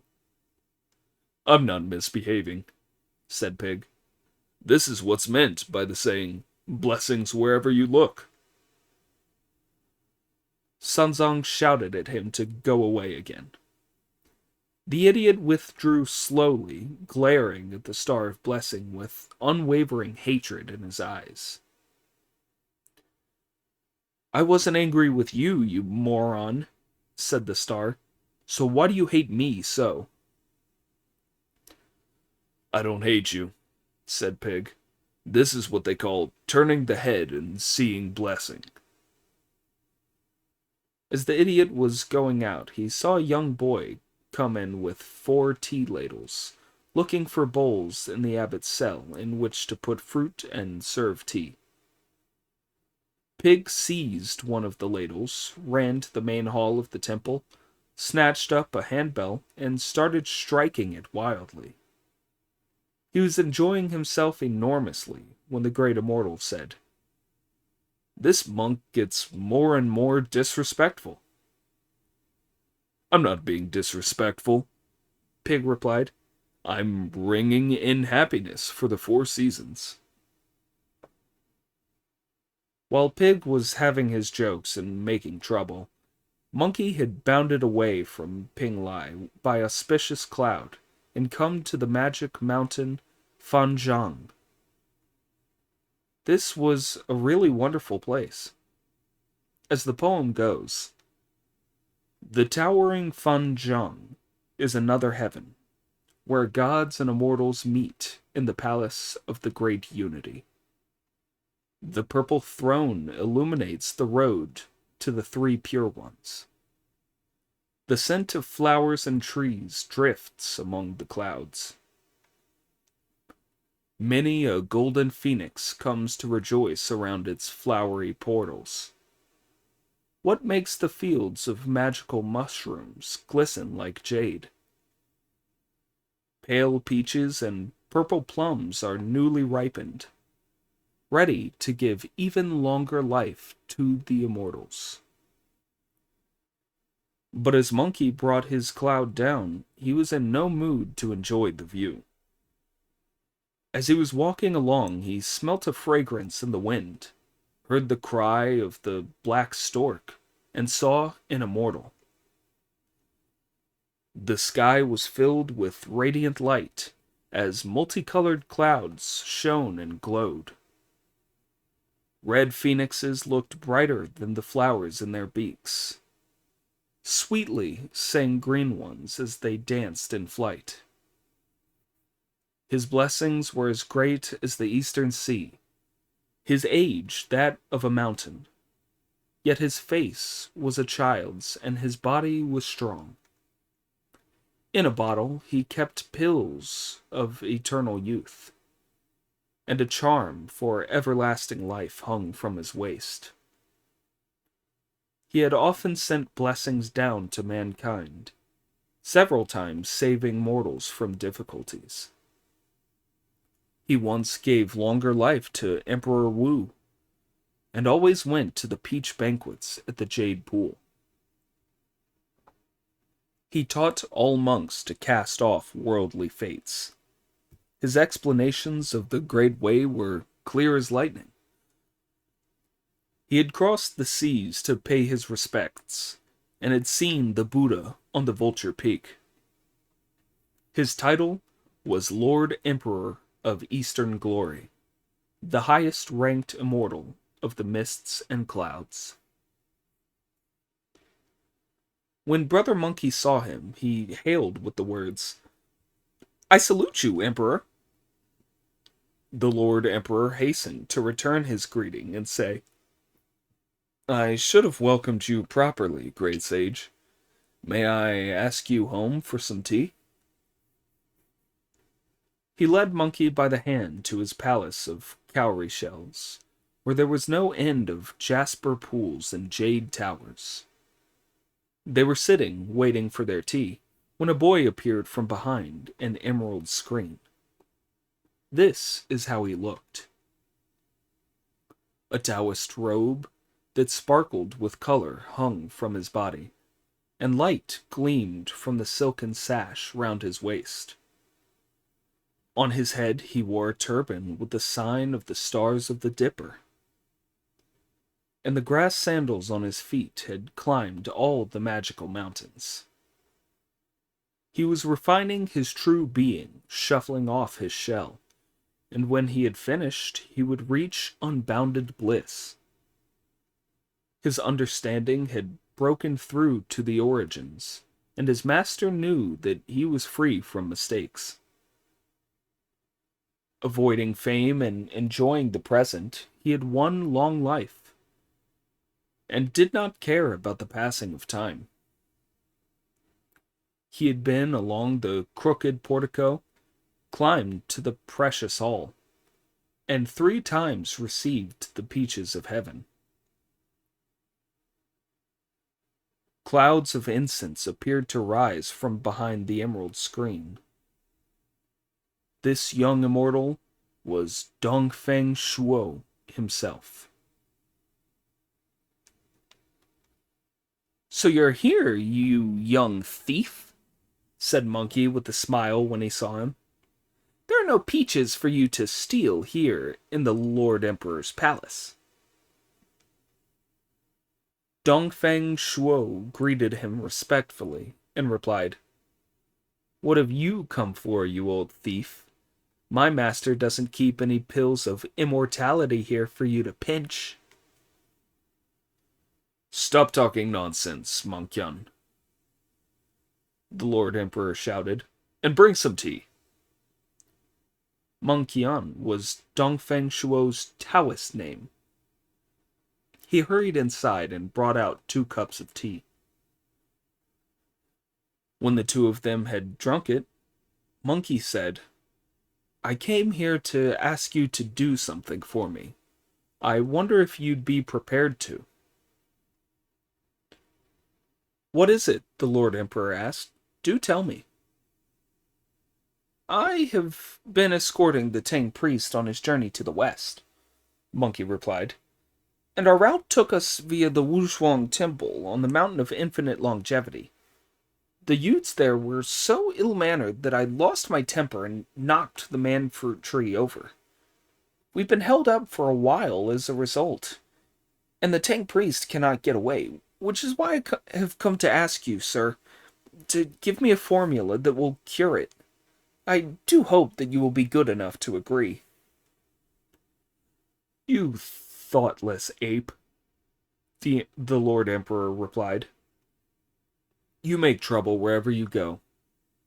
Master Jin Wan of the Wuzhuang Temple has the sacred title Conjoint Lord of the Age, and he is Patriarch of the Immortals of the Earth. Why ever did you clash with him? That man-fruit tree of his is grass-returning cinnabar. It was criminal enough of you to steal some of the fruit, and knocking the tree over makes it impossible for him ever to make it up with you." "True," said Monkey. "When we escaped, he caught up with us and swept us into a sleeve as if we were so many sweat rags, which made me furious. However, he had to let me go and look for a formula that would cure it, which is why I've come to ask for your help." "I have a 9-phased returning pill of the Great Monad, but it can only bring animate objects back to life, not trees. Trees are lives compounded of the wood and earth elements, and nurtured by heaven and earth. If it were an ordinary mortal tree, I could bring it back to life. But the Mountain of Infinite Longevity is the blessed land of former heaven. The Wuzhuang Temple is the cave paradise of the western continent of Cattlegift. And the manfruit tree is the life root from the time when heaven and earth were separated. How could it possibly be revived? I have no formula, none at all." "In that case, I must take my leave," replied Monkey, and when the Lord Emperor tried to detain him with a cup of jade nectar, he said, "This is too urgent to allow me to stay." He rode his cloud back to the island of Yingzhou, another wonderful place, as this poem shows. Trees of pearls glowed with a purple haze. The Yingzhou palaces led straight to the heavens. Blue hills, green rivers, and the beauty of exquisite flowers. Jade mountains as hard as iron. Pheasants called at the sunrise over the sea. Long-lived phoenixes breathe in red clouds. People, do not look so hard at the scenery in your jar. Beyond the world of phenomena is an eternal spring. On reaching Yingzhou, he saw a number of white-haired immortals with the faces of children playing chess and drinking under a pearl tree at the foot of a cinnabar cliff. They were all laughing and singing. As the poem says, there were light-filled auspicious clouds, perfume floating in a blessed haze, brilliant phoenixes singing at the mouth of the cave, black cranes dancing on a mountaintop. Pale green lotus root and peaches helped their wine down. Pears and fiery red dates gave them 1,000 years of life. Neither of them had ever heard an imperial edict, but each was entered on the list of immortals. They drifted and floated with the waves, free and easy in unsullied elegance. The passage of the days could not affect them. Their freedom was guaranteed by heaven and earth. Black apes come in pairs, looking most charming as they present fruit. White deer, bowing 2 by 2, thoughtfully offer flowers. These old men were certainly living a free and happy life. "How about letting me play with you?" Monkey shouted at the top of his voice, and when the immortals saw him, they hurried over to welcome him. There is a poem to prove it that goes, "When the magic root of the manfruit tree was broken, the great sage visited the immortals in search of a cure. Winding their way through the vermilion mist, the 9 ancients came out of the precious forest to greet him." Monkey, who knew the 9 ancients, said with a smile, "You 9 brothers seem to be doing very nicely." "If you had stayed on straight and narrow in the old days, great sage," they replied, "and not wrecked the heavenly palace, you would be doing even better than are we. Now we hear that you have reformed and are going to the west to visit the Buddha. How did you manage the time off to come here?" Monkey told them how he was searching for a formula to cure the tree. "What a terrible thing to do!" they exclaimed in horror. "What a terrible thing! We honestly have no cure at all." "In that case, I must take my leave of you." The 9 ancients tried to detain him with jasper wine and jade lotus root, but Monkey refused to sit down and stayed on his feet while he drank only 1 cup of wine and ate only 1 piece of lotus root. Then he hurried away from Yingzhou and back to the great eastern ocean. When he saw that Potoraka was not far away, he brought his cloud down to land on the Potoraka crag, where he saw the Bodhisattva Guanyin expounding the scriptures and preaching the Buddha's law to all the great gods of heaven. Moxa and the dragon maid in the purple bamboo grove. A poem about it goes, "Thick the mists round the lofty city of the sea's mistress, and no end to the greater marvels to be seen. The Shaolin Temple really has the true flavor, with the scent of flowers and fruit, and the trees all red. The Bodhisattva saw a monkey arrive and ordered the great guardian god of the mountain to go and welcome him. The god emerged from the bamboo grove and shouted, "Where are you going, monkey?" "You bear monster!" Monkey shouted back. "How dare you address me as monkey? If I hadn't spared your life that time, you'd have been just a demon's corpse on the Black Wind Mountain. Now you've joined the Bodhisattva, accepted enlightenment, and come to live on this blessed island where you hear the law being taught all the time. Shouldn't you address me as sir?" It was indeed thanks to Monkey that the black bear had been enlightened and was now guarding the Bodhisattva's Potoraka as one of the great gods of heaven, so all he could do was to force a smile and say, "The ancients said, great sage, that a gentleman does not bear grudges. Why should you care about what you're called? Anyhow, the Bodhisattva has sent me to welcome you." Monkey then became grave and serious as he went into the purple bamboo grove with the great god and did obeisance to the Bodhisattva. "How far has the Tang priest got, Monkey?" she asked.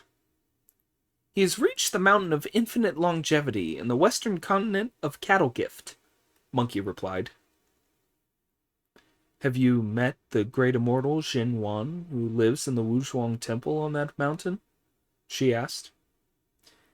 "As your disciple didn't meet the great immortal Jin Wan when I was in the Wuzhuang Temple," replied Monkey, bowing to the ground. "I destroyed his manfruit tree and offended him. As a result, my master is in a very difficult position and can make no progress." "You wretched ape!" said the Bodhisattva angrily now that she knew about it. "You have no conscience at all. That manfruit tree of his is the life root from the time when heaven and earth were separated, and the Master Jin Wan is the patriarch of the earth's immortals, which means even I have to show him a certain respect. Why ever did you harm his tree?"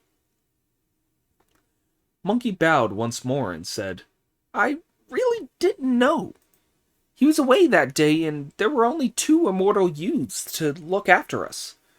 When Pig heard that they had this fruit, he wanted to try one, so I stole 3 for him, and we had 1 each. They swore at us no end when they found out, so I lost my temper and knocked the tree over. When he came back the next day, he chased us and caught us all up in his sleeve. We were tied up and flogged for a whole day. We got away that night, but he caught up with us and put us in his sleeve again. All our escape attempts failed, so I promised him I'd put the tree right. I've been searching for a formula all over the seas and been to all 3 islands of the immortals, but the gods and immortals are all useless, which is why I decided to come and worship you, Bodhisattva, and tell you all about it. I beg you in your mercy to grant me a formula so that I can save the Tang priest and have him on his way west again as soon as possible." "Why didn't you come and see me earlier instead of searching the islands for it?" the Bodhisattva asked. "I'm in luck," thought Monkey with delight when he heard this. "I'm in luck. The Bodhisattva must have a formula." He went up to her and pleaded for it again. "The sweet dew in this pure vase of mine," she said, "is an excellent cure for magic trees and plants." "Has it ever been tried out?" Monkey asked. "Yes," she said. "How?" he asked. "Some years ago, Lord Lao-Tzu beat me at gambling," she replied, "and took my willow sprig away with him. He put it in his elixir refining furnace and burnt it to a cinder before sending it back to me. I put it back in the vase, and a day later and a night later, it was as green and leafy as ever." "I'm really in luck," said Monkey. Really a muck. If it can bring a cinder back to life, something that has only been pushed over should be easy. The Bodhisattva instructed her subjects to look after the grove as she was going away for a while. Then she took up her vase, and her white parrot went in front, singing, while Monkey followed behind. As the poem goes, the jade-haired golden one is hard to describe to mortals. She truly is a compassionate deliverer. Although in eons past she had known the spotless Buddha, now she had acquired a human form. After several lives in the sea of suffering, she had purified the waves, and in her heart there was no speck of dust. The sweet dew that had long undergone the miraculous law was bound to give the magic tree eternal life. The great immortal and the 3 stars were still in lofty conversation when they saw Monkey bring his cloud down and heard him shout, "The Bodhisattva's here! Come and welcome her at once!" The 3 stars and Master Zheng Wan hurried out with Sanzang and his disciples to greet her. On bringing her cloud to a stop, she first talked with Master Zheng Wan and then greeted the 3 stars, after which she climbed to her seat. Monkey then led the Tang priest, Pig, and Friar Sand out to do obeisance before the steps, and all the immortals in the temple came to bow to her as well. "There's no need to dither about, great immortal," said Monkey. "Get an incense table ready at once, and ask the Bodhisattva to cure that whatever it is tree of yours." The great immortal Zhen Wan bowed to the Bodhisattva and thanked her. "How could I be so bold as to trouble the Bodhisattva with my affairs?" "The Tang priest is my disciple, and Monkey has offended you, so it is only right that I should make up for the loss of your priceless tree." "In that case, there is no need for you to refuse," said the 3 stars. "May we invite you, Bodhisattva, to come into our orchard and take a look?"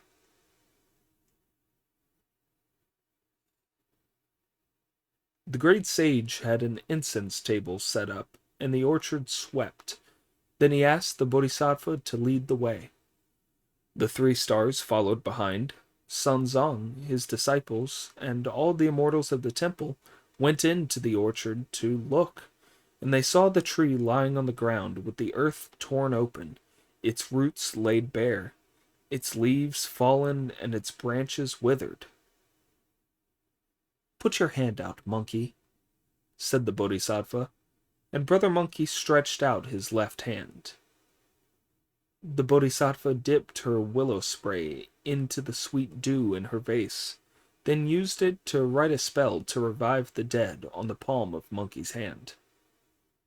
She told him to place it on the roots of the tree until he saw water coming out. Monkey clenched his fist and tucked it under the roots. Before long, a spring of clear water began to form a pool.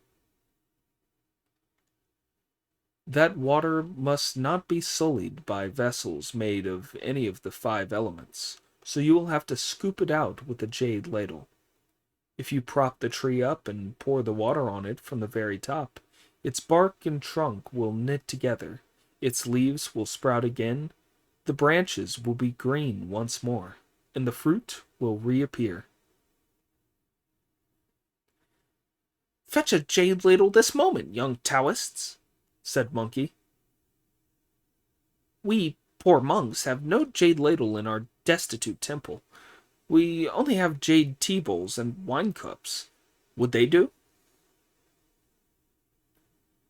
"As long as they are jade and can scoop out water, they will do," the Bodhisattva replied. "Bring them out and try." The great immortal then told some boys to fetch the 20 or 30 tea bowls and the 40 or 50 wine cups and ladle the clear water out from under the roots. Monkey, Pig, and Friar Sand put their shoulders under the tree, raised it upright, and banked it up with the earth. Then they presented the sweet spring water cup by cup to the Bodhisattva, who sprinkled it lightly on the tree with her spray of willow, and recited an incantation. When a little later the water had all been sprinkled on the tree, the leaves really did become as dense and green as ever, and there were 23 man-fruits growing there. Pure Wind and Bright Moon, the two immortal boys, said, "When the fruit disappeared the other day, there were only 22 of them. So why is there an extra one now that it has come back to life?" "Time shows the truth about a man," Monkey replied. "I only stole 3 that day.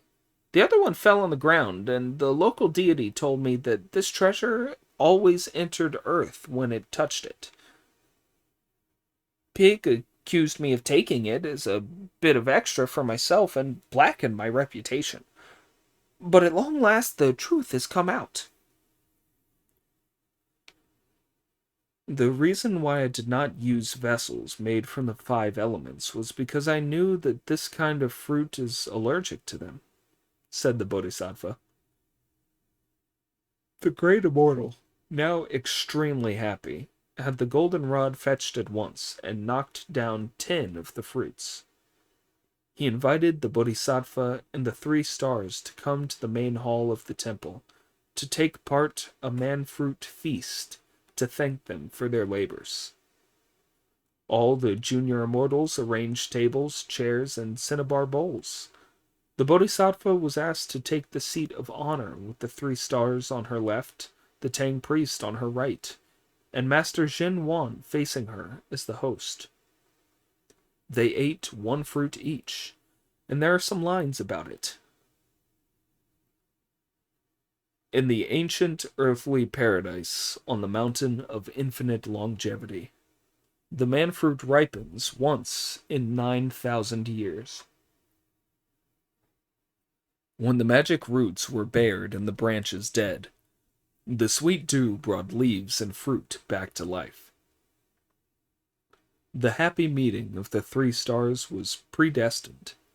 It was fated that the 4 monks would encounter one another. Now that they have eaten the man-fruit at this feast, they will all enjoy everlasting youth." The Bodhisattva and the 3 stars ate 1 each, as did the Tang priest, who realized at last that this was an immortal's treasure, and Monkey, Pig, and Friar Sand.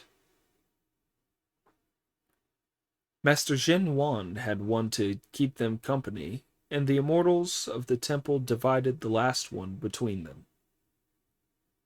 Monkey thanked the Bodhisattva, who went back to Potoraka, and saw the 3 stars off on their journey home to the island of Penglai. Master Jin Wan set out some non-alcoholic wine, and made Monkey his sworn brother. This was a case of, if you don't fight, you can't make friends, and their 2 households were now united. That night Sanzang and his disciples went to bed feeling very happy. The venerable priest had now been lucky enough to eat the grass-returning cinnabar, gaining long life and resistance to fiends and monsters. Listen to the next installment to hear how they took their leave the next day. Chapter 27. The corpse fiend thrice tricks Tung Sanzang. The holy monk angrily dismisses the handsome monkey king. At dawn the next day, Sanzang and his 3 disciples packed their things before setting off. Now that Master Jin Wan had made Monkey his sworn brother, and was finding him so congenial, he did not want to let him go. so he entertained him for another 5 or 6 days. Sanzang had really become a new man, and was livelier and healthier now that he'd eaten the grass-returning cinnabar. His determination to fetch the scriptures was too strong to let him waste any more time, so there was nothing for it but to be on their way. Soon after they had set out again, master and disciple saw a high mountain in front of them. "I'm afraid that mountain ahead may be too steep for the horse," Sanzang said, "so we must think this over carefully." "Don't worry, master," said Monkey. "We know how to cope." He went ahead of the horse with his cudgel over his shoulder, and cleared a path up to the top of the cliff. He saw no end of row upon row of craggy peaks, twisting beds of torrents. Tigers and wolves were running in packs, deer and muntjac moving in herds. Countless river deer darted around, and the mountains were covered with fox and hare. 1,000-foot pythons, 10,000-fathom snakes. The great pythons puffed out murky clouds. The enormous snakes breathed monstrous winds. Brambles and thorns spread beside the paths. Pines and cedars stood elegant on the ridge. There were wild fig trees wherever the eye could see, and sweet-scented flowers as far as the horizon. The mountain shadow fell north of the ocean. The clouds parted south of the handle of the Dipper. The towering cliffs were as ancient as the primal essence, the majestic crags cold in the sunlight. Sanzang was immediately terrified, so Monkey resorted to some of his tricks. He whirled his iron cudgel and roared, at which all the wolves, snakes, tigers, and leopards fled. Then they started up the mountain, and as they were crossing a high ridge, Sanzang said to Monkey, "Monkey, I've been hungry all day, so would you please go and beg some food for us somewhere?" "You aren't very bright, master," Monkey replied with a grin. "We're on a mountain with no village or inn for many miles around. Even if we had money, there'd be nowhere to buy food, so where am I to go and beg for it?" Sanzang felt cross, so he laid into Monkey. "You ape," he said. "Don't you remember how you were crushed by the Buddha in a stone cell under the double boundary mountain where you could talk but not walk? It was I who saved your life, administered the monastic vows to you, and made you my disciple. How dare you be such a slacker? Why aren't you prepared to make an effort?" "I always make an effort," said Monkey. "I'm never lazy." "If you're such a hard worker, go and beg some food for us. I can't manage on an empty stomach. Besides, with the noxious vapors on this mountain, we'll never reach the Thunder Monastery." "Please don't be angry, master, and stop talking. I know your obstinate character. If I'm too disobedient, you'll say that spell. You'd better dismount and sit here while I find something and beg for some food." Monkey leapt up into the clouds with a single jump, and, shading his eyes with his hand, he looked around. Unfortunately, he could see nothing in any direction except emptiness. There was no village or house or any other sign of human habitation among the countless trees. After looking for a long time, he made out a high mountain away to the south. On its southern slopes was a bright red patch. Monkey brought his cloud down and said, "Master, there's something to eat." Sanzang asked him what it was. "There's no house around here where we could ask for food. Monkey replied. But there's a patch of red on a mountain to the south that I'm sure must be ripe wild peaches. I'll go and pick some. They'll fill you up. A monk who has peaches to eat is a lucky man, said Sanzong. Monkey picked up his bowl and leapt off on a beam of light. Just watch as he flashes off in a somersault, a whistling gust of cold air. Within a moment, he was picking peaches on the southern mountain. There is a saying that goes, if the mountain is high, it's bound to have fiends. If the ridge is steep, spirits will live there. This mountain did indeed have an evil spirit who was startled by Monkey's appearance. It strode through the clouds on a negative wind, and on seeing the venerable Sanzong on the ground below, thought happily, "What luck! What luck! At home they've been talking for years about a Tang monk from the east who's going to fetch the great vehicle. He's a reincarnation of Golden Cicada, and has an original body that has been purified through 10 lives. Anyone who eats a piece of his flesh will live forever, and today at last he's here."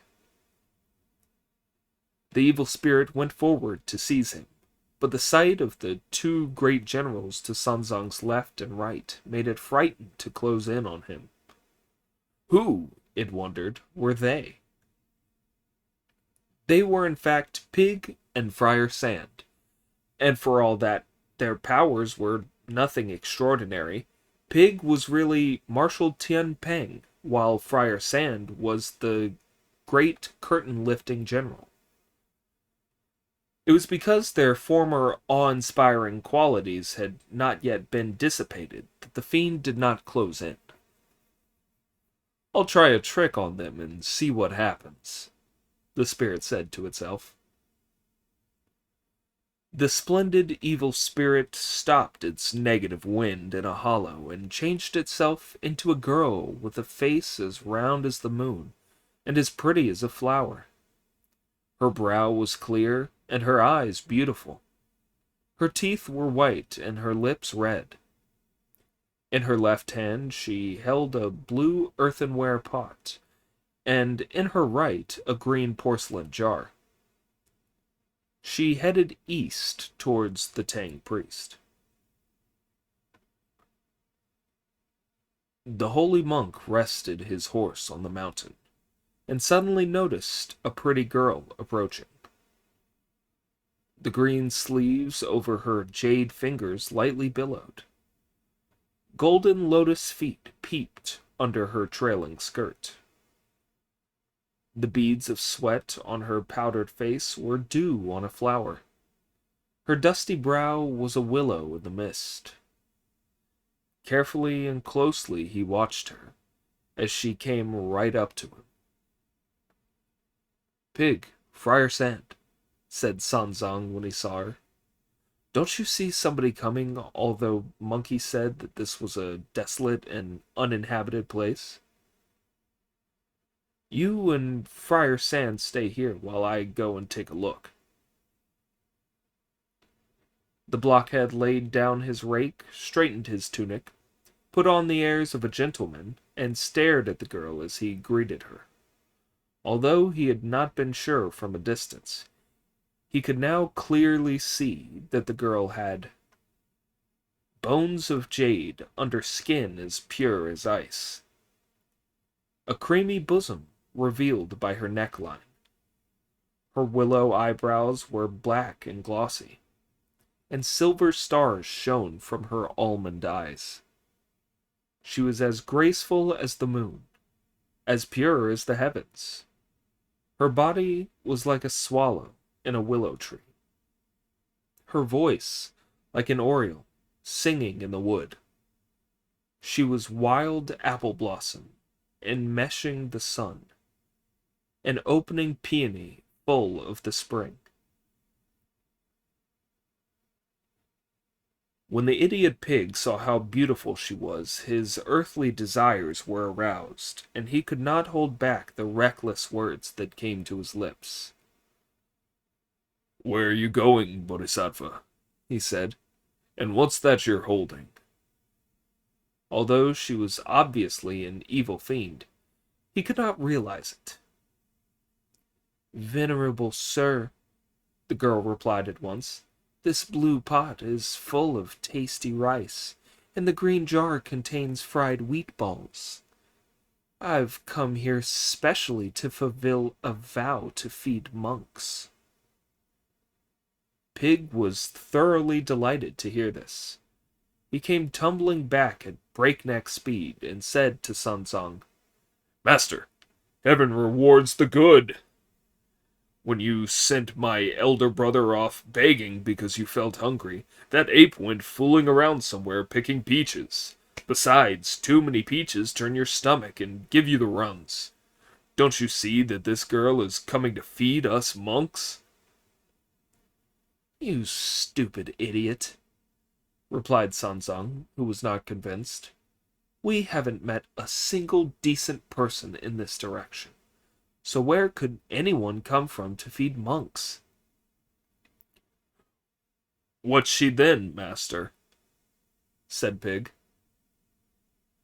When Sun Sung saw her, he sprang to his feet, put his hands together in front of his chest, and said, Bodhisattva, where is your home? Who are you? What vow brings you here to feed monks? Although she was obviously an evil spirit, the venerable Sanzang could not see it either. On being asked about her background by Sanzang, the evil spirit immediately produced a fine-sounding story with which to fool him. This mountain, which snakes and wild animals won't go near, is called White Tiger Ridge, she said.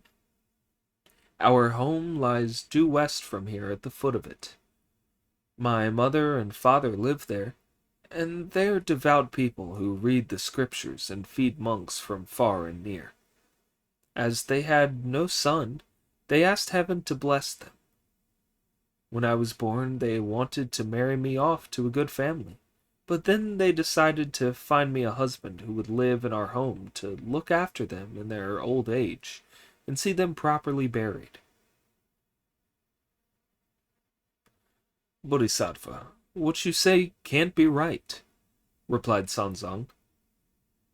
The Analects say, when father and mother are alive, do not go on long journeys. If you have to go out, have a definite aim. As your parents are at home and have found you a husband, you should let him fulfill your vow for you. Why ever are you walking in the mountains all by yourself, without even a servant? This is no way for a lady to behave.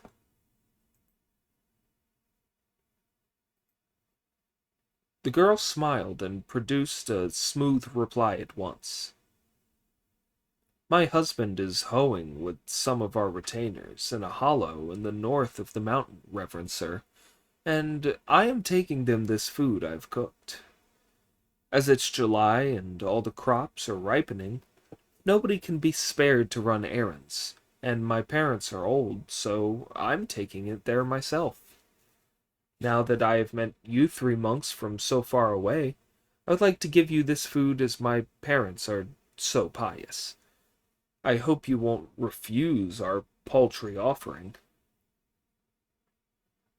It's very good of you, said Sanzang, but one of my disciples has gone to pick some fruit and will be back soon, so we couldn't eat any of your food. Besides, if we ate your food, your husband might be angry with you when he found out, and we would get into trouble too. As the Tang priest was refusing to eat the food, the girl put on her most charming expression and said, My parents' charity to monks is nothing compared to my husband's, master. He is a religious man whose lifelong pleasure has been repairing bridges, mending roads, looking after the aged, and helping the poor. When he hears that I have given you this food, he'll love me more warmly than ever. Sanzang still declined to eat it. Pig was beside himself. Twisting his lips into a pout, he muttered indignantly, "Of all the monks on earth, there can't be another as soft in the head as our master. He won't eat ready-cooked food when there are only 3 of us to share it between. He's waiting for that ape to come back, and then we'll have to split it 4 ways." Without allowing any more discussion, he tipped the pot towards his mouth and was just about to eat. At just this moment, Brother Monkey was somersaulting back with his bowl full of peaches he had picked on the southern mountain. When he saw the golden pupils in his fiery eyes that the girl was an evil spirit, he put the bowl down, lifted his cudgel, and was going to hit her on the head when the horrified Sun Zong held him back and said, "Who do you think you're going to hit?" "That girl in front of you is no good," he replied. "She's an evil spirit trying to make a fool of you." "In the old days you had a very sharp eye, you ape," Sun Zong said, "but this is nonsense. This veritable bodhisattva is feeding us with the best of motives. So how can you call her an evil spirit?" "You wouldn't be able to tell, master," said Monkey with a grin. "When I was an evil monster in the Water Curtain Cave, I used to do that if I wanted a meal of human flesh. I would turn myself into gold or silver, or a country mansion, or liquor, or a pretty girl. Whoever was fool enough to be besotted with one of these would fall in love with me, and I would lure them into the cave, where I did what I wanted with them. Sometimes I ate them steamed and sometimes boiled, and what I couldn't finish I used to dry in the sun against a rainy day. If I'd been slower here, master, you'd have fallen into her snare and she'd have finished you off." The Tang priest refused to believe him and maintained that she was a good person. "I know you, master," said Monkey. "Her pretty face must have made you feel randy. If that's the way you feel, tell Pig to fell a few trees and send Friar Sand to look off for some grass. I'll be the carpenter and we'll build you a hut here that you and the girl can use as your bridal chamber. We can all go our own ways. Wouldn't marriage be a worthwhile way of living? Why bother plodding on to fetch some scriptures or other?" Sun Zong, who had always been such a soft and virtuous man, was unable to take this. He was so embarrassed that he blushed from his shaven pate to his ears. While Sun Zong was feeling so embarrassed, Monkey flared up again and struck at the evil spirit's face. The fiend, who knew a trick or two, used a magic way of abandoning its body. When it saw Monkey's cudgel coming, it braced itself and fled, leaving a false corpse lying dead on the ground. Sun Zong shook with terror and said to himself, "That monkey is utterly outrageous. Despite all my good advice, he will kill people for no reason at all." "Don't be angry, master," said Monkey. "Come and see what's in her pot." Friar Sand helped Sun Zong over to look, and he saw that far from containing tasty rice, it was full of centipedes with long tails. The jar had held not wheat balls, but frogs and toads, which were now jumping around on the ground. Sun Zong was now beginning to believe Monkey. This was not enough, however, to prevent a furious pig from deliberately making trouble by saying, "Master, that girl was a local countrywoman who happened to meet us while she was taking some food to the fields. There's no reason to think she was an evil spirit. My elder brother was trying to club out on her, and he killed her by mistake. He's deliberately trying to trick us by magicking the food into those things because he's afraid you'll recite the band tightening spell. He's fooled you into not saying it. This brought the blindness back on Sanzong, who believed these trouble-making remarks, and made the magic with his hand as he recited the spell. My head's aching! My head's aching! Monkey said. Stop! Please stop! Tell me off if you like! I've nothing to say to you, replied Sanzong. A man of religion should always help others, and his thoughts should always be virtuous. When sweeping the floor, you must be careful not to kill any ants, and to spare the moth, you should put gauze round your lamp. Why do you keep murdering people? If you're going to kill innocent people like that, there's no point in your going to fetch the scriptures. Go back. Where am I to go back to? Monkey asked. I won't have you as my disciple any longer, said Sanzong. If you won't have me as your disciple, Monkey said, I'm afraid you'll never reach the Western Heaven. My destiny is in heaven's hands, replied Sanzong. If some evil spirit is fated to cook me, he will, and there's no way of getting out of it. But if I'm not to be eaten, will you be able to extend my life? Be off with you at once. I'll go if I must, said Monkey, but I'll never have repaid your kindness to me. What kindness have I ever done you? Sanzong asked. Monkey knelt down and kowtowed. When I wrecked the heavenly palace, he said, I put myself in a very dangerous position, and the Buddha crashed me under the double boundary mountain. Luckily, the Bodhisattva Guanyin administered the vows to me, and you, Master, released me. So if I don't go with you to the Western Heaven, I'll look like a scoundrel who doesn't return a kindness, with a name that will be cursed forever. As Sanzong was a compassionate and holy monk, this desperate plea from Monkey persuaded him to relent. In view of what you say, I'll let you off this time, but don't behave so disgracefully again. If you are ever as wicked as that again, I shall recite that spell 20 times over. Make it 30 if you like, replied Monkey. I shan't hit anyone else. With that, he helped Sanzong mount the horse and offered him some of the peaches he had picked. After eating a few, the Tang priest felt less hungry for the time being. The evil spirit rose up into the air when it had saved itself from being killed by Monkey's cudgel. Gnashing its teeth in the clouds, it thought of Monkey and with silent hatred. Now I know that those magical powers of his I've been hearing about for years are real. The Tang priest didn't realize who I was and would have eaten that food.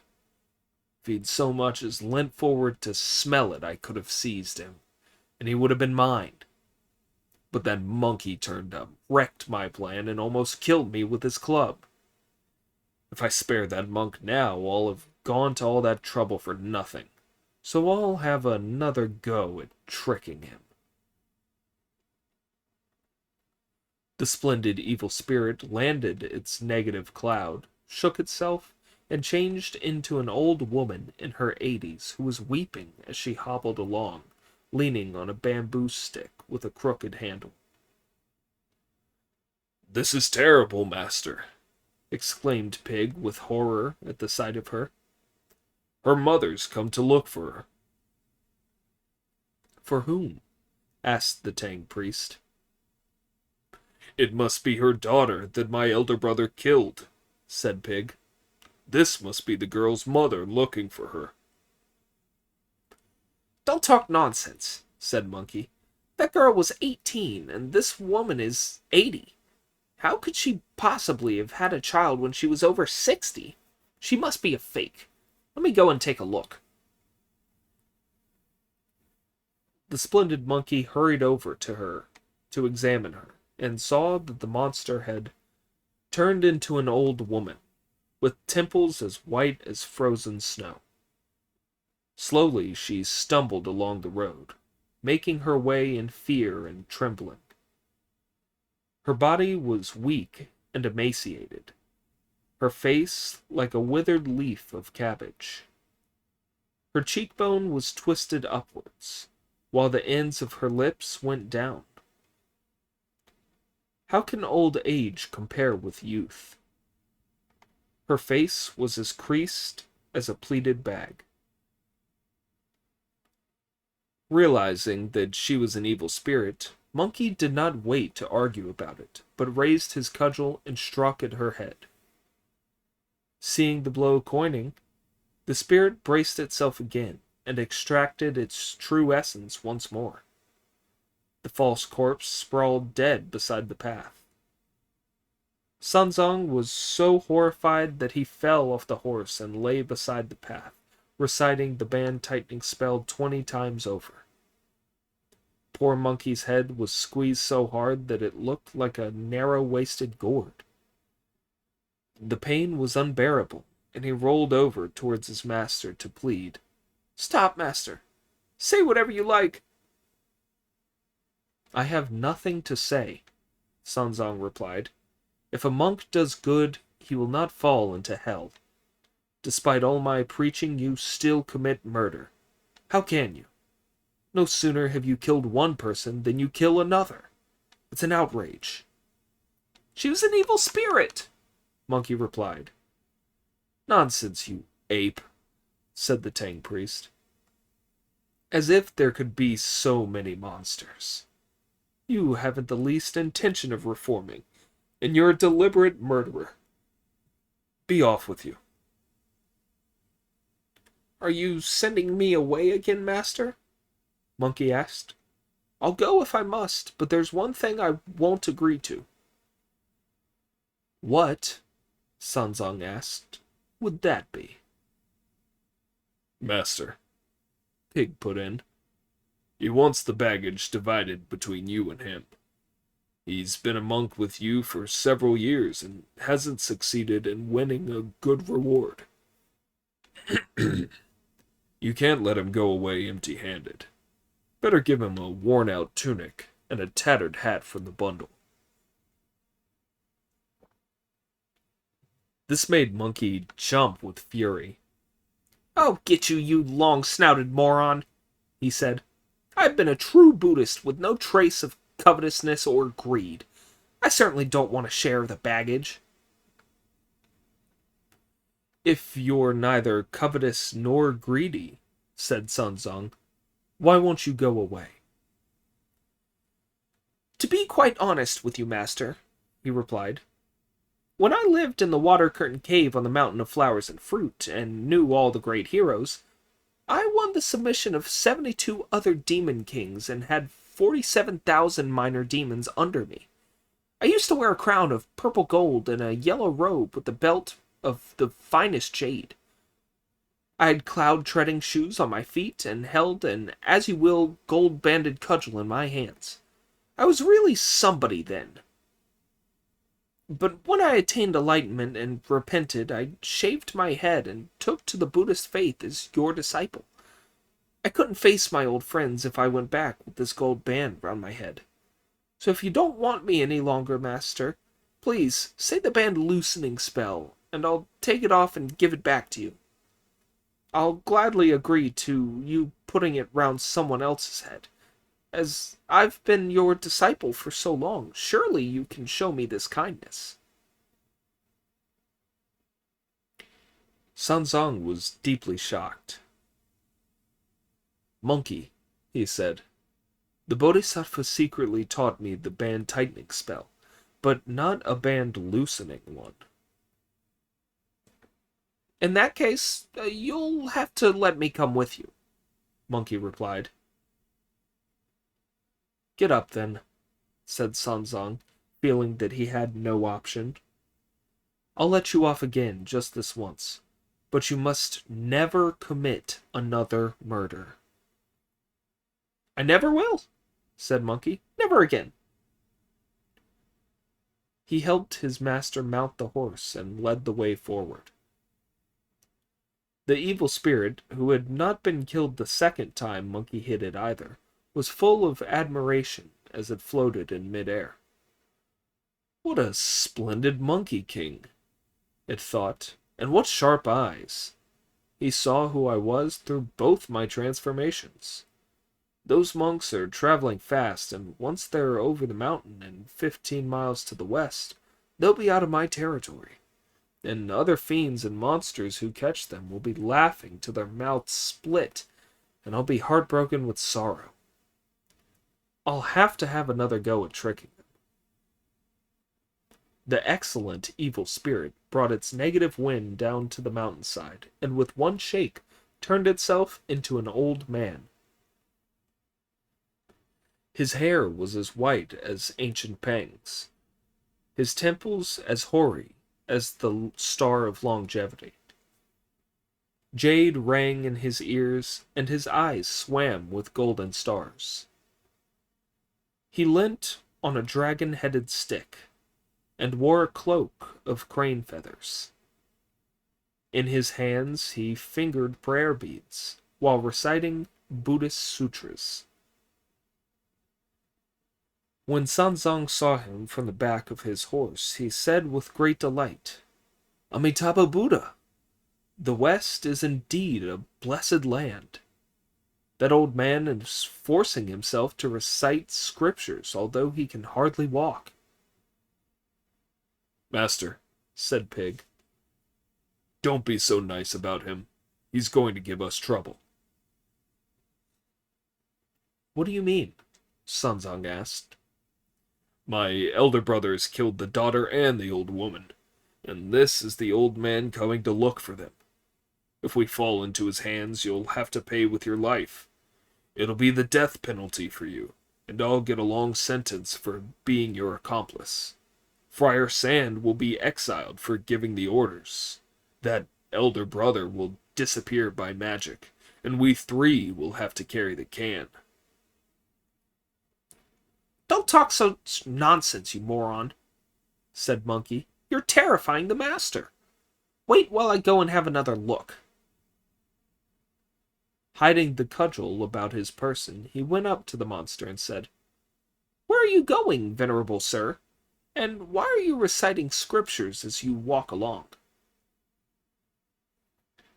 The monster, failing to recognize his opponent, thought that the great sage Monkey was merely a passerby, and said, "Holy sir, my family has lived here for generations, and all my life I have done good deeds, fed monks, read the scriptures, and repeated the Buddha's name.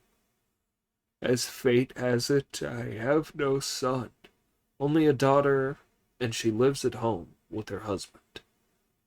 She went off to the fields with food early this morning, and I'm afraid she may have been eaten by a tiger. My wife went out to look for her, but she hasn't come back either. I've no idea what's happened to them, so I've come to search for them. If they've died, I shall just have to gather their bones and take them back for a decent burial." "I'm a master of disguise," replied Monkey with a grin, "so don't try to pull the wool over my eyes. You can't fool me. I know that you're an evil spirit." The monster was speechless with fright. Monkey brandished his cudgel and thought, "If I don't kill him, he'll make a getaway, but if I do, my master will say that spell. Yet if I don't kill him," he went on to reflect, "I'll take a lot of thought and effort to rescue the master when this monster seizes some other chance to carry him off. Best thing is to kill him. If I kill him with the cudgel, my master will say the spell, but then even a vicious tiger doesn't eat her own cubs.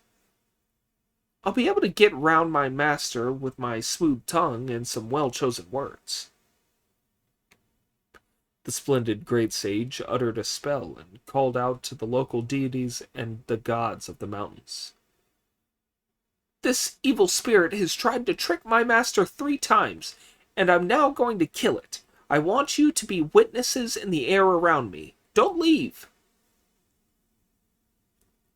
Hearing this command, the gods all had to obey and watch from the clouds. The great sage raised his cudgel and struck down the monster. Now, at last, it was dead. The Tang priest was shaking with terror on the back of his horse, unable to speak. Pig stood beside him and said with a laugh, "That monkey's marvelous, isn't he? He's gone mad. He's killed 3 people in a few hours' journey." The Tang priest was just going to say the spell when Monkey threw himself in front of his horse and called out, "Don't say it, master! Don't say it! Come and have a look at it!" It was now just a pile of dusty bones. "He's only just been killed, Wukong," Sunzong said in astonishment. "So why has he turned into a skeleton?" It was a demon corpse with magic powers that used to deceive people and destroy them. Now that I've killed it, it's reverted to its original form. The writing on her backbone says that she's called Lady Whitebone." Sunzong was convinced, but Pig had to make trouble again. "Master," he said, "he's afraid that you'll say those words because you killed him with the vicious blow from the cudgel, and so he's made them look like this to fool you." The Tang priest, who really was gullible, now believed Pig and started to recite the spell. Monkey, unable to stop the pain, knelt beside the path and cried, "Stop! Stop! Say whatever it is you have to say." "Baboon," said Sanzong, "I have nothing more to say to you. If a monk acts rightly, he will grow daily, but invisibly, like grass in a garden during the spring, whereas an evildoer will be imperceptibly worn away day by day like a stone. You've killed 3 people, one after the other, in this wild and desolate place, and there is nobody here to find you out or bring a case against you.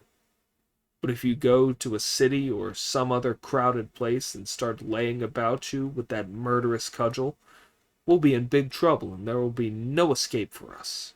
Go back." "You're wrong to hold it against me, master," Monkey replied, "as that wretch was obviously an evil monster set on murdering you. But so far from being grateful that I've saved you by killing it, you would have to believe that idiot's tittle-tattle and keep sending me away. As the saying goes, you should never have to do anything more than 3 times. I'd be a low and shameless creature if I didn't go now. I'll go all right. But who will you have left to look after you?" "Damned ape," Sanzong replied. "You get ruder and ruder. You seem to think that you're the only one. What about Pig and Friar Sand? Aren't they people?" On hearing him say that, Pig and Friar Sand were suitable people too. Monkey was very hurt. "That's a terrible thing to hear, master," he said. "When you left Chang'an, Liu Boqin helped you on your way, and when you reached the Double Boundary Mountain, you saved me and I took you as my master. I've gone into ancient caves and deep forests capturing monsters and demons. I won Pig and Friar Sand over, and I've had a very hard time of it. But today you've turned stupid and you're sending me back. When the birds have all been shot and the bow is put away, when the rabbits are all killed, the hounds are stewed. Oh well, if only you hadn't got that band-tightening spell." "I won't recite it again," said Sunzong. "You shouldn't say that," replied Monkey. "If you're ever beset by evil monsters from whom you can't escape, and if Pig and Friar Sand can't save you, then think of me. If it's unbearable, say the spell. My head will ache, even if I'm many tens of thousands of miles away. But if I do come back to you, never say it again." The Tang priest grew angrier and angrier as Monkey talked on, and tumbling off his horse, he told Friar Sand to take paper and brush from the pack. Then he fetched some water from a stream, rubbed the ink stick on a stone, wrote out a letter of dismissal, and handed it to Monkey. "Here it is in writing," he said. "I don't want you as my disciple a moment longer. If I ever see you again, may I fall into the Avicii hell." Monkey quickly took the document and said, "There's no need to swear an oath, master. I'm off." He folded the paper up, put it in his sleeve, then tried once more to mollify Sun Zong. "Master," he said, "I've spent some time with you, and I've also been taught by the Bodhisattva. Now I'm being fired in the middle of this journey when I've achieved nothing. Please sit down and accept my homage. Then I won't feel so bad about going." The Tang priest turned away and would not look at him, muttering, "I'm a good monk, and I won't accept the respects of bad people like you." Seeing that Sanzang was refusing to face him, the great sage used magic to give himself extra bodies. He blew a magic breath on 3 hairs plucked from the back of his head and shouted, "Change!" They turned into 3 more monkeys, making a total of 4, with the real one, and surrounding the master on all 4 sides, they kowtowed to him. Unable to avoid them by dodging to left or right, Sanzang had to accept their respects. The great sage jumped up, shook himself, put the hairs back, and gave Friar Sand these instructions. "You are a good man, my brother, so mind you stop Pig from talking nonsense, and be very careful on the journey. If at any time evil spirits capture our master, you tell them that I'm his senior disciple. The hairy devils of the West have heard of my powers, and won't dare to harm him." "I am a good monk," said the Tang priest, "and I'd never mention the name of a person as bad as you. Go back."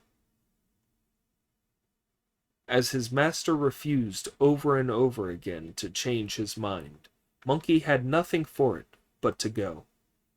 Look at him. Holding back his tears, he bowed goodbye to his master. Then sadly, but with care, he gave instructions to Friar Sand. His head pushed the hillside grass apart. His feet kicked the creepers up in the air.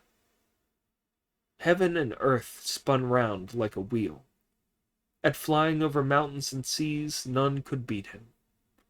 Within an instant, no sign of him could be seen. He retraced his whole journey in a flash. Holding back his anger, Monkey left his master and went straight back to the water-curtained cave on the mountain of flowers and fruit on his somersault cloud. He was feeling lonely and miserable when he heard the sound of water. When he looked around from where he was in mid-air, he realized that it was the waves of the eastern sea. The sight of it reminded him of the Tang priest, and he could not stop the tears from rolling down his cheeks. He stopped his cloud and stayed there a long time before going. If you don't know what happened when he went, listen to the explanation in the next installment. Chapter 28. On the mountain of flowers and fruit, the devils rise. Sanzang meets a monster in the black pine forest. The great sage was gazing at the eastern ocean, sighing sadly at being driven away by the Tang priest. "I haven't been this way for 500 years, he said. As he looked at the sea, vast were the misty waters, boundless the mighty waves. The vast and misty waters stretched to the Milky Way. The boundless and mighty waves were linked to the earth's arteries. The tides came surging, the waters swirled around. The surging tides roared like the thunder in spring. The swirling waters howled like a summer hurricane. The blessed ancients riding on dragons surely must have frowned as they came and went. Immortal youths flying on cranes certainly felt anxious as they passed above. There were no villages near the coast, and scarcely a fishing boat beside the sea. The waves' crests were like immemorial snows. The wind made autumn in July. Wild beasts roamed at will. Shore birds bobbed in the waves. There was no fisherman in sight, and the only sound was the screaming of the gulls. Though the fish were happy at the bottom of the sea, anxiety gripped the wild geese overhead. With the spring, Monkey leapt over the eastern ocean and was soon back at the mountain of flowers and fruit. As he brought his cloud down and gazed around him, he saw that all the vegetation on the mountain had gone, and the mists had disappeared completely. The peaks had collapsed and the woods were shriveled and dead. Do you know why? It was because when Monkey was taken to the upper world after wrecking the heavenly palace, the god Erlang and the 7 brothers of Meishan had burnt it all down. This made the great sage even more miserable than ever. There's a poem in the ancient style about the ruined landscape of the mountain. I came back to the immortal mountain in tears. On seeing it, my sorrow is doubled. I used to think that it was safe from harm, but now I know that it has been destroyed. If only Erlang had not defeated me. Curse you for bullying me like that. I shall dig up the graves of your ancestors, and not stop at destroying their tombs. Gone, gone, the mist that filled the sky. Scattered the winds and clouds that covered the earth. On the eastern ridge the tiger's roar is silent. The apes howl no more on the western mountain. No sign of hare or fox in the northern valley. No shadow of a deer in the southern ravine. The blue rock was burnt to 1,000 cinders. The jade-green sands are now just mud. The lofty pines outside the cave all lean askew. Few are the cypresses before the cliff. Cedar, fir, locust, chestnut, juniper, and sandalwood are burnt. Peach, apricot, plum, pear, and jujube, gone, every one. How are the silkworms to be fed without oak and mulberry? The birds cannot nest with no willow or bamboo. The crags and boulders have been turned to dust.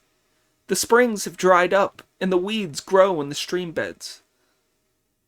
The earth is black in front of the cliff, and no orchids grow. Creepers crawl in the brown mud by the path. Where did the birds of yesterday fly? To what other mountain did the animals go? Leopards and pythons dislike this ruined spot. Cranes and snakes avoid the desolation. My criminal thoughts of those days past brought on the disaster of today. The great sage, deep in gloom, heard a sound from a thorny hollow in front of a grassy slope as 7 or 8 little monkeys leapt out, rushed up to him, and surrounded him, kowtowing. "Great sage," they shouted, "have you come home today?" Why aren't you playing? The handsome Monkey King asked them. Why were you all hiding? I was here for ages without seeing a sign of you. Why? Tears poured from the eyes of the other monkeys as they told him. Ever since you were taken up to heaven as a prisoner, great sage, the hunters have given us a terrible time. What with their powerful bows and crossbows, their brown falcons and evil hounds, their nets, loops, hooks, and spears. We were all too afraid for our lives to come out and play. We have to hide deep in our caves and keep away from our usual dens. When we're hungry, we filch some grass from the hillside, and we drink the fresh spring water from the stream. We've only just heard you, great sage, your majesty, and come out to greet you. Please, please help us. The great sage felt more depressed than ever on hearing this, and he went on to ask, How many of you are there left on this mountain? Only about 1,000 of all ages. In the old days, said the great sage, I had 47,000 fiends. Where have they all gone now? After you went away, the god Erlang set fire to the mountain, and most of us were killed in the blaze. Some of us squatted at the bottom of wells, or hid in gullies, or took cover under the iron bridge, and escaped with our lives. When the fire burnt itself out and the smoke cleared, we came out to find that there were no more plants or fruit to feed us, making life almost impossible. So half of the survivors went away. The rest of us have been having a very lean time on this mountain, and half of those left have been caught by hunters in the past 2 years. What did they do that for? Monkey asked. We hate the very name hunters, the other monkeys replied. They shoot us with arrows, spear us, poison us, and beat us to death. They take us away to skin us and cut the flesh from our bones before boiling us in soy sauce, steaming us with vinegar, frying us in oil, or stir-cooking us with salt. Then they eat us to help their rice down.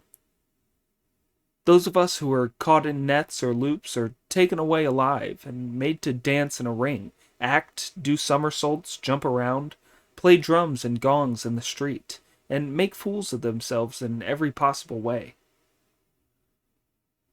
Who's in charge of the cave? Asked Monkey, now thoroughly angry. Marshals Ma and Liu and Generals Bin and Ba, they replied, are still in command. Then tell them that I'm here, said Monkey. The junior fiends rushed in to report. His Majesty, the Great Sage, has come home. As soon as they heard this, Ma, Liu, Bin, and Ba rushed out to Katao and welcomed him into the cave. The Great Sage sat in the middle of it, with his fiendish hosts prostrating themselves before him and asking, Why have you come back to your mountain instead of going to the west, your Majesty? We heard recently that you had come back to life and were escorting the Tang priest to fetch scriptures from the western heaven. What you don't know, my little ones, said Monkey, is that Sunzong can't tell a good man when he sees one. I captured monsters and demons for him all along the way, and I used every one of my magical powers to kill evil spirits for him. But he called me a murderer and wouldn't have me as his disciple any longer. He sent me back here and gave me a letter of dismissal to certify that he'll never employ me again. All the monkeys clapped their hands for joy. What luck, they said. What luck! Now you're home again after being some kind of monk or other. You can be our leader for the next few years. Lay on some coconut toddy at once to welcome His Majesty back, someone ordered. No, said the Great Sage. Don't drink. How often do the hunters come to our mountain? Great Sage, replied Marshals Ma and Liu. They come here in all seasons and harass us for days on end. Why haven't they come today? Monkey asked. They'll be here soon enough, replied the marshals. Little ones, Monkey ordered, you are all to go out, gather those broken cinders that were burnt brittle in the fire, and pile them up. I want 20 to 30 or 50 to 60 in a pile. I have a use for them. Like a swarm of bees, the little monkeys rushed around making piles all over the place. When Monkey saw them, he said, Go and hide in the cave, little ones, while I do some magic. When the great sage went up to the mountain peak to look around, he saw over 1,000 men with horses approaching from the south. They were beating drums and gongs, and they all had falcons, hounds, swords, or spears. Examining them closely, the Monkey King saw that they were most menacing, fine lads and brave ones. With fox skins over their shoulders and brocade covering their chests, their quivers were full of wolf-fanged arrows, and carved bows hung by their legs. The men were like tigers that combed the hills, the horses like ravine-leaping dragons. They came in hordes, leading their hounds, and their arms were packed with falcons. In thornwood baskets they carried muskets, and powerful eagles were fastened to their belts. They had sticky poles by the 100, and hair forks by the 1,000. Bull-headed fiends blocked the path with nets. Demon kings were handling knotted ropes. As they all roared their ferocious cries, they swarmed over the hill like the stars in the sky. The great sage was furious at the sight of them spreading all over his mountain. He made a spell with his fist, muttered the words that went with it, breathed in a mouthful of air from the quarter that the winds came from, and puffed it out again. It was now a hurricane, a splendid hurricane, picking up the dust and earth, blowing down trees and whole forests. Waves reared up as high as mountains, as they beat in thousands upon the shore. Heaven and earth were thrown into gloom, sun and moon cast into darkness. One gust shook the pines with the tiger's roar, howling like a dragon as it rushed through the bamboos. Heaven belched angrily through all its orifices, as flying dirt and stones brought injury and death. The hurricane that the great sage had called up made the piles of broken stone whirl wildly around, and the 1,000 men with their horses were reduced to a pathetic state. The aconite was smashed to pieces by the stones, while the flying dirt injured all the sea horses. Ginseng and cassia were in panic by the ridge, and blood stained the cinnabar ground. The aconite was stranded away from home. The betel nut could not return to its own town. Corpses lay scattered like powder on the mountainside, leaving the Red Lady waiting anxiously at home. As another poem says, with men and horses all dead, they could not go back, ghosts and lonely spirits in terrible confusion. Alas, that the martial and heroic generals should bleed in the sand for trusting fools. Bringing his cloud down, the great sage clapped his hands and laughed aloud. What luck! He said. What luck!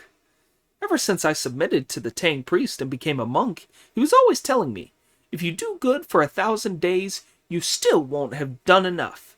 But if you do ill for 1 day, that will be too much. How true it was! I killed a few evil spirits when I was with him, and he regarded me as a murderer, and now I've come home and wiped out all these hunters. Come out, little ones! He shouted. And now that the hurricane was over, and the great sage had called them, the monkeys came bounding out, one after the other. Go and strip the clothes off the dead hunters at the foot of the southern mountain, he said. Bring them back here and wash the bloodstains out. Then you can wear them to keep warm. Push all the corpses into the pool that's 10,000 fathoms deep. And when you've dragged all the dead horses here, strip off their hides to make into boots, then pickle their flesh. It'll feed us for a long time. I'll give you all those bows, arrows, spears, and swords for you to practice your military skills with. And bring me back all those many-colored flags and banners for us to use. The monkeys all accepted his orders. The great sage had the banners unstitched and washed, then put them all together as one multicolored banner, which bore the legend, Great Sage equaling heaven, restorer of the mountain of flowers and fruit, recreator of the water curtain cave. They hung the banner from a pole outside the cave, and for days on end he invited demons and held gatherings of wild beasts. He accumulated provisions, and the word monk was never mentioned. He was so generous and his powers so great, he was able to go and borrow some sweet magic waters from the dragon kings of the four seas with which to bathe the mountain and make it green again. In front of it he planted elms and willows, and behind it pines and cedars. He also put in peaches, greengages, jujubes, and plums. Thus he led a happy and carefree life.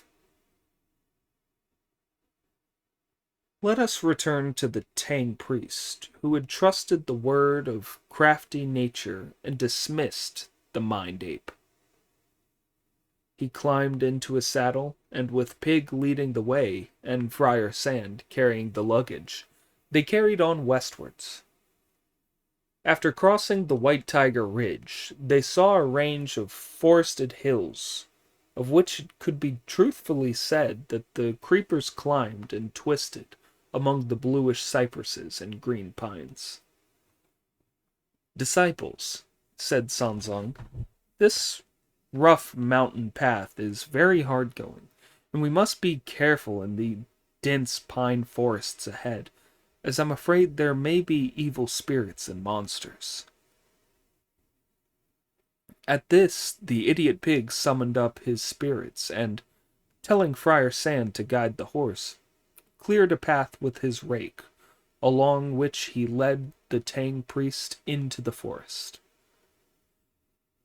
As they were going along, the venerable Sanzong reined in his horse and said to Pig, I'm really starving today. Is there anywhere you could find some food for me? Please dismount, master, Pig replied, and wait here while I go and find some. Sanzong dismounted while Friar Sand put down his load, took out his begging bowl, and handed it to Pig. I'm off, said Pig, and when asked by Sanzong where he was going, he replied, Don't let that bother you.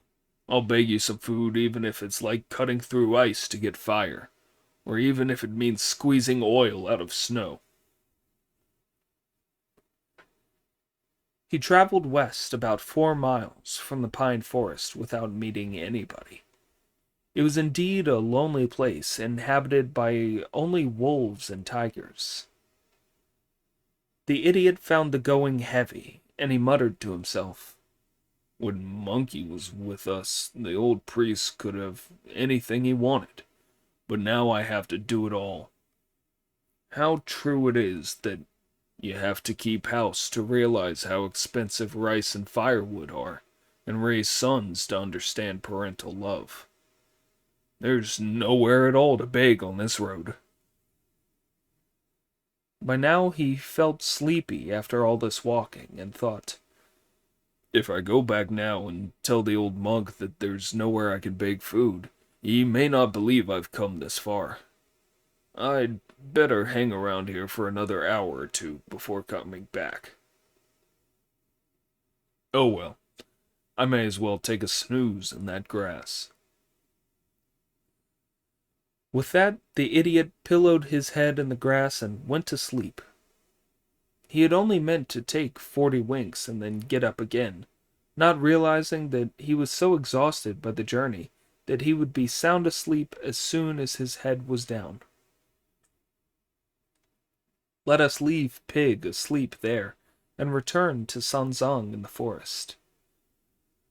As he was feeling anxious and unsettled, he said to Friar Sand, "It's late now. Why hasn't Pig come back from begging for food?" "Master," said Friar Sand, "you still don't understand him. He's found out that many of these Westerners give food to monks, and with his big belly he won't be bothering about you. We won't be back till he's eaten his fill." "True," said Sanzong. "If he's greedily stuffing himself somewhere far away, we needn't concern ourselves with him. It's getting late, and this is no place to spend the night. We must find somewhere to stay." "There's no rush, master," said Friar Sand. "You sit and wait here while I go and find him." "Very well," said Sanzong. "Very well. Never mind about the food. It's somewhere for the night that matters." Clasping his precious staff, Friar Sand went off through the pine forest in search of Pig. Sanzang felt thoroughly tired and miserable as he sat alone in the forest, so he summoned up his spirits, leapt to his feet, hid all the luggage in a cache, tethered the horse to a tree, took off his reed hat, and drove his staff into the ground. Then he straightened out his black robes and took a leisurely stroll among the trees to cheer himself up. As he looked at all the wild flowers, he did not hear the calls of the birds returning to their nests. The grass was deep, and the forest paths were narrow, and in his distraction he lost his way. He had started out to cheer himself up, and also to find Pig and Friar Sand. What he did not realize was that they headed due west, while he, after wandering in all directions, was going south. He came out of the forest and looked up to see a dazzling golden light. On closer examination, he saw that it was the golden roof of a pagoda whose gleaming in the setting sun. "What a sad destiny my disciples have," he thought. "When I left the land of the East, I vowed that I would burn incense in every temple I passed, would worship every Buddha statue I saw, and sweep up every pagoda I encountered. Isn't that a golden pagoda gleaming over there? Why didn't we go that way? There's bound to be a monastery at the foot of the pagoda, and the monastery must surely contain monks. Let me have a look. The luggage and the white horse can come to no harm in that uninhabited spot. If there is some suitable place, we can all spend the night here when my disciples come back."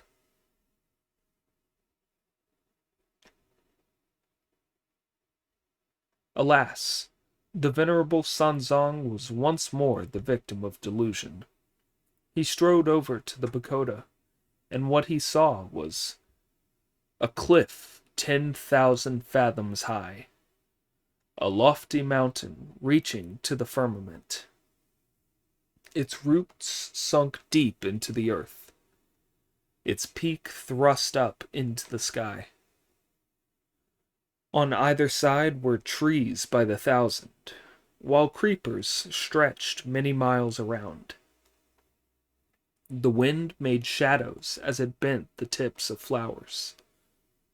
The moon had no root where the waters flowed under the crowds.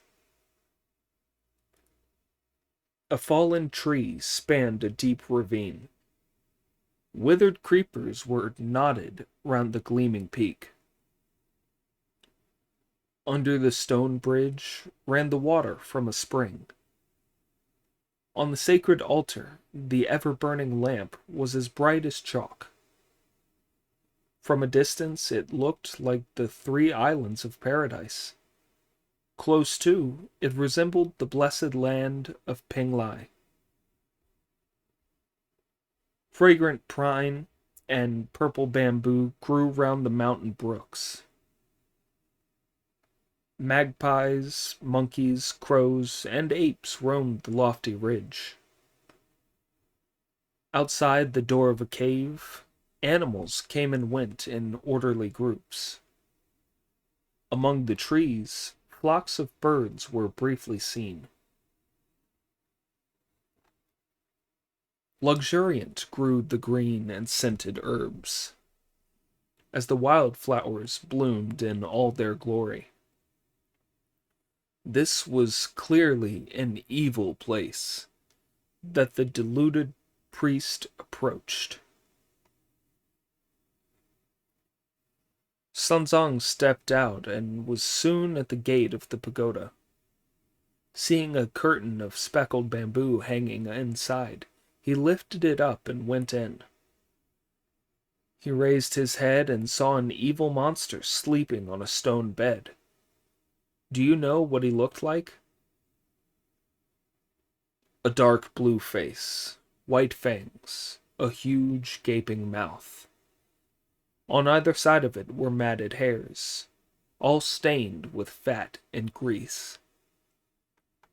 The purple tufts of his beard and mustache made one think of splayed-out lychee shoots.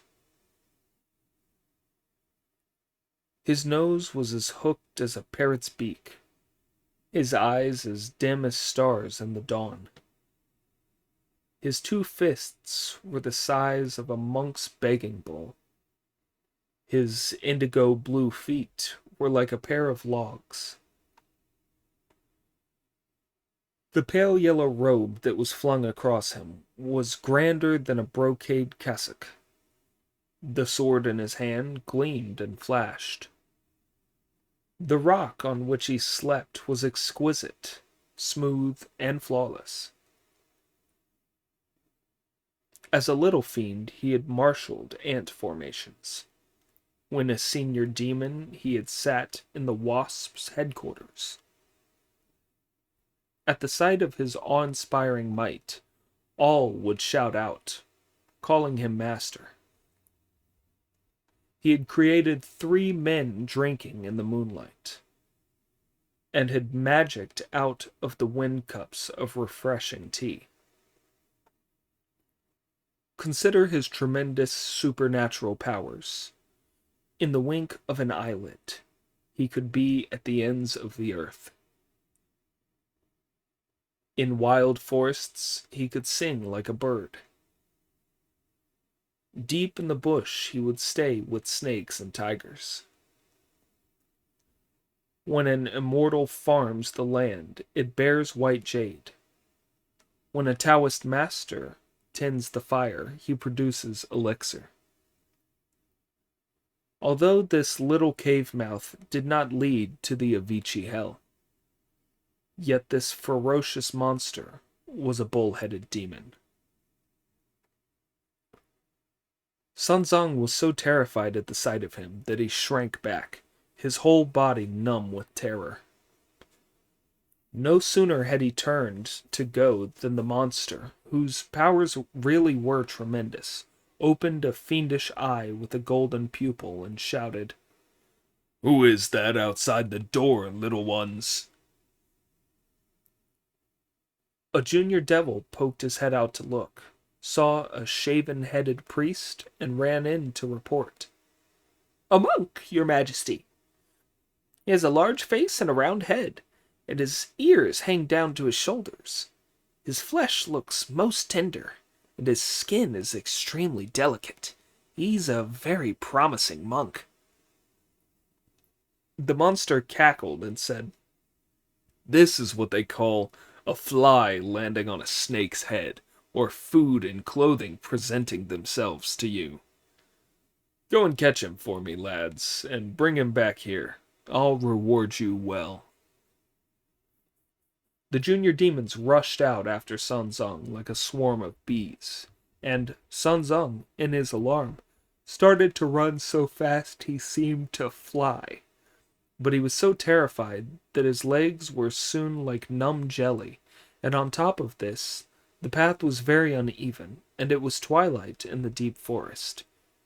He could not move fast enough, and the junior demons picked him up and carried him back. A dragon in shallows falls victim to shrimps. A tiger on the plain can be put upon by dogs. Although good deeds always run into trouble, the Tang priest on his westward journey has been most unlucky.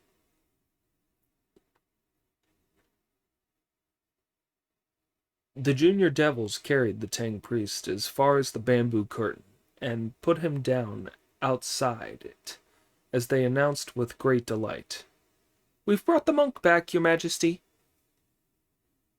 The old demon stole a look and saw that Sun Zong, who was holding his head high with dignity, must be a fine monk. "So fine a monk," he thought, "must be a superior person, so I mustn't treat him as a nobody. If I don't overawe him, he won't submit to me." Like a fox pretending to be as awe-inspiring as a tiger, he made his red whiskers bristle, his bloody hair stand on end, and his eyeballs bulge in a glare. "Bring that monk in," he roared. "Yes, sir," the other fiends shouted in chorus, pushing Sun Zong aside. As the saying goes, you have to bow your head under low eaves, and Sun Zong was obliged to put his hands together and greet him. "Where do you live, monk?" the monster asked. "Where have you come from, and where are you going? Tell me at once." "I am a priest from the Tang country, and I'm going west on the command of His Majesty the Tang Emperor for the Holy Scriptures. As I was passing your distinguished mountain, I came over to visit the holy men of this pagoda. I did not realize that I would disturb your excellency, and I beg you to forgive me. When I return east with the scriptures from the west, I shall see to it that your fame will be eternally celebrated." "I thought you must be someone from a superior country," said the fiend, bellowing with laughter. "And as that's who you are, I'm gonna eat you up. It was splendid of you to come, splendid. Otherwise, we might have let you slip. You were fated to be the food in my mouth, so of course you came rushing here. We'll never let you go, and you'll never escape." Then he ordered the junior demons to tie him up. They rushed upon him and bound him tight to a soul-fixing stake.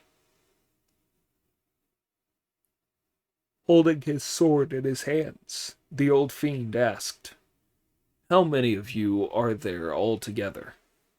You wouldn't have the guts to go to the Western Heaven all by yourself." Eyeing the sword in his hand, Sun Zong had to answer truthfully.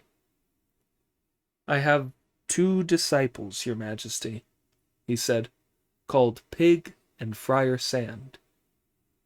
They have both gone begging for food outside the pine forest. Apart from them, there is a load of baggage and a white horse that I left in the wood." "More luck," said the fiend. 2 disciples as well makes 3 of you, 4 counting the horse, which is enough for a meal." "We'll go and get 'em," the junior fiend said. "No," the old monster said. "Don't go. Lock the front gate. As they've gone begging for food, they'll have to find their master for him to eat it. And when they can't find him, they're bound to come searching for him here. As the saying goes, it's easiest to do business at home. Just wait, and we'll catch them all in good time." The junior demon shut the front gate. We will leave the unlucky Sun Zong and return to Friar Sand, who was now 3 or 4 miles outside the forest in search for Pig, but had not yet seen any village. As he stood on a hillock looking around him, he heard a voice from the undergrowth, and sweeping the tall grass aside with his staff, he discovered the idiot who was talking in his sleep. Pig woke up when Friar Sand twisted his ear. "You idiot," said Friar Sand. "Who said you could sleep here instead of begging for food as our master told you?" Pig, waking up with a start, asked, "What's the time, brother?" "Get up at once," replied Friar Sand. "The master told us to find somewhere to stay, whether we can beg any food or not." Holding his begging bowl and his rake, the drowsy pig headed straight back with Friar Sand, and when they looked for their master in the wood, they could not see him. "It's all because you didn't come back from begging for food, you idiot," said Friar Sand indignantly. "Master must have been carried off by an evil spirit." "Don't talk nonsense, brother," replied a grinning pig. "The forest is a very proper sort of place, and couldn't possibly have any evil spirits in it. I expect the old monk got bored sitting here, and went off somewhere to look around. Let's go and find him." They took the horse's bridle, picked up the shoulder pole with the luggage, collected Sun Zong's hat and staff, and left the pine wood in search of their master. But Sun Zong was not fated to die this time. When the two had been looking for him without success for a while, they saw a shimmering golden light due south of them. "Blessed indeed are the blessed, brother," said Pig. "Look where our master must be staying. That light is coming from a pagoda, and they would be bound to look after him well. I expect they've laid on a meal and are making him stay to eat it. Let's get a move on and have it out ourselves. Have some of it ourselves."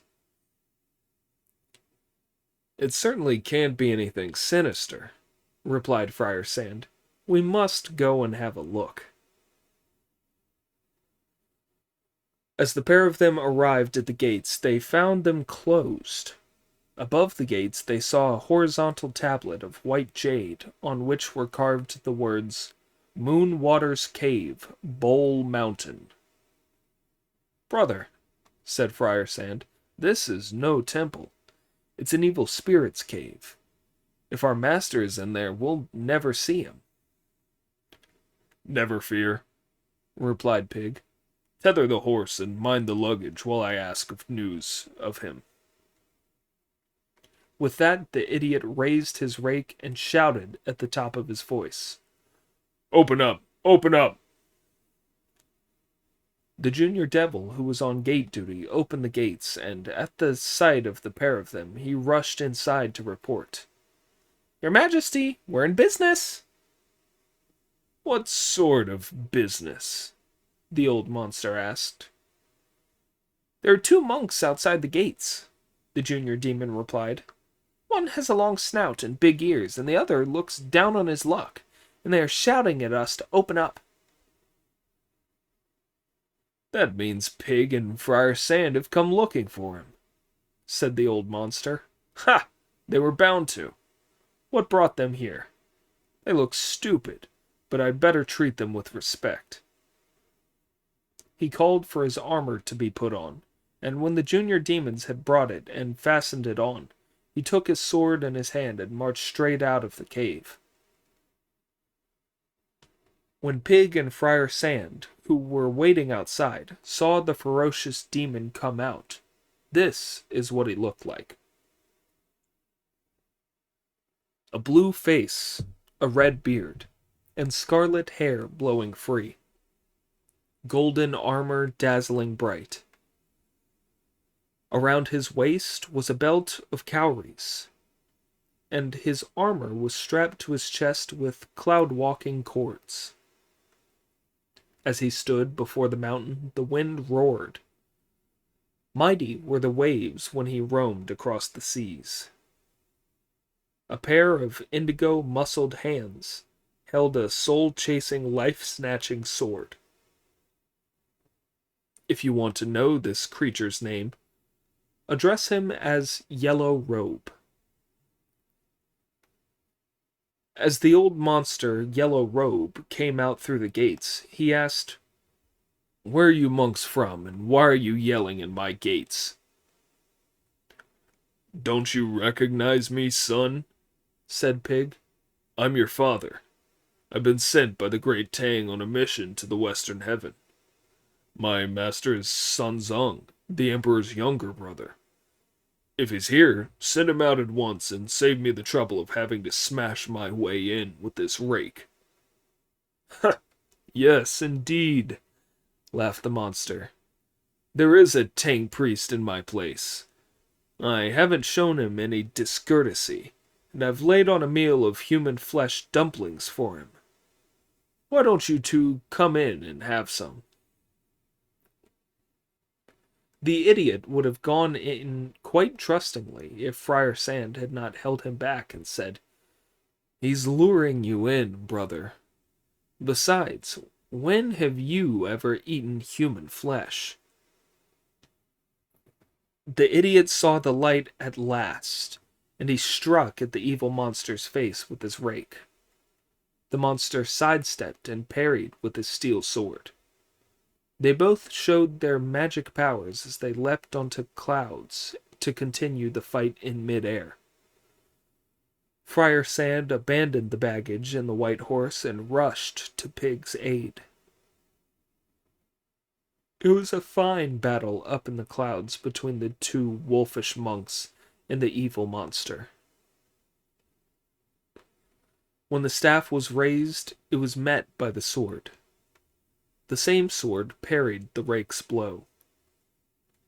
One devil general displaying his prowess, a pair of monkish gods revealing their transformations. The 9-pronged rake was quite magnificent. The demon-submitting staff was truly terrifying. They came from before and behind, from left and right. But Yellow Robe was calm and unafraid. See how his blade of tempered steel shines like silver. Great indeed were his magical powers. Their fighting filled the sky with mists and clouds. Amid the mountains, cliffs crashed and fell.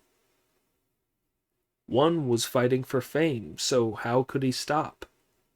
The others, fighting for their master, were completely unafraid. The three of them fought dozens of rounds in midair without any issue. They were all fighting for their lives, and nothing could have kept them apart. If you don't know how they saved the Tang priest, listen to the explanation in the next installment. Chapter 29. Sun Zong, delivered, crosses a border. A grateful pig tours mountains and forests. A poem says, "If wild thoughts are not firmly suppressed, there is no point in seeking for the truth. If you wish to cultivate your nature before the Buddha, why stay halfway between awakening and confusion? Once awakened, you can achieve the right in an instant.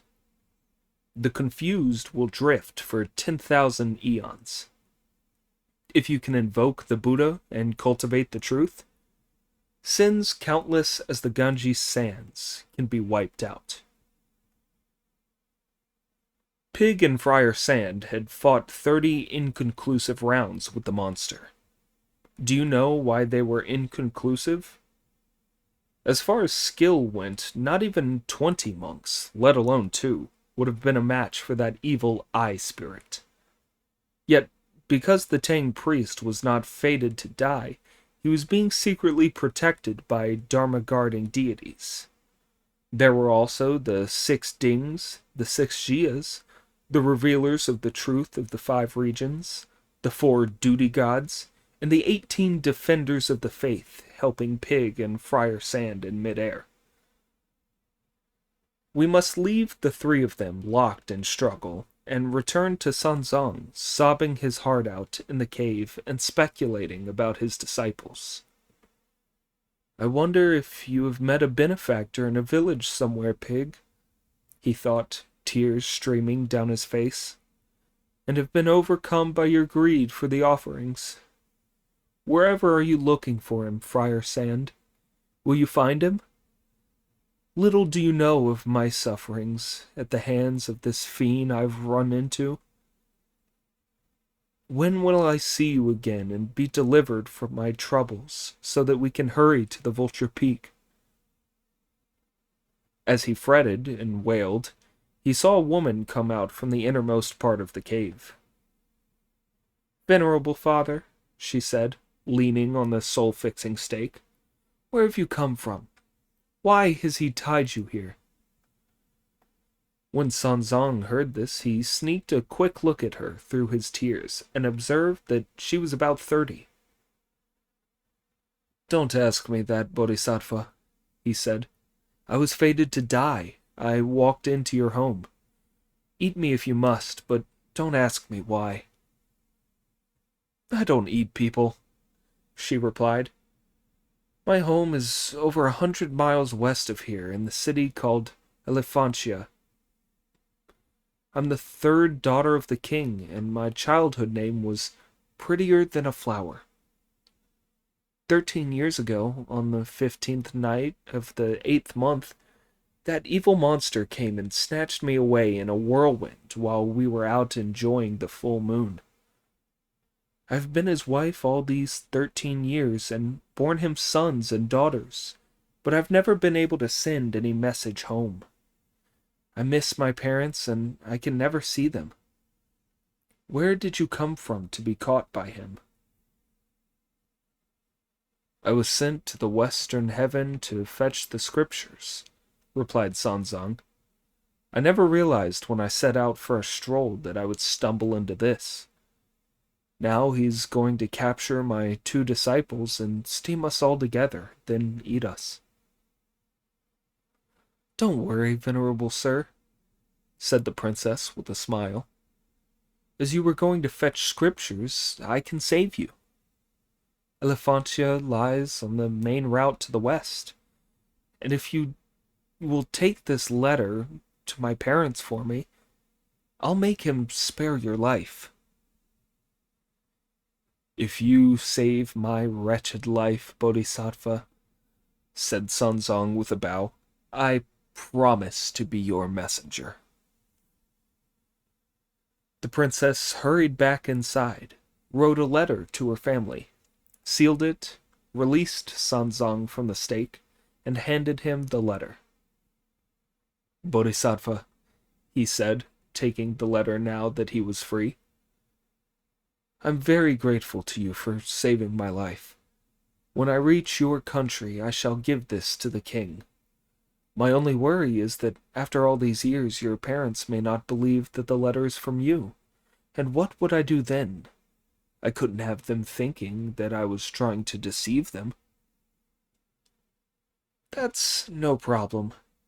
My father only has us 3 daughters and no sons. If they see this letter, they'll feel that they're seeing me." Tucking the letter securely into his sleeve, he took his leave of the princess, and was on the point of going out when she pulled him back and said, "You won't be able to get out through the front gate. All those big and little monsters are outside the gates, waving banners, shouting war cries, and beating drums and gongs to help the Monster King in his battle with your 2 disciples. You'd better go out the back way. If the Monster King catches you, he'll interrogate you under torture, and if the junior fiends grab you, they'll kill you without a qualm. I'll go to see him and talk him over. If he's prepared to let you go, your disciples can ask his permission for all 3 of you to go together." Sunzong kowtowed, and, as she had told him, left her, slipped out through the back door, and hid among the thorns rather than travel alone. The princess, who had thought out a clever plan, hurried out through the front gates and made her way through the hosts of demons, great and small, to hear the furious clash of arms. Pig and Friar Sand were still fighting with the monster in midair. "Lord Yellow Robe!" she shouted at the top of her voice, and as soon as he heard her, the Demon King left Pig and Friar Sand, landed on his cloud, and, grasping his steel sword, took his wife by the arm. "What is it, wife?" he asked.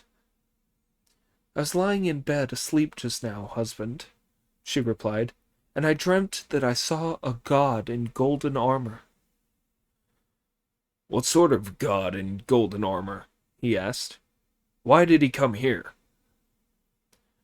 "When I was a child in the palace," she said, "I made a secret vow that if I married a good husband, I would climb holy mountains, visit immortals, and give alms to monks.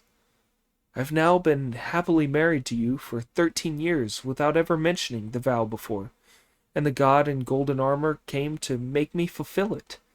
His shouting made me wake up, and then I realized it was a dream. I tidied myself up and came straight to tell you about it. To my surprise, I found a monk tied to the stake.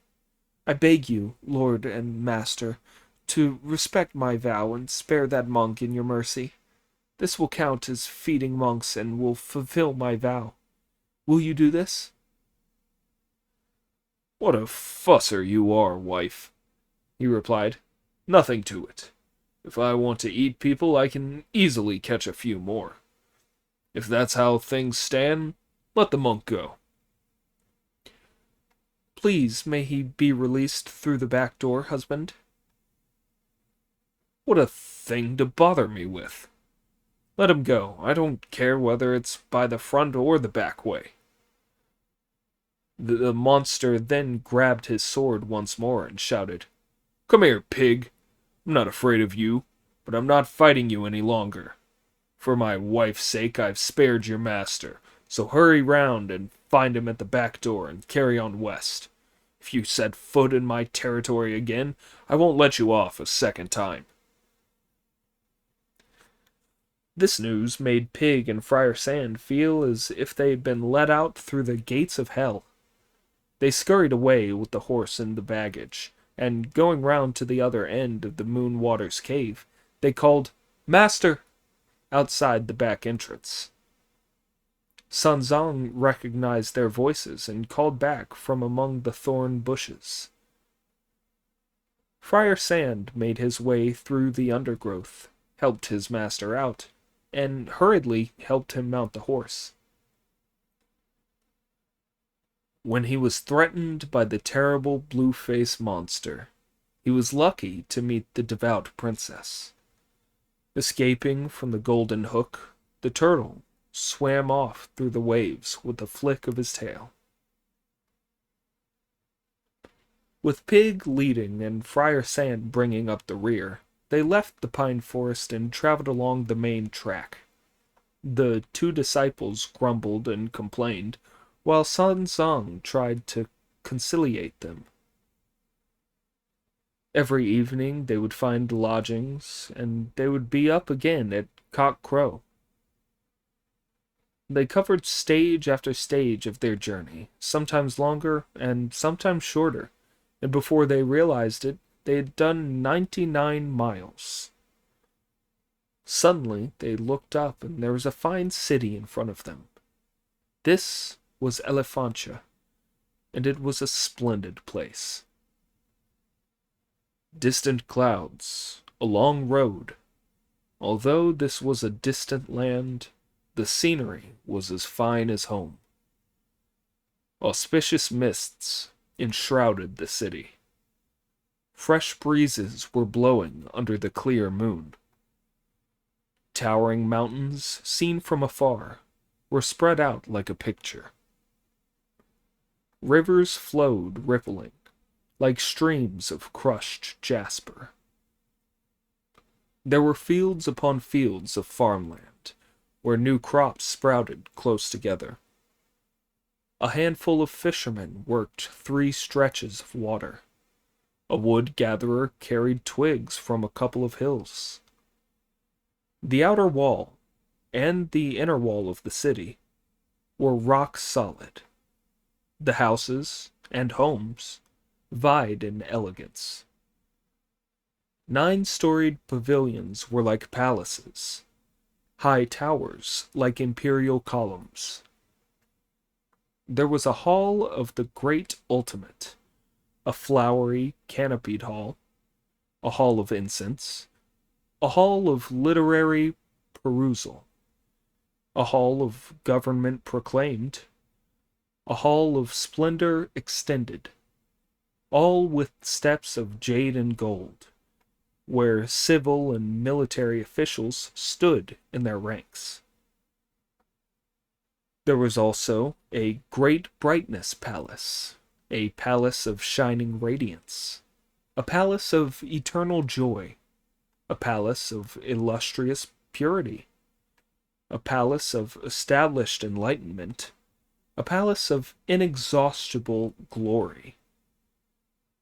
In every palace were gongs, drums, pipes, and flutes, lamenting the sorrows of spring and the harem's woes. Then there were imperial parks, where dew bathed the flowers' tender petals, and royal canals, where willows bent their slender waists in the wind. On the highways were belted gentlemen in official hats, attired in all their splendor as they rode in 5-horsed chariots. In remote corners were archers with bows and arrows, whose shots split the clouds apart and skewered pairs of hawks. What with the willow-lined streets and the houses full of music, this spring scene rivaled the Luoyang Bridge. The pilgrim who was seeking the sutras was torn with nostalgia for the great Tang. The disciples, accompanying their master, in a rest house found happiness in their dream. Gazing at the view of Elephantia, the master and his 2 disciples dealt with the luggage and the horse and settled down in a rest house. The Tang priest went on foot to the palace gates, where he said to the high custodian of the gate, "I beg you to report that there is a monk from the Tang court who has come for a personal audience with his majesty, and has a letter of credentials." A eunuch messenger hurried to the white jade steps and announced, "Your Majesty, a distinguished priest from the Tang court has come for an audience, and he has a letter of credentials to deliver." The king was delighted to hear that he was from the mighty land of Tang, and was himself a venerable and holy monk, so he gave his approval at once with the words, "Call him in." Sanzang was summoned to the golden steps, where he danced in obeisance and called out the correct greeting. On either side, the many civil and military officials all sighed with admiration and said, What impressive music and ritual this gentleman from that distinguished country has. Venerable sir, why have you come to my country?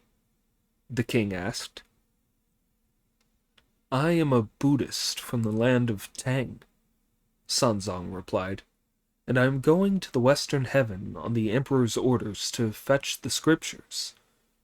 I am carrying a letter of credentials, and now that I have arrived in your Majesty's country, it seems proper to hand it to you. Not knowing whether to advance or retreat, I must apologize for disturbing the dragon countenance.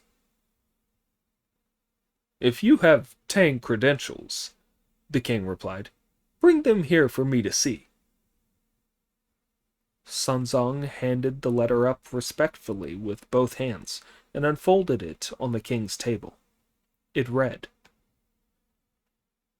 From the Tang Emperor of the Great Tang Kingdom, who reigns by order of heaven in the southern continent of Jambudiva. Despite our feeble virtues, we have succeeded to the throne, and in worshipping the gods and ruling the people, we are as careful morning and night as if we were on the edge of a precipice or treading on thin ice. Because we failed to save the Dragon King of the Jing River, punishment was visited on our august self. Our souls were rushed to the underworld, and we became a guest in the land of death. As our lifespan was not yet over, the Lord of Darkness sent us back to the world of the living. We held a great assembly of monks and built a holy altar where the souls of the dead could be brought over to the other side. To our great gratitude, the Bodhisattva Guanyin, the deliverer from suffering, appeared in person and told us that there is a Buddha in the West who has scriptures that will save the lost and bring lonely souls who have nobody to help them over to the other side. We have therefore especially commissioned the Patriarch Zhuangzang to make the long journey across countless mountains to seek for the scriptures and psalms. Should he come to any countries in the West, we hope that on seeing this letter they will allow him to go on his way and not impede this predestined good deed. This is addressed to whom it may concern. Given by His Imperial Majesty on an auspicious day in the autumn of the 13th year of Then Guan of the Great Tang. When he had read this letter, which bore 9 imperial seals, the king sealed it with his great seal and handed it back to Sanzang, who thanked him as he took it. Not only did I have a letter of credentials to present, he reported, I have also brought a family letter to deliver to your majesty. The king was delighted and asked what it was. I happened to meet your majesty's 3rd princess, who was carried off by the yellow-robed monster of the Moon Waters Cave in the Bowl Mountain, and she gave me this letter to deliver to you.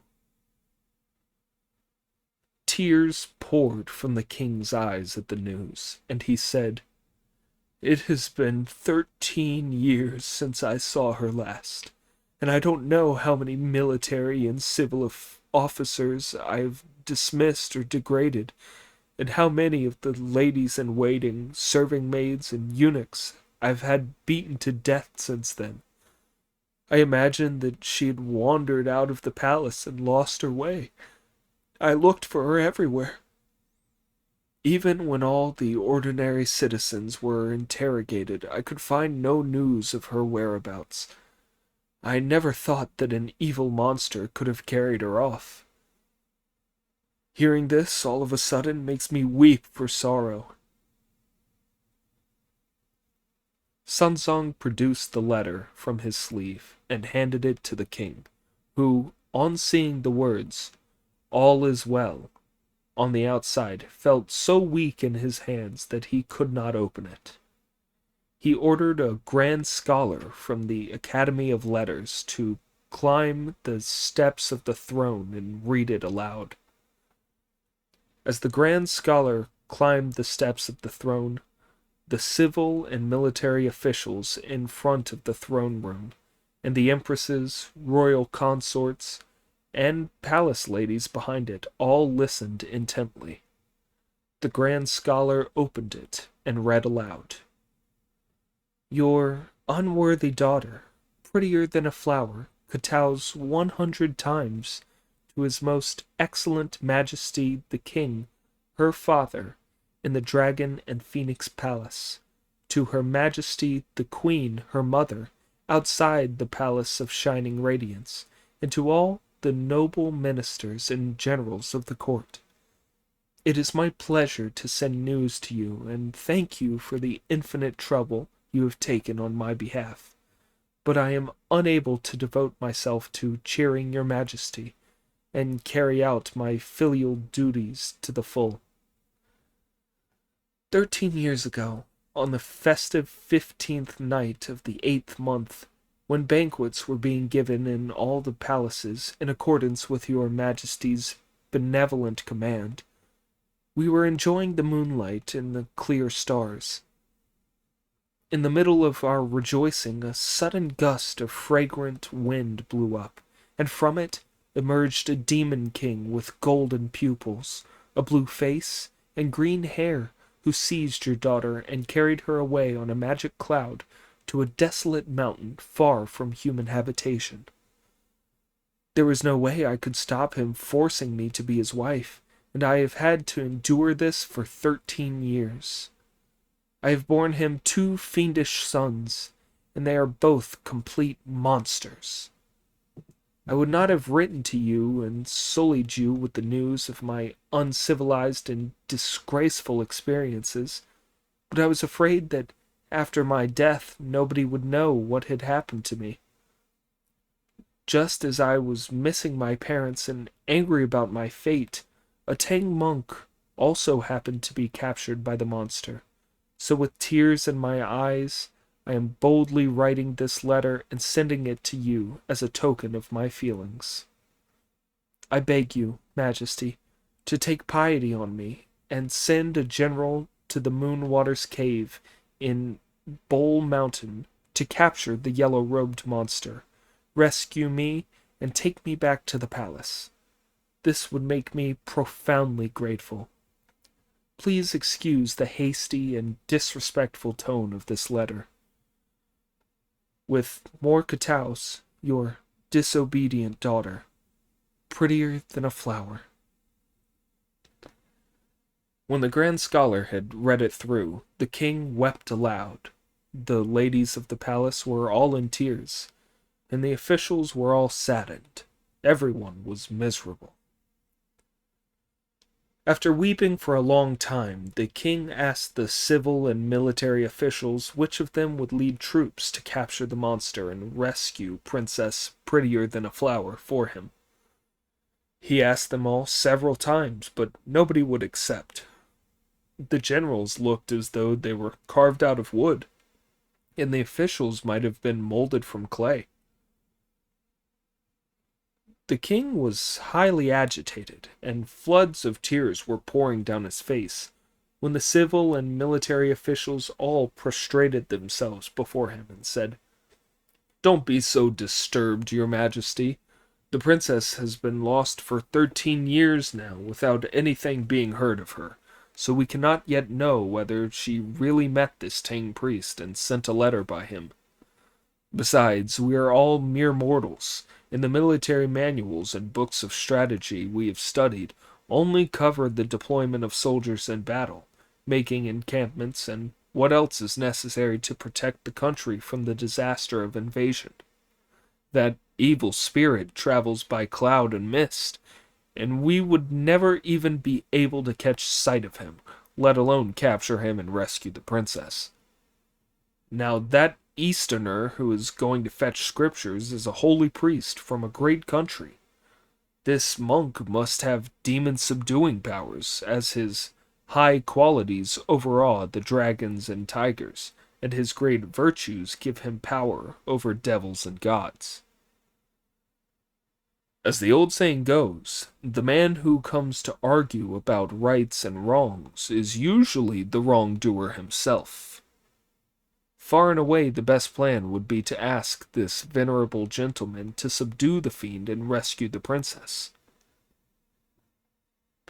If you have any supernatural skills, venerable sir, the king said, turning at once to Sanzang,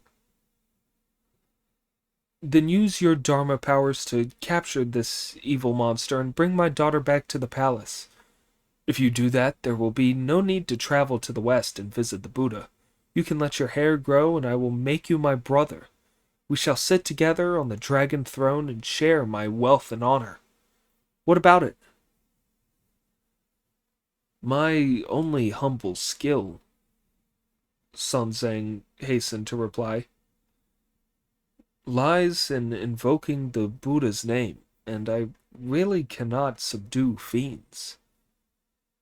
If you can't subdue fiends, the king retorted, how can you have the courage to go visit the Buddha in the western heaven?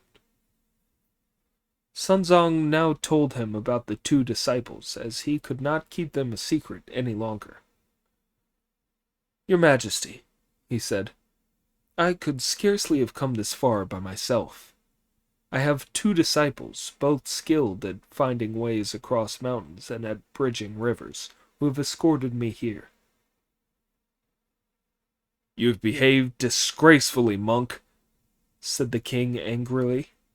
As you have disciples, you should have brought them with you to see me. Even if we could have offered them no presents, they would at least have been given a meal. My disciples are so hideous, Sunzong replied, that I dared not bring them to court for fear of offending your Majesty's dignity. What a monkish thing to say, observed the king with a smile. You don't really think that I would be afraid of them, do you? Oh no, said Sunzong. Their surname of the older one is Pig. His personal names are Wu Neng, awakened to power, and Baji, 8 prohibitions. He has a long snout, vicious fangs, bristles of steel, and ears as big as fans. He is so heftily built that he makes a breeze as he walks. The surname of the 2nd disciple is Sand, and his Buddhist name is Monk Awakened to Purity. He is 12 feet tall, and his arms are 4 feet thick. His face is the color of indigo, and his mouth is like a bowl of blood. His eyes burn and flash, and his teeth are like rows of nails. It was because they look so terrible that I did not dare bring them with me. Even after you have told me about them, said the king, I know that I have nothing to fear. Have them summoned here. With that, a messenger with the golden tablet was sent to the rest house to invite them to the palace. On receiving the invitation, the idiot said to Friar Sand, Brother, do you still think he shouldn't have delivered the letter? Now you can see the advantages of delivering it. I reckon that when the master delivered it, the king must have thought the person who brought such a message could not be treated rudely, and so laid on a banquet for him. As our master has such a weak appetite, he must have remembered us and mentioned our names. This is why the messenger was sent here. After a meal, we'll be able to make a good start tomorrow. This must have been in our destiny, said Friar Sand. Let's go. Entrusting their baggage and the horse to the manager of the hostel, they accompanied the messenger to court. They kept their weapons with them. When they reached the white jade steps, they stood below them and chanted a na-ah-ah of respect, then stood there without moving. Every one of the civil and military officials was horrified. Apart from being hideous, They said to each other, they are far too coarse and vulgar. why are they standing bolt upright after a mere "nah" instead of prostrating themselves before his majesty? Shocking, quite shocking. Overhearing this, Pig said, Please don't make rude comments on us, gentlemen. This is the way we look, and although we seem ugly at first sight, after a while we become quite bearable. The king, who had been quite frightened at the sight of their brutishness, trembled so violently on hearing the idiot pig talking that he lost his balance and fell off his dragon throne. Fortunately, the gentlemen in waiting were on hand to help him up again. This threw Sanzong into such a panic that he fell to his knees and kowtowed without stopping, saying, Your Majesty, I deserve to die 10,000 deaths. 10,000 deaths. I said that my disciples were too hideous for me to dare to bring them to court for fear of harming your dragon dignity, and now I have given your Majesty this fright. The king walked shakily over to him, raised him to his feet, and said, Thank goodness you warned me about them beforehand, venerable sir. Otherwise I would undoubtedly have died of shock at the sight of them. When the king had taken some time to calm himself down, he asked Pig and Friar Sand which of the two of them was better at subduing fiends. I am, said the shameless idiot. How do you do it, pray? The king asked. I am Marshal Tian Peng, Pig replied. And I was exiled to this mortal world for offending against part of the heavenly code. Happily, I have now returned to the truth and become a monk. I am the best fiend subduer of all of us who have come here from the east. If you are a heavenly general turned mortal, said the king, you must be good at transformations. I wouldn't say that much, Pig replied, but I can do one or two. Show me one, said the king. Tell me what you want me to turn into, said Pig. Turn into a giant, then, said the king. Pig, who could do 36 transformations, now showed off his powers before the steps of the throne. Clenching his fists and reciting the words of the spell, he shouted, Grow! Bowed forward, and grew 80 or 90 feet tall. He looked like one of the paper gods carried at the head of funeral processions. The civil and military officials trembled with fright. Monarch and subjects alike gazed at him in stupefaction. Then the general guarding the palace said, You've certainly grown very tall, venerable sir. How much taller could you grow before you had to stop? It depends on the wind, replied the idiot, talking in his idiotic way. I can manage quite well in an east or west wind, and if a south wind blows up, I can make a big dent in the sky. Then give your magic powers a rest, said the king, more frightened than ever. We are sure you can do that. Pig contracted himself to his real size and stood in attendance at the foot of the steps once more. What weapon will you use to fight the monster on this mission? The king asked. Pig pulled his rake from his belt and said, This rake. But that would disgrace us, said the king with a smile. Here we have steel whips, maces, claws on chains, warhammers, cutlasses, halberds, poleaxes, battle axes, swords, bills, spears, and battle scythes. Choose one that suits you. That rake doesn't count as a real weapon. What your majesty doesn't realize, Pig replied.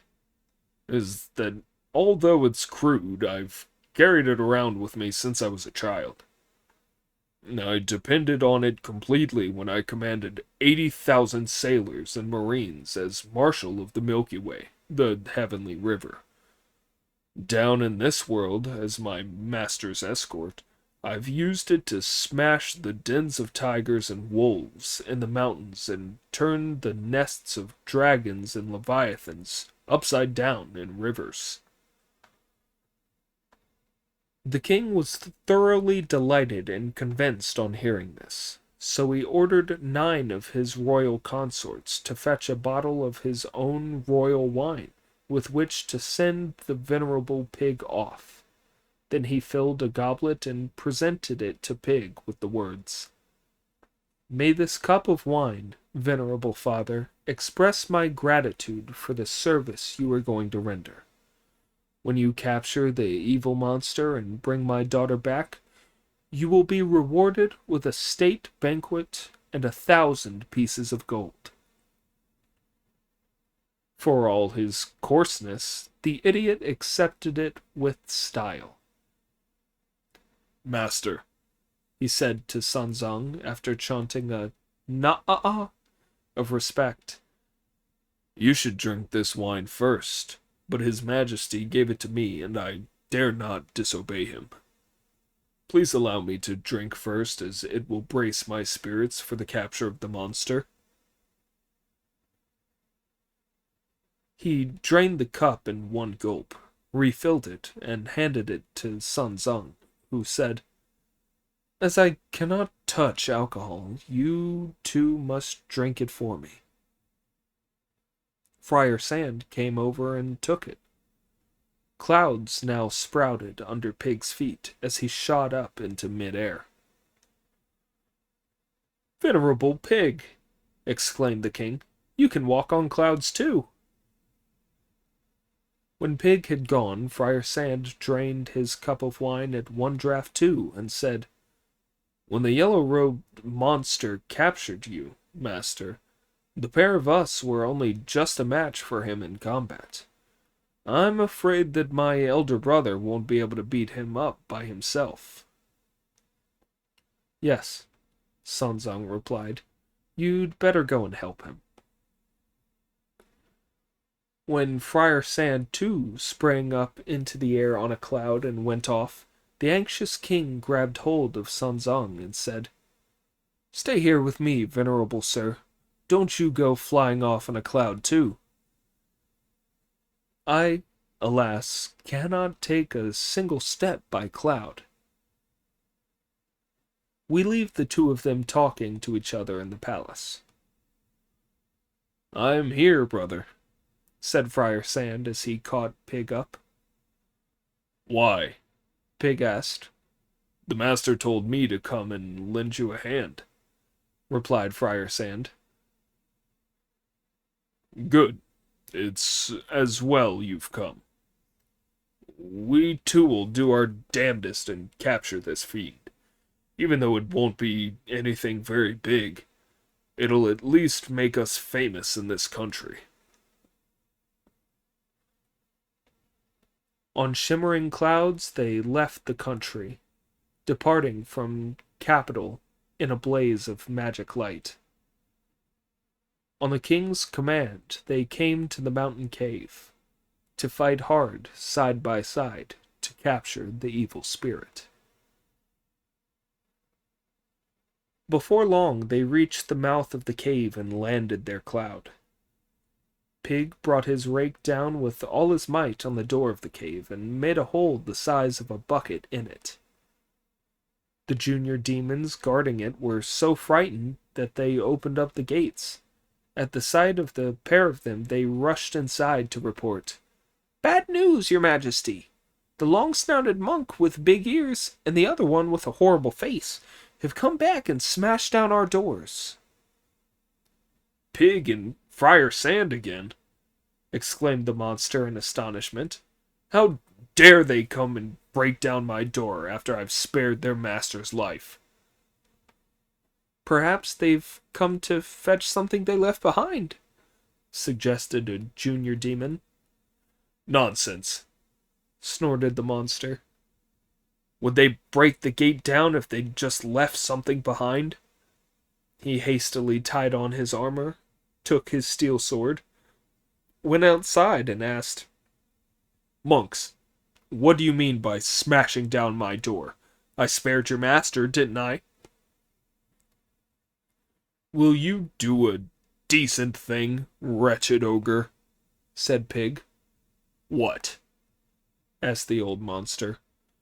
"You forced the third princess of the land of Elephantia to come to your cave," said Pig, "and you've made her stay here for 13 years. You should send her back now. We've come here to capture you on the king's orders, so you'd better hurry in and tie yourself up if you don't want me to hit you." The old fiend was now furious.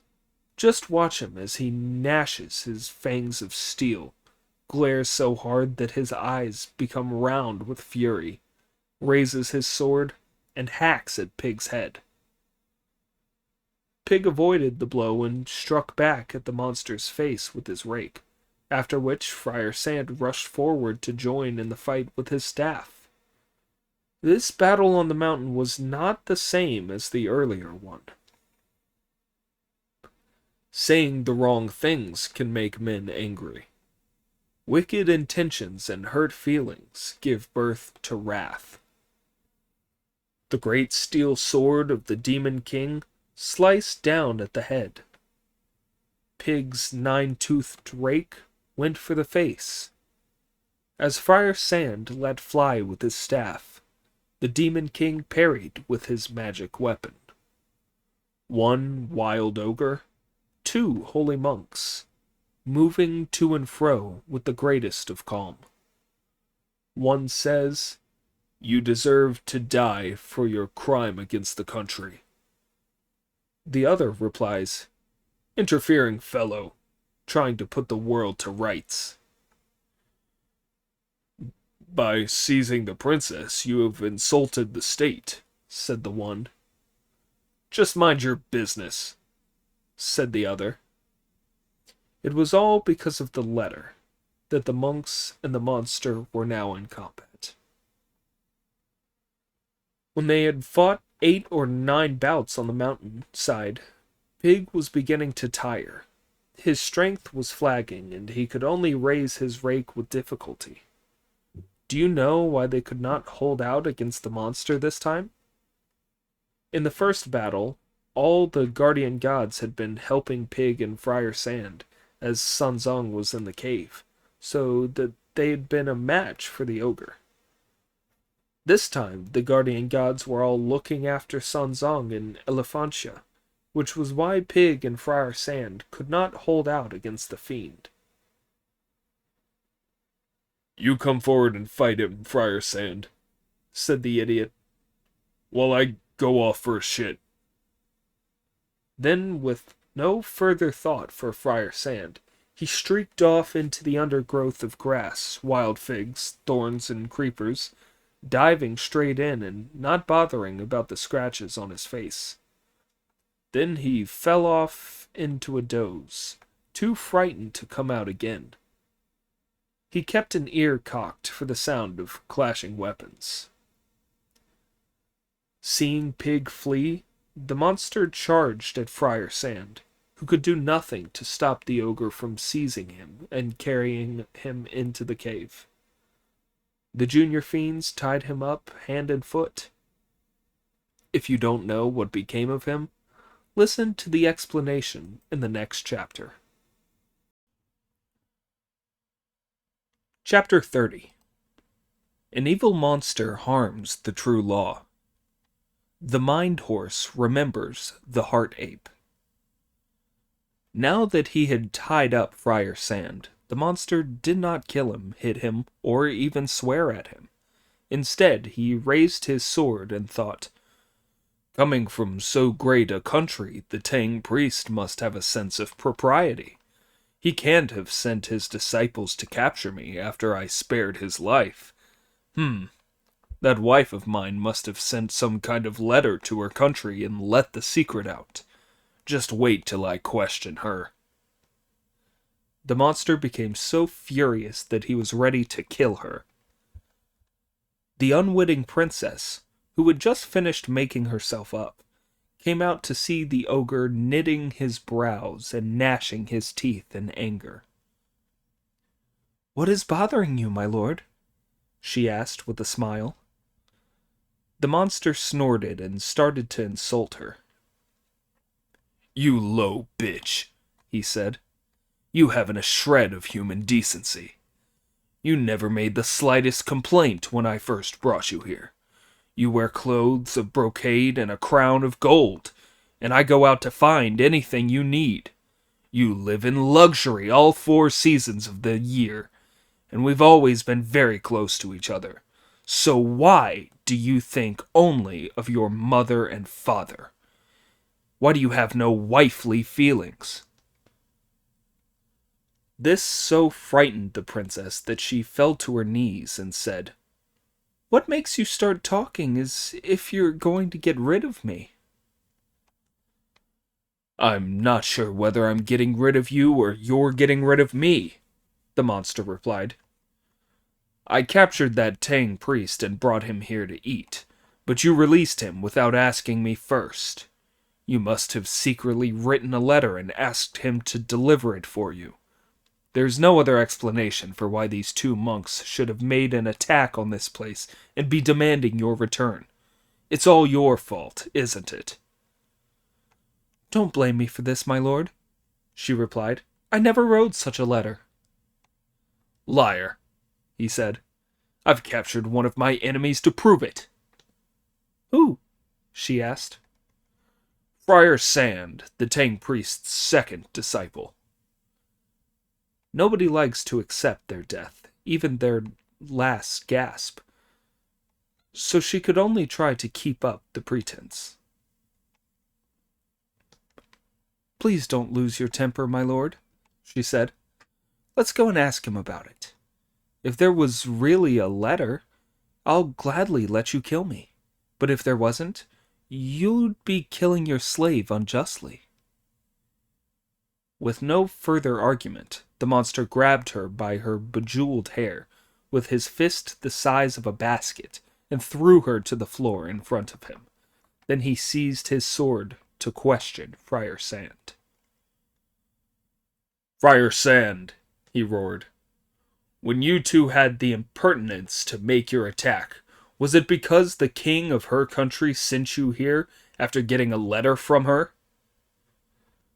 When the bound Friar Sand saw the evil spirit throw the princess to the ground in his fury, then take hold of his sword to kill her, he thought, "It's obvious she must have sent a letter, but she did us a very great favor by sparing our master.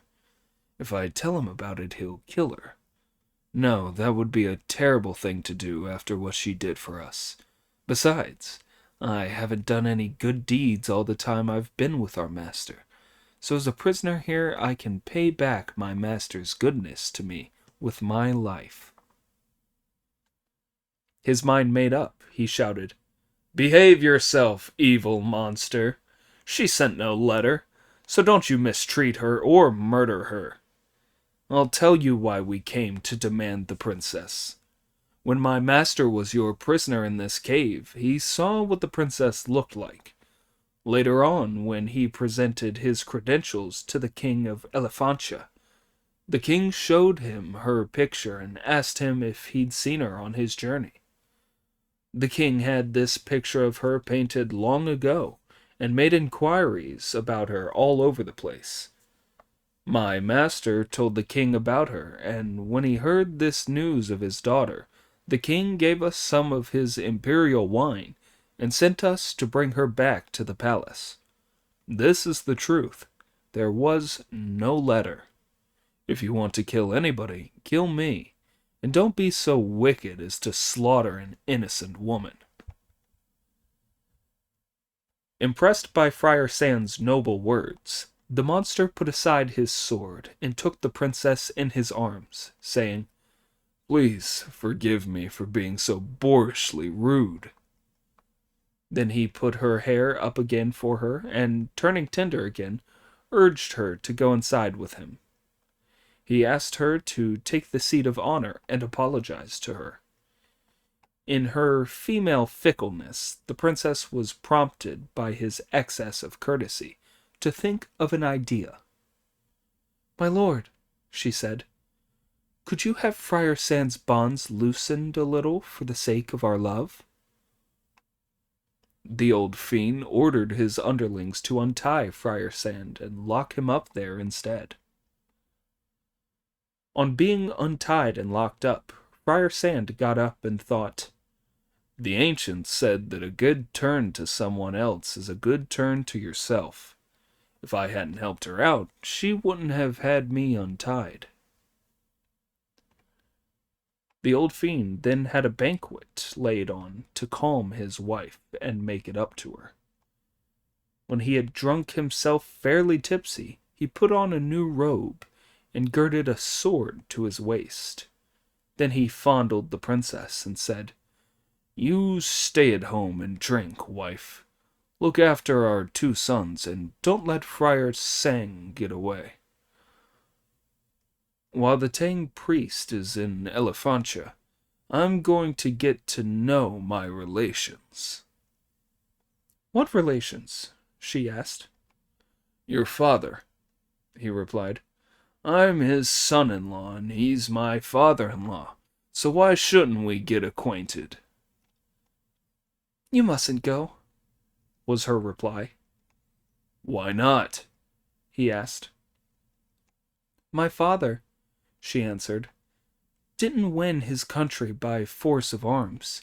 It was handed down to him by his ancestors. He came to the throne as a child, and has never been far from the palace gates, so he's never seen a tough guy like you.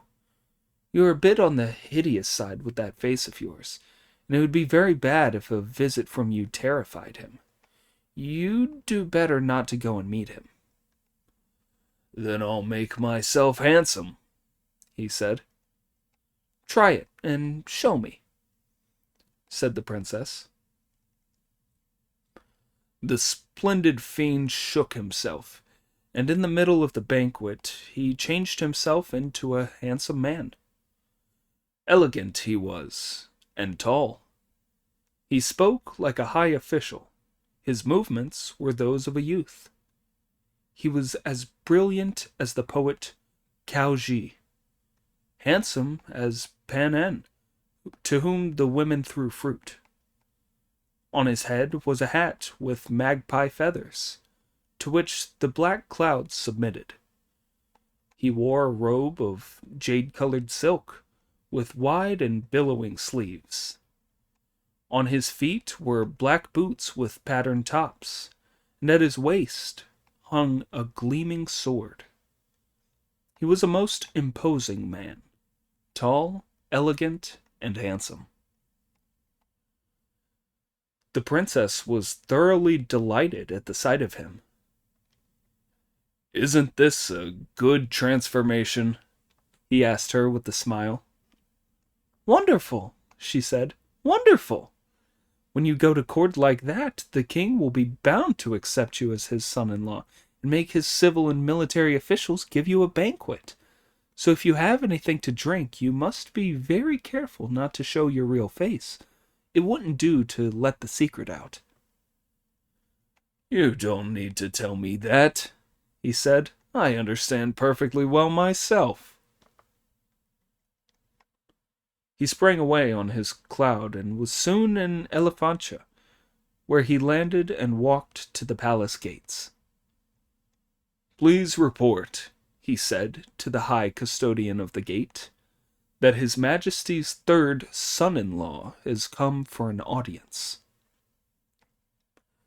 A eunuch messenger went to the steps of the throne and reported, Your Majesty's third son-in-law has come for an audience and is waiting for your summons outside the palace gates.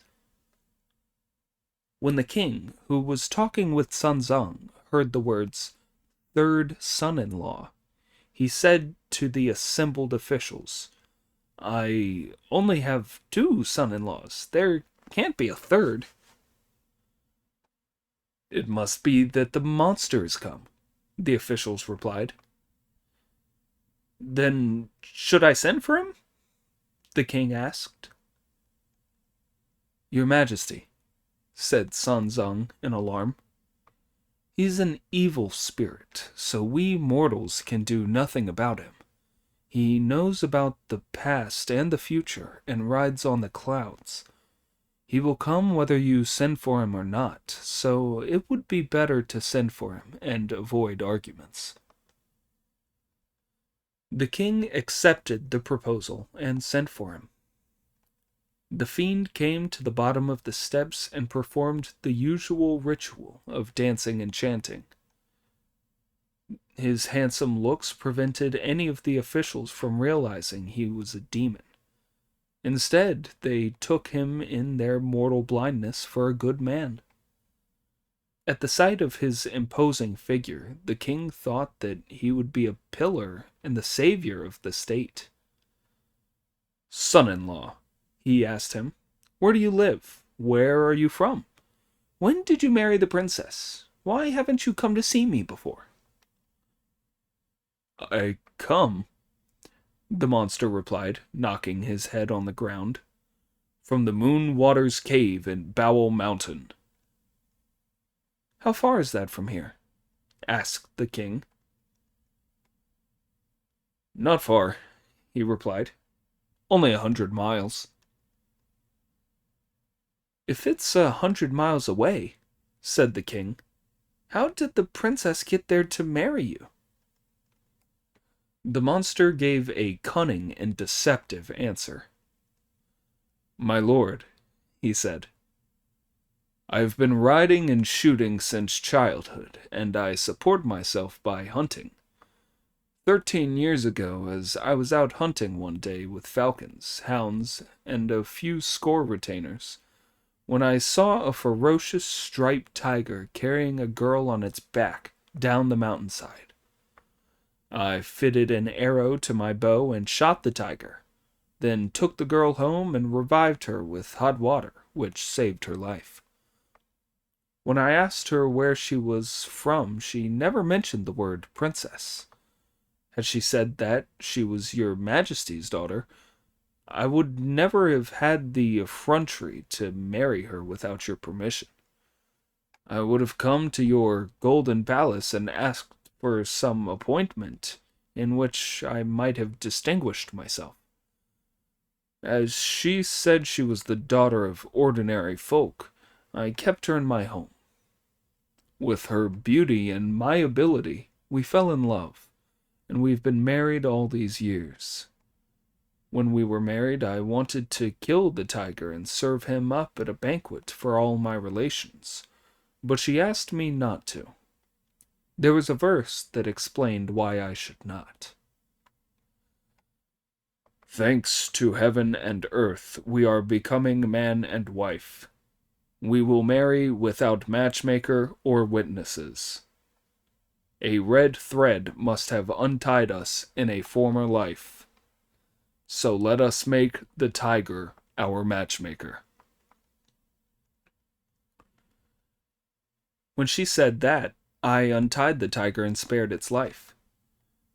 The wounded beast swished its tail and was off. Little did I realize that after escaping with its life, it would have spent the past years making itself into a spirit whose sole intention is to deceive and kill people. I believe that there was once a group of pilgrims going to fetch scriptures who said that they were priests from the Great Tang. The tiger must have killed their leader, taken his credentials, and made himself look like the pilgrim. He is now in this palace trying to deceive your Majesty. That man sitting on an embroidered cushion is in fact the very tiger who carried the princess off 13 years ago. He's no pilgrim.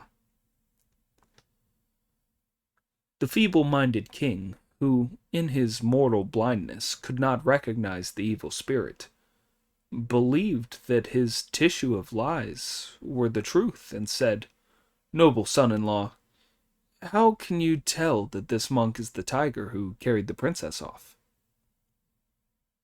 "Living in the mountains," he replied. "I eat tiger, dress in tiger, sleep amid tigers, and move among tigers. Of course I can tell." "Even if you can tell," said the king, "turn him back into his real form to show me." "If I may borrow half a saucer of water," answered the fiend, "I will turn him back into his real form."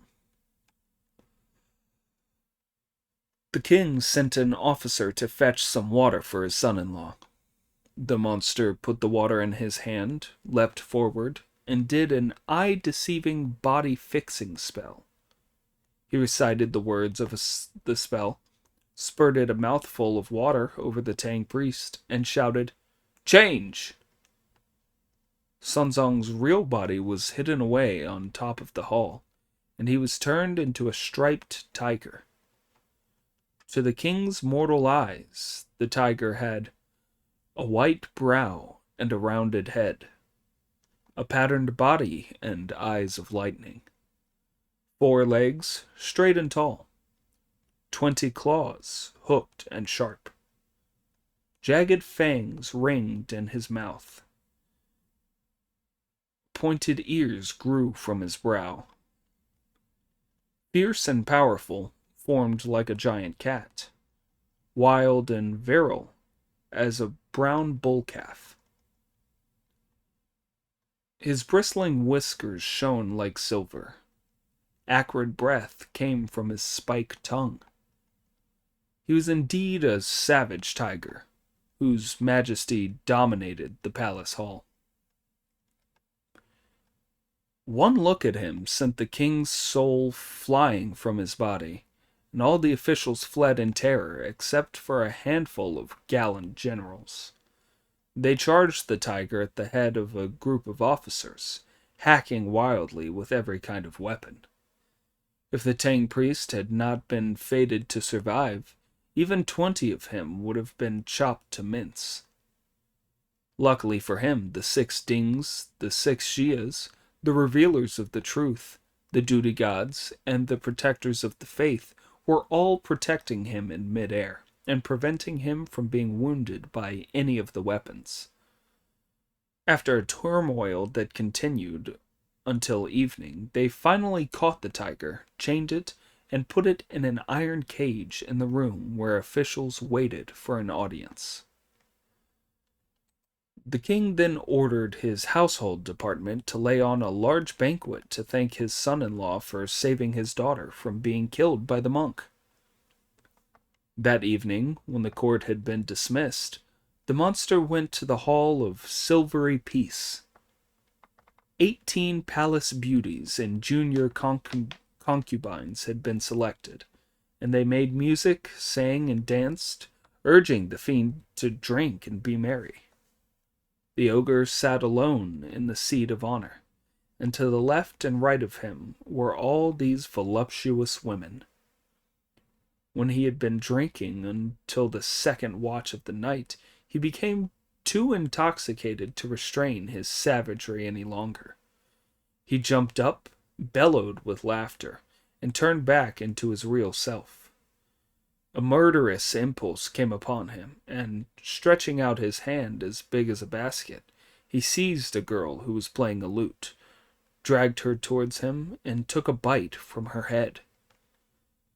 The 17 other palace women fled in panic and hid themselves. The palace beauties were terrified. The junior concubines were panic-stricken. The terrified palace beauties were like lotuses beaten by the rain at night. The panic-stricken concubines were like peonies swaying in the spring breezes. Smashing their lutes, they fled for their lives, trampling on zithers as they ran away. As they went out through the doors, they knew not where they went. In their flight from the hall, they rushed everywhere, damaging their faces of jade and bumping their pretty heads. Every one of them fled for her life. All of them ran away to safety. The women who had fled did not dare to shout, as they did not want to disturb the king in the middle of the night, so they all hid, trembling under eaves of walls, where we shall leave them.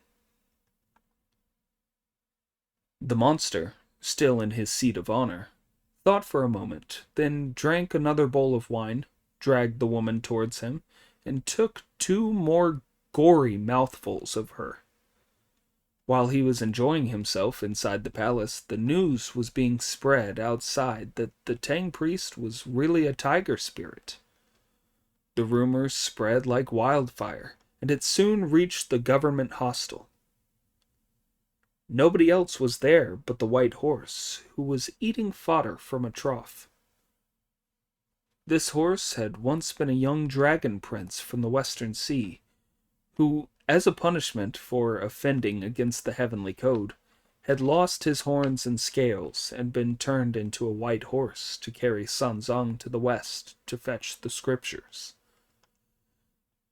When he heard it being said that the Tang priest was a tiger spirit, he thought, "My master is clearly a good man. The evil spirit must have changed him into a tiger to harm him. Whatever shall I do? Monkey's been gone for ages, and there's no news of the other 2. By the middle of the night he could wait no longer. He jumped up and said, "If I don't rescue the Tang priest, I'll win no merit at all." He could restrain himself no longer, so he snapped his halter, shook his bridle and girths loose, and changed himself back into a dragon. Then he went straight up on a black cloud to the 9th heaven. There is a poem to prove it that goes, "On his journey west to worship the Buddha, Sanzang met an evil demon. Now that he had been changed into a tiger, the white horse came to his rescue, trailing its halter." From up in the air, the dragon saw the bright lights in the Hall of Silvery Peace, where 8 wax candles were burning on 8 great candlesticks. Bringing his cloud down for a closer look, he saw the monster sitting by himself in the seat of honor and drinking as he ate human flesh. "Hopeless beast," thought the dragon with a grin. "Giving his game away like that. He's broken the counterpoise of his steelyard. He has exposed himself. A man-eater can't be a good fellow. Now I know what has happened to our master. He's met this foul ogre. I'll try to fool him. If it comes off, there's still time to rescue our master." With a shake, the splendid Dragon King turned himself into a slim and seductive palace beauty. Hurrying inside, he greeted the ogre and said, "If you spare my life, your highness, I'll hold your cup for you." "Pour me out more wine," he said. The young dragon took the pot and used a water-controlling spell to fill his cup so full that the wine stood several inches higher than the rim without spilling. The monster, who did not know this piece of magic, was delighted with the trick, and when the dragon asked, "Shall I fill it higher still?" he replied, "Yes, yes." The dragon lifted the pot and poured and poured. The wine rose till it towered as tall as a 13-storied pagoda, and still hardly any spilled over. The ogre opened his mouth wide and swallowed the lot, then pulled the dead girl towards him and took another bite. Can you sing? he asked, and the dragon replied, Yes, in a way. He sang a short song and handed the ogre another cup of wine. Can you dance? The ogre asked. Yes, in a way, he replied, but I can't dance well empty-handed. The ogre pushed his robe aside, brought out the sword he wore at his waist, unsheathed it, and handed it to the dragon, who took it and did a sword dance in front of the banqueting table. As the monster gazed, pop-eyed the dragon. As the monster gazed, pop-eyed, the dragon stopped dancing and hacked at his face. The ogre sidestepped and immediately seized a cast-iron lantern that must have weighed a good 100 weight with its stand, with which to parry the sword. As the pair of them came out of the Hall of Silvery Peace, the dragon reverted to his true form and went up into mid-air on a cloud to continue the fight. It was a really vicious combat. One was a monster born and bred on Bull Mountain. The other was an exiled dragon from the Western Sea. One shone as if he were breathing out lightning. The other's vigor seemed to burst through the clouds. One was like a white-tusked elephant in a crowd. The other was a golden-clawed wildcat leaping down to earth. One was a pillar of jade towering to heaven. The other was one of the ocean's golden beams. The silver dragon danced. The yellow monster soared. As the blade cut tirelessly to left and right, and the lantern flashed to and fro without a pause. The old monster was as strong as ever. After 8 or 9 rounds of their battle in the clouds, the young dragon was tiring and unable to keep up the fight, so he hurled his sword at the monster. The ogre used a magic trick to catch it, went for the helpless dragon, throwing the lantern at him and hitting him on the hind leg. The dragon brought his cloud straight down to earth, where the canal in the palace saved his life. Once he had dived in, the ogre could not find him. Instead, he went back to the Hall of Silvery Peace, clutching the sword and the candlestick.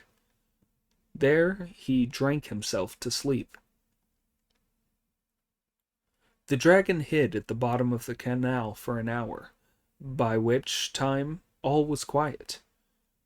Gritting his teeth against the pain from his leg, he leapt out of the water and went back to the hostel on a black cloud, where he turned himself back into a horse and bent over the trough once more. The poor animal was covered with sweat, and his leg was scarred. The thought horse and the mind ape had scattered.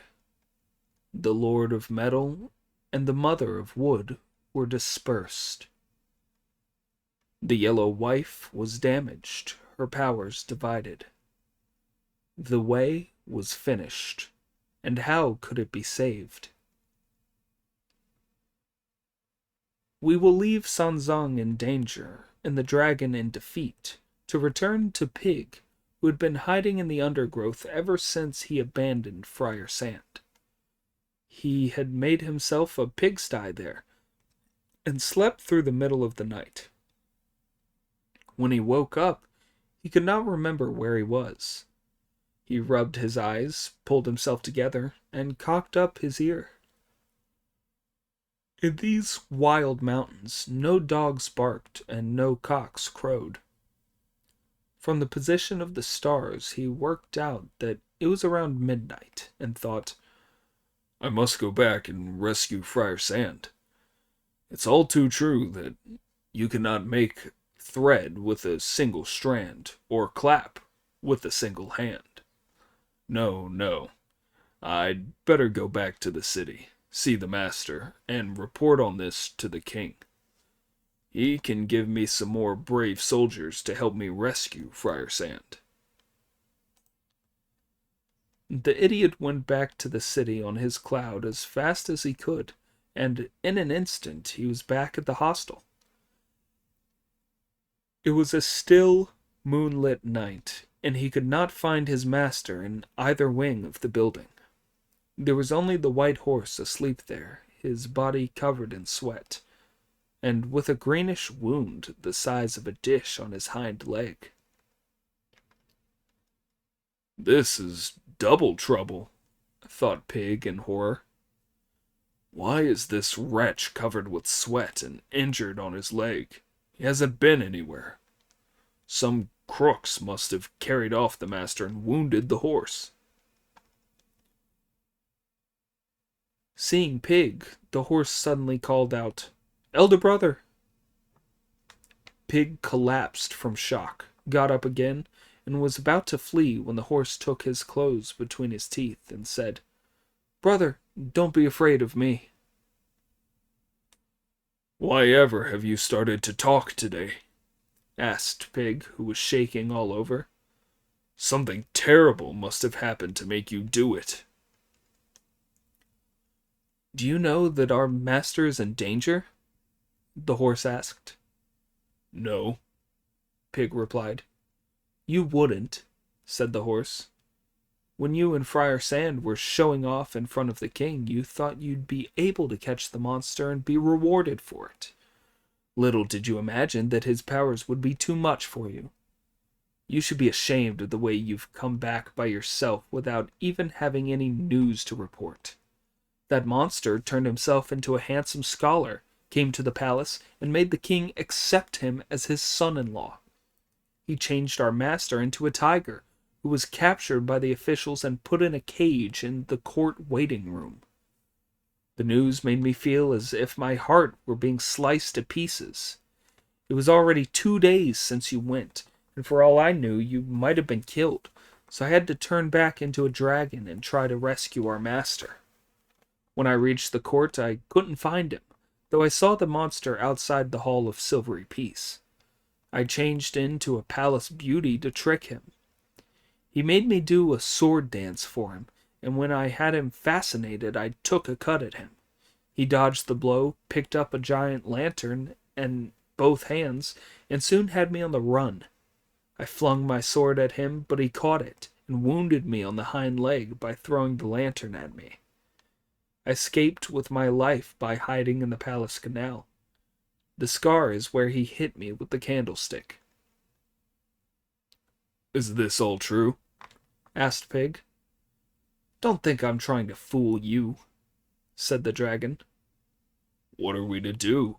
Said Pig. Can you move? "What if I can?" said the dragon. If you can move, said Pig, then make your way back to the sea. I'll take the luggage back to Gow Village and be a married man again. The dragon's reaction to this was to bite hard on Pig's tunic and not let him go. Tears rolled down his face as he said, "Please don't give up, elder brother." What else can I do but give up? Said Pig. Friar Sand has been captured by him, and I can't beat him, so what can we do but break up now? The dragon thought for a moment before replying, still in tears. "Don't even talk about breaking up, brother. All you need to do is rescue the master. All you need to do to rescue the master is to ask someone to come here." Who? Asked Pig. "Take a cloud back to the mountain of flowers and fruit as fast as you can, and ask our eldest brother Monkey to come here. With his tremendous ability to beat demons, he ought to be able to rescue the master and avenge your defeat." Can't we ask someone else? Said Pig.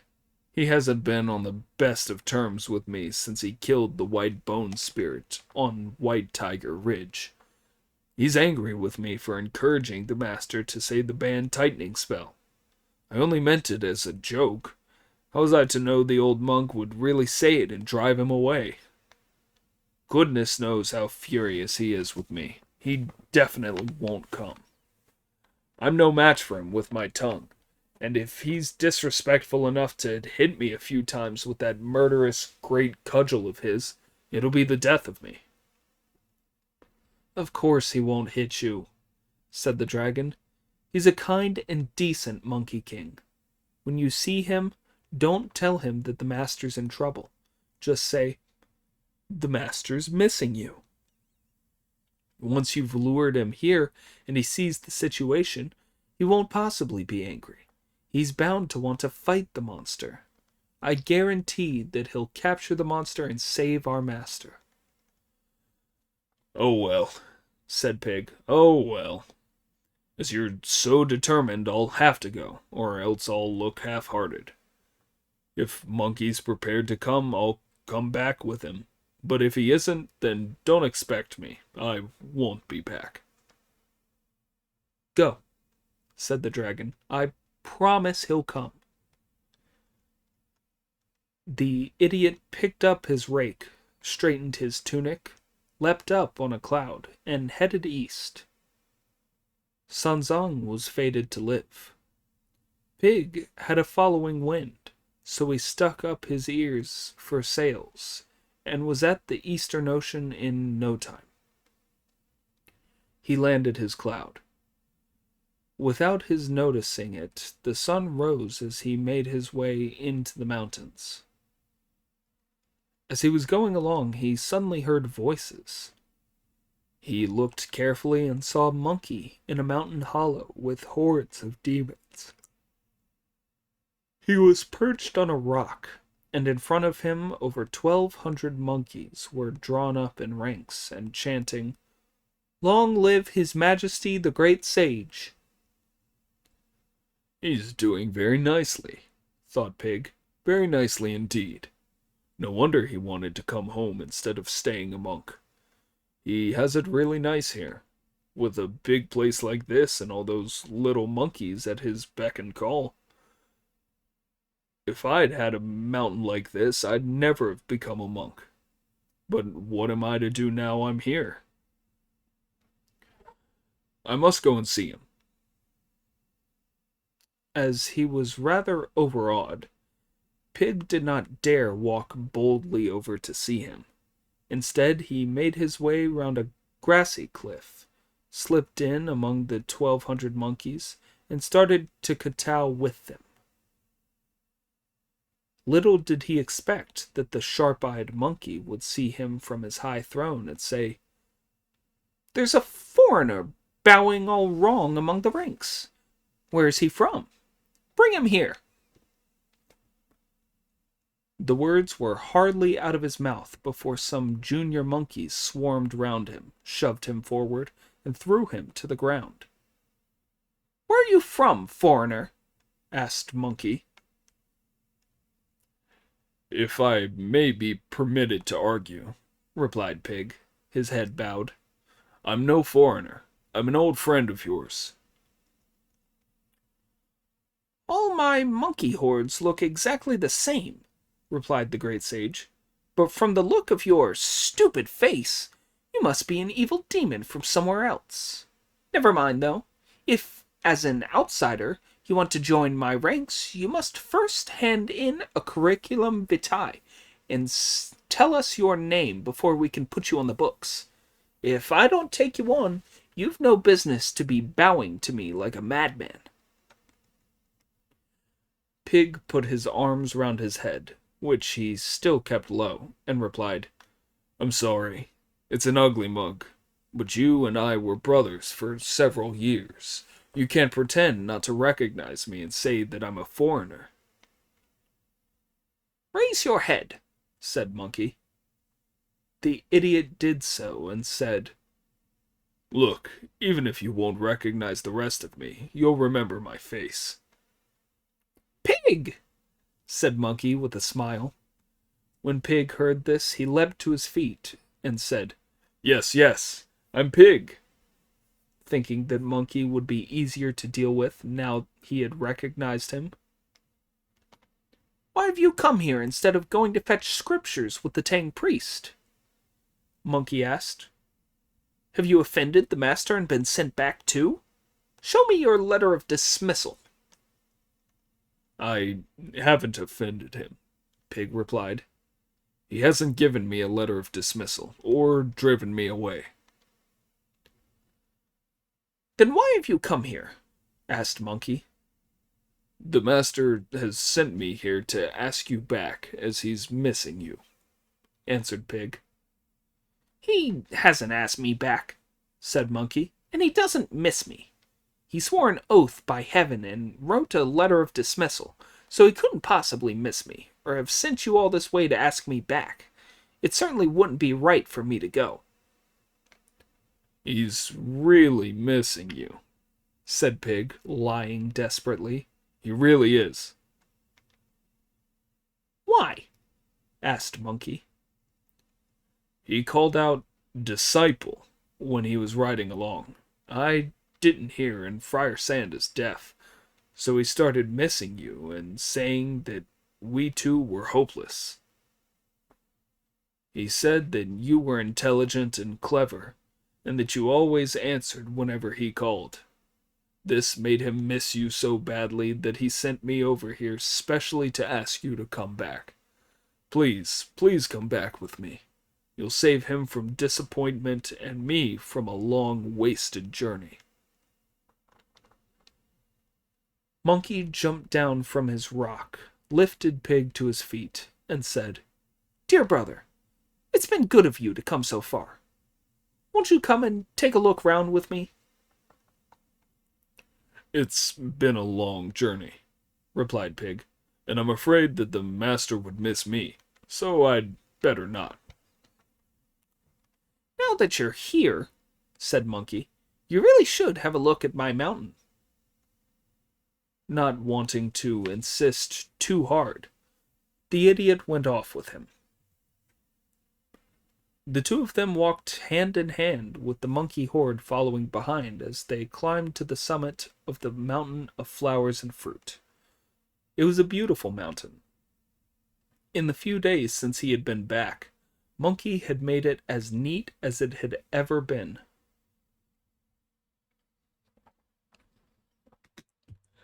It was as green as flakes of malachite, so high it touched the clouds. All around it, tigers crouched and dragons coiled, amid the calls of apes and cranes. In the morning, the peak was covered with cloud. The evening sun would set between the trees. The streams splashed like a tinkle of jade. Waterfalls tumbled with the sound of lutes. In the front of the mountain were cliffs and rock faces. At the back were luxuriant plants and trees.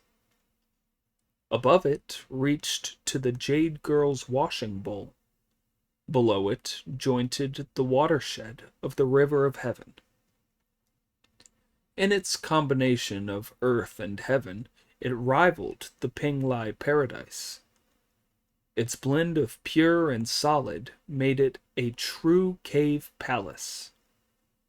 It defied a painter's brush and colors. Even a master could not have drawn it. Intricate were the strange-shaped boulders adorning the mountain peak. In the sun's shadow shimmered a purple light. A magical glow shone red throughout the sea of clouds. Cave heavens and paradises do exist on earth, where the whole mountainside is covered with fresh trees and new blossoms. As Pig gazed at it, he said with delight, "What a wonderful place, brother. It's the finest mountain in the world." "Could you get by here?" asked Monkey. "What a question," said Pig with a grin. "This mountain of yours is an earthly paradise, so how could you talk about getting by?" The two talked and joked for a while, then went back down.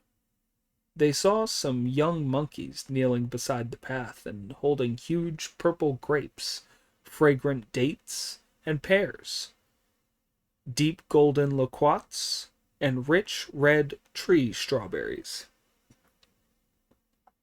"Please, take some breakfast, your majesty," they said. "Brother Pig," replied Monkey with a smile, "your big appetite won't be satisfied with fruit. Never mind, though. If you don't think it too poor, you can eat a little as a snack." "Although I do have a big appetite," said Pig, "I always eat the local food. Bring me a few to taste." As the pair of them ate the fruit, the sun was rising, which made the idiot worry that he might be too late to save the Tang priest. "Brother," he said, trying to hurry the monkey up, "the master is waiting for us. He wants us back as soon as possible." "Come and look round the water curtain cave," was Monkey's reply. "It's very good of you to offer," said Pig, "but I mustn't keep the master waiting, so I'm afraid I can't visit the cave." "Then I won't waste your time," said Monkey. "Goodbye." "Aren't you coming?" Pig asked. "Where to?" Monkey replied. "There's nobody to interfere with me here, and I'm free to do just as I like. Why should I stop having fun and be a monk? I'm not going. You can go and tell the Tang priest that as he's driven me away, he can just forget about me." The idiot did not dare press Monkey harder in case he lost his temper and hit him with a couple blows of his cudgel. All he could do was mumble a farewell and be on his way. As Monkey watched him go, he detailed 2 stealthy young monkeys to follow him and listen to anything he said. The idiot had gone hardly a mile down the mountainside when he turned round, pointed towards Monkey, and started to abuse him. "That ape," he said. "He'd rather be a monster than a monk. The baboon. I asked him in all good faith, and he turned me down. Well, if you won't come, that's that." Every few paces he cursed him some more. The 2 young monkeys rushed back to report. "Your Majesty, that pig is a disgrace. He's walking along cursing you." "Arrest him!" shouted Monkey in a fury. The monkey hordes went after Pig, caught him, turned him upside down, grabbed his bristles, pulled his ears, tugged his tail, twisted his hair, and thus brought him back. If you don't know how he was dealt with or whether he survived, listen to the explanation in the next installment.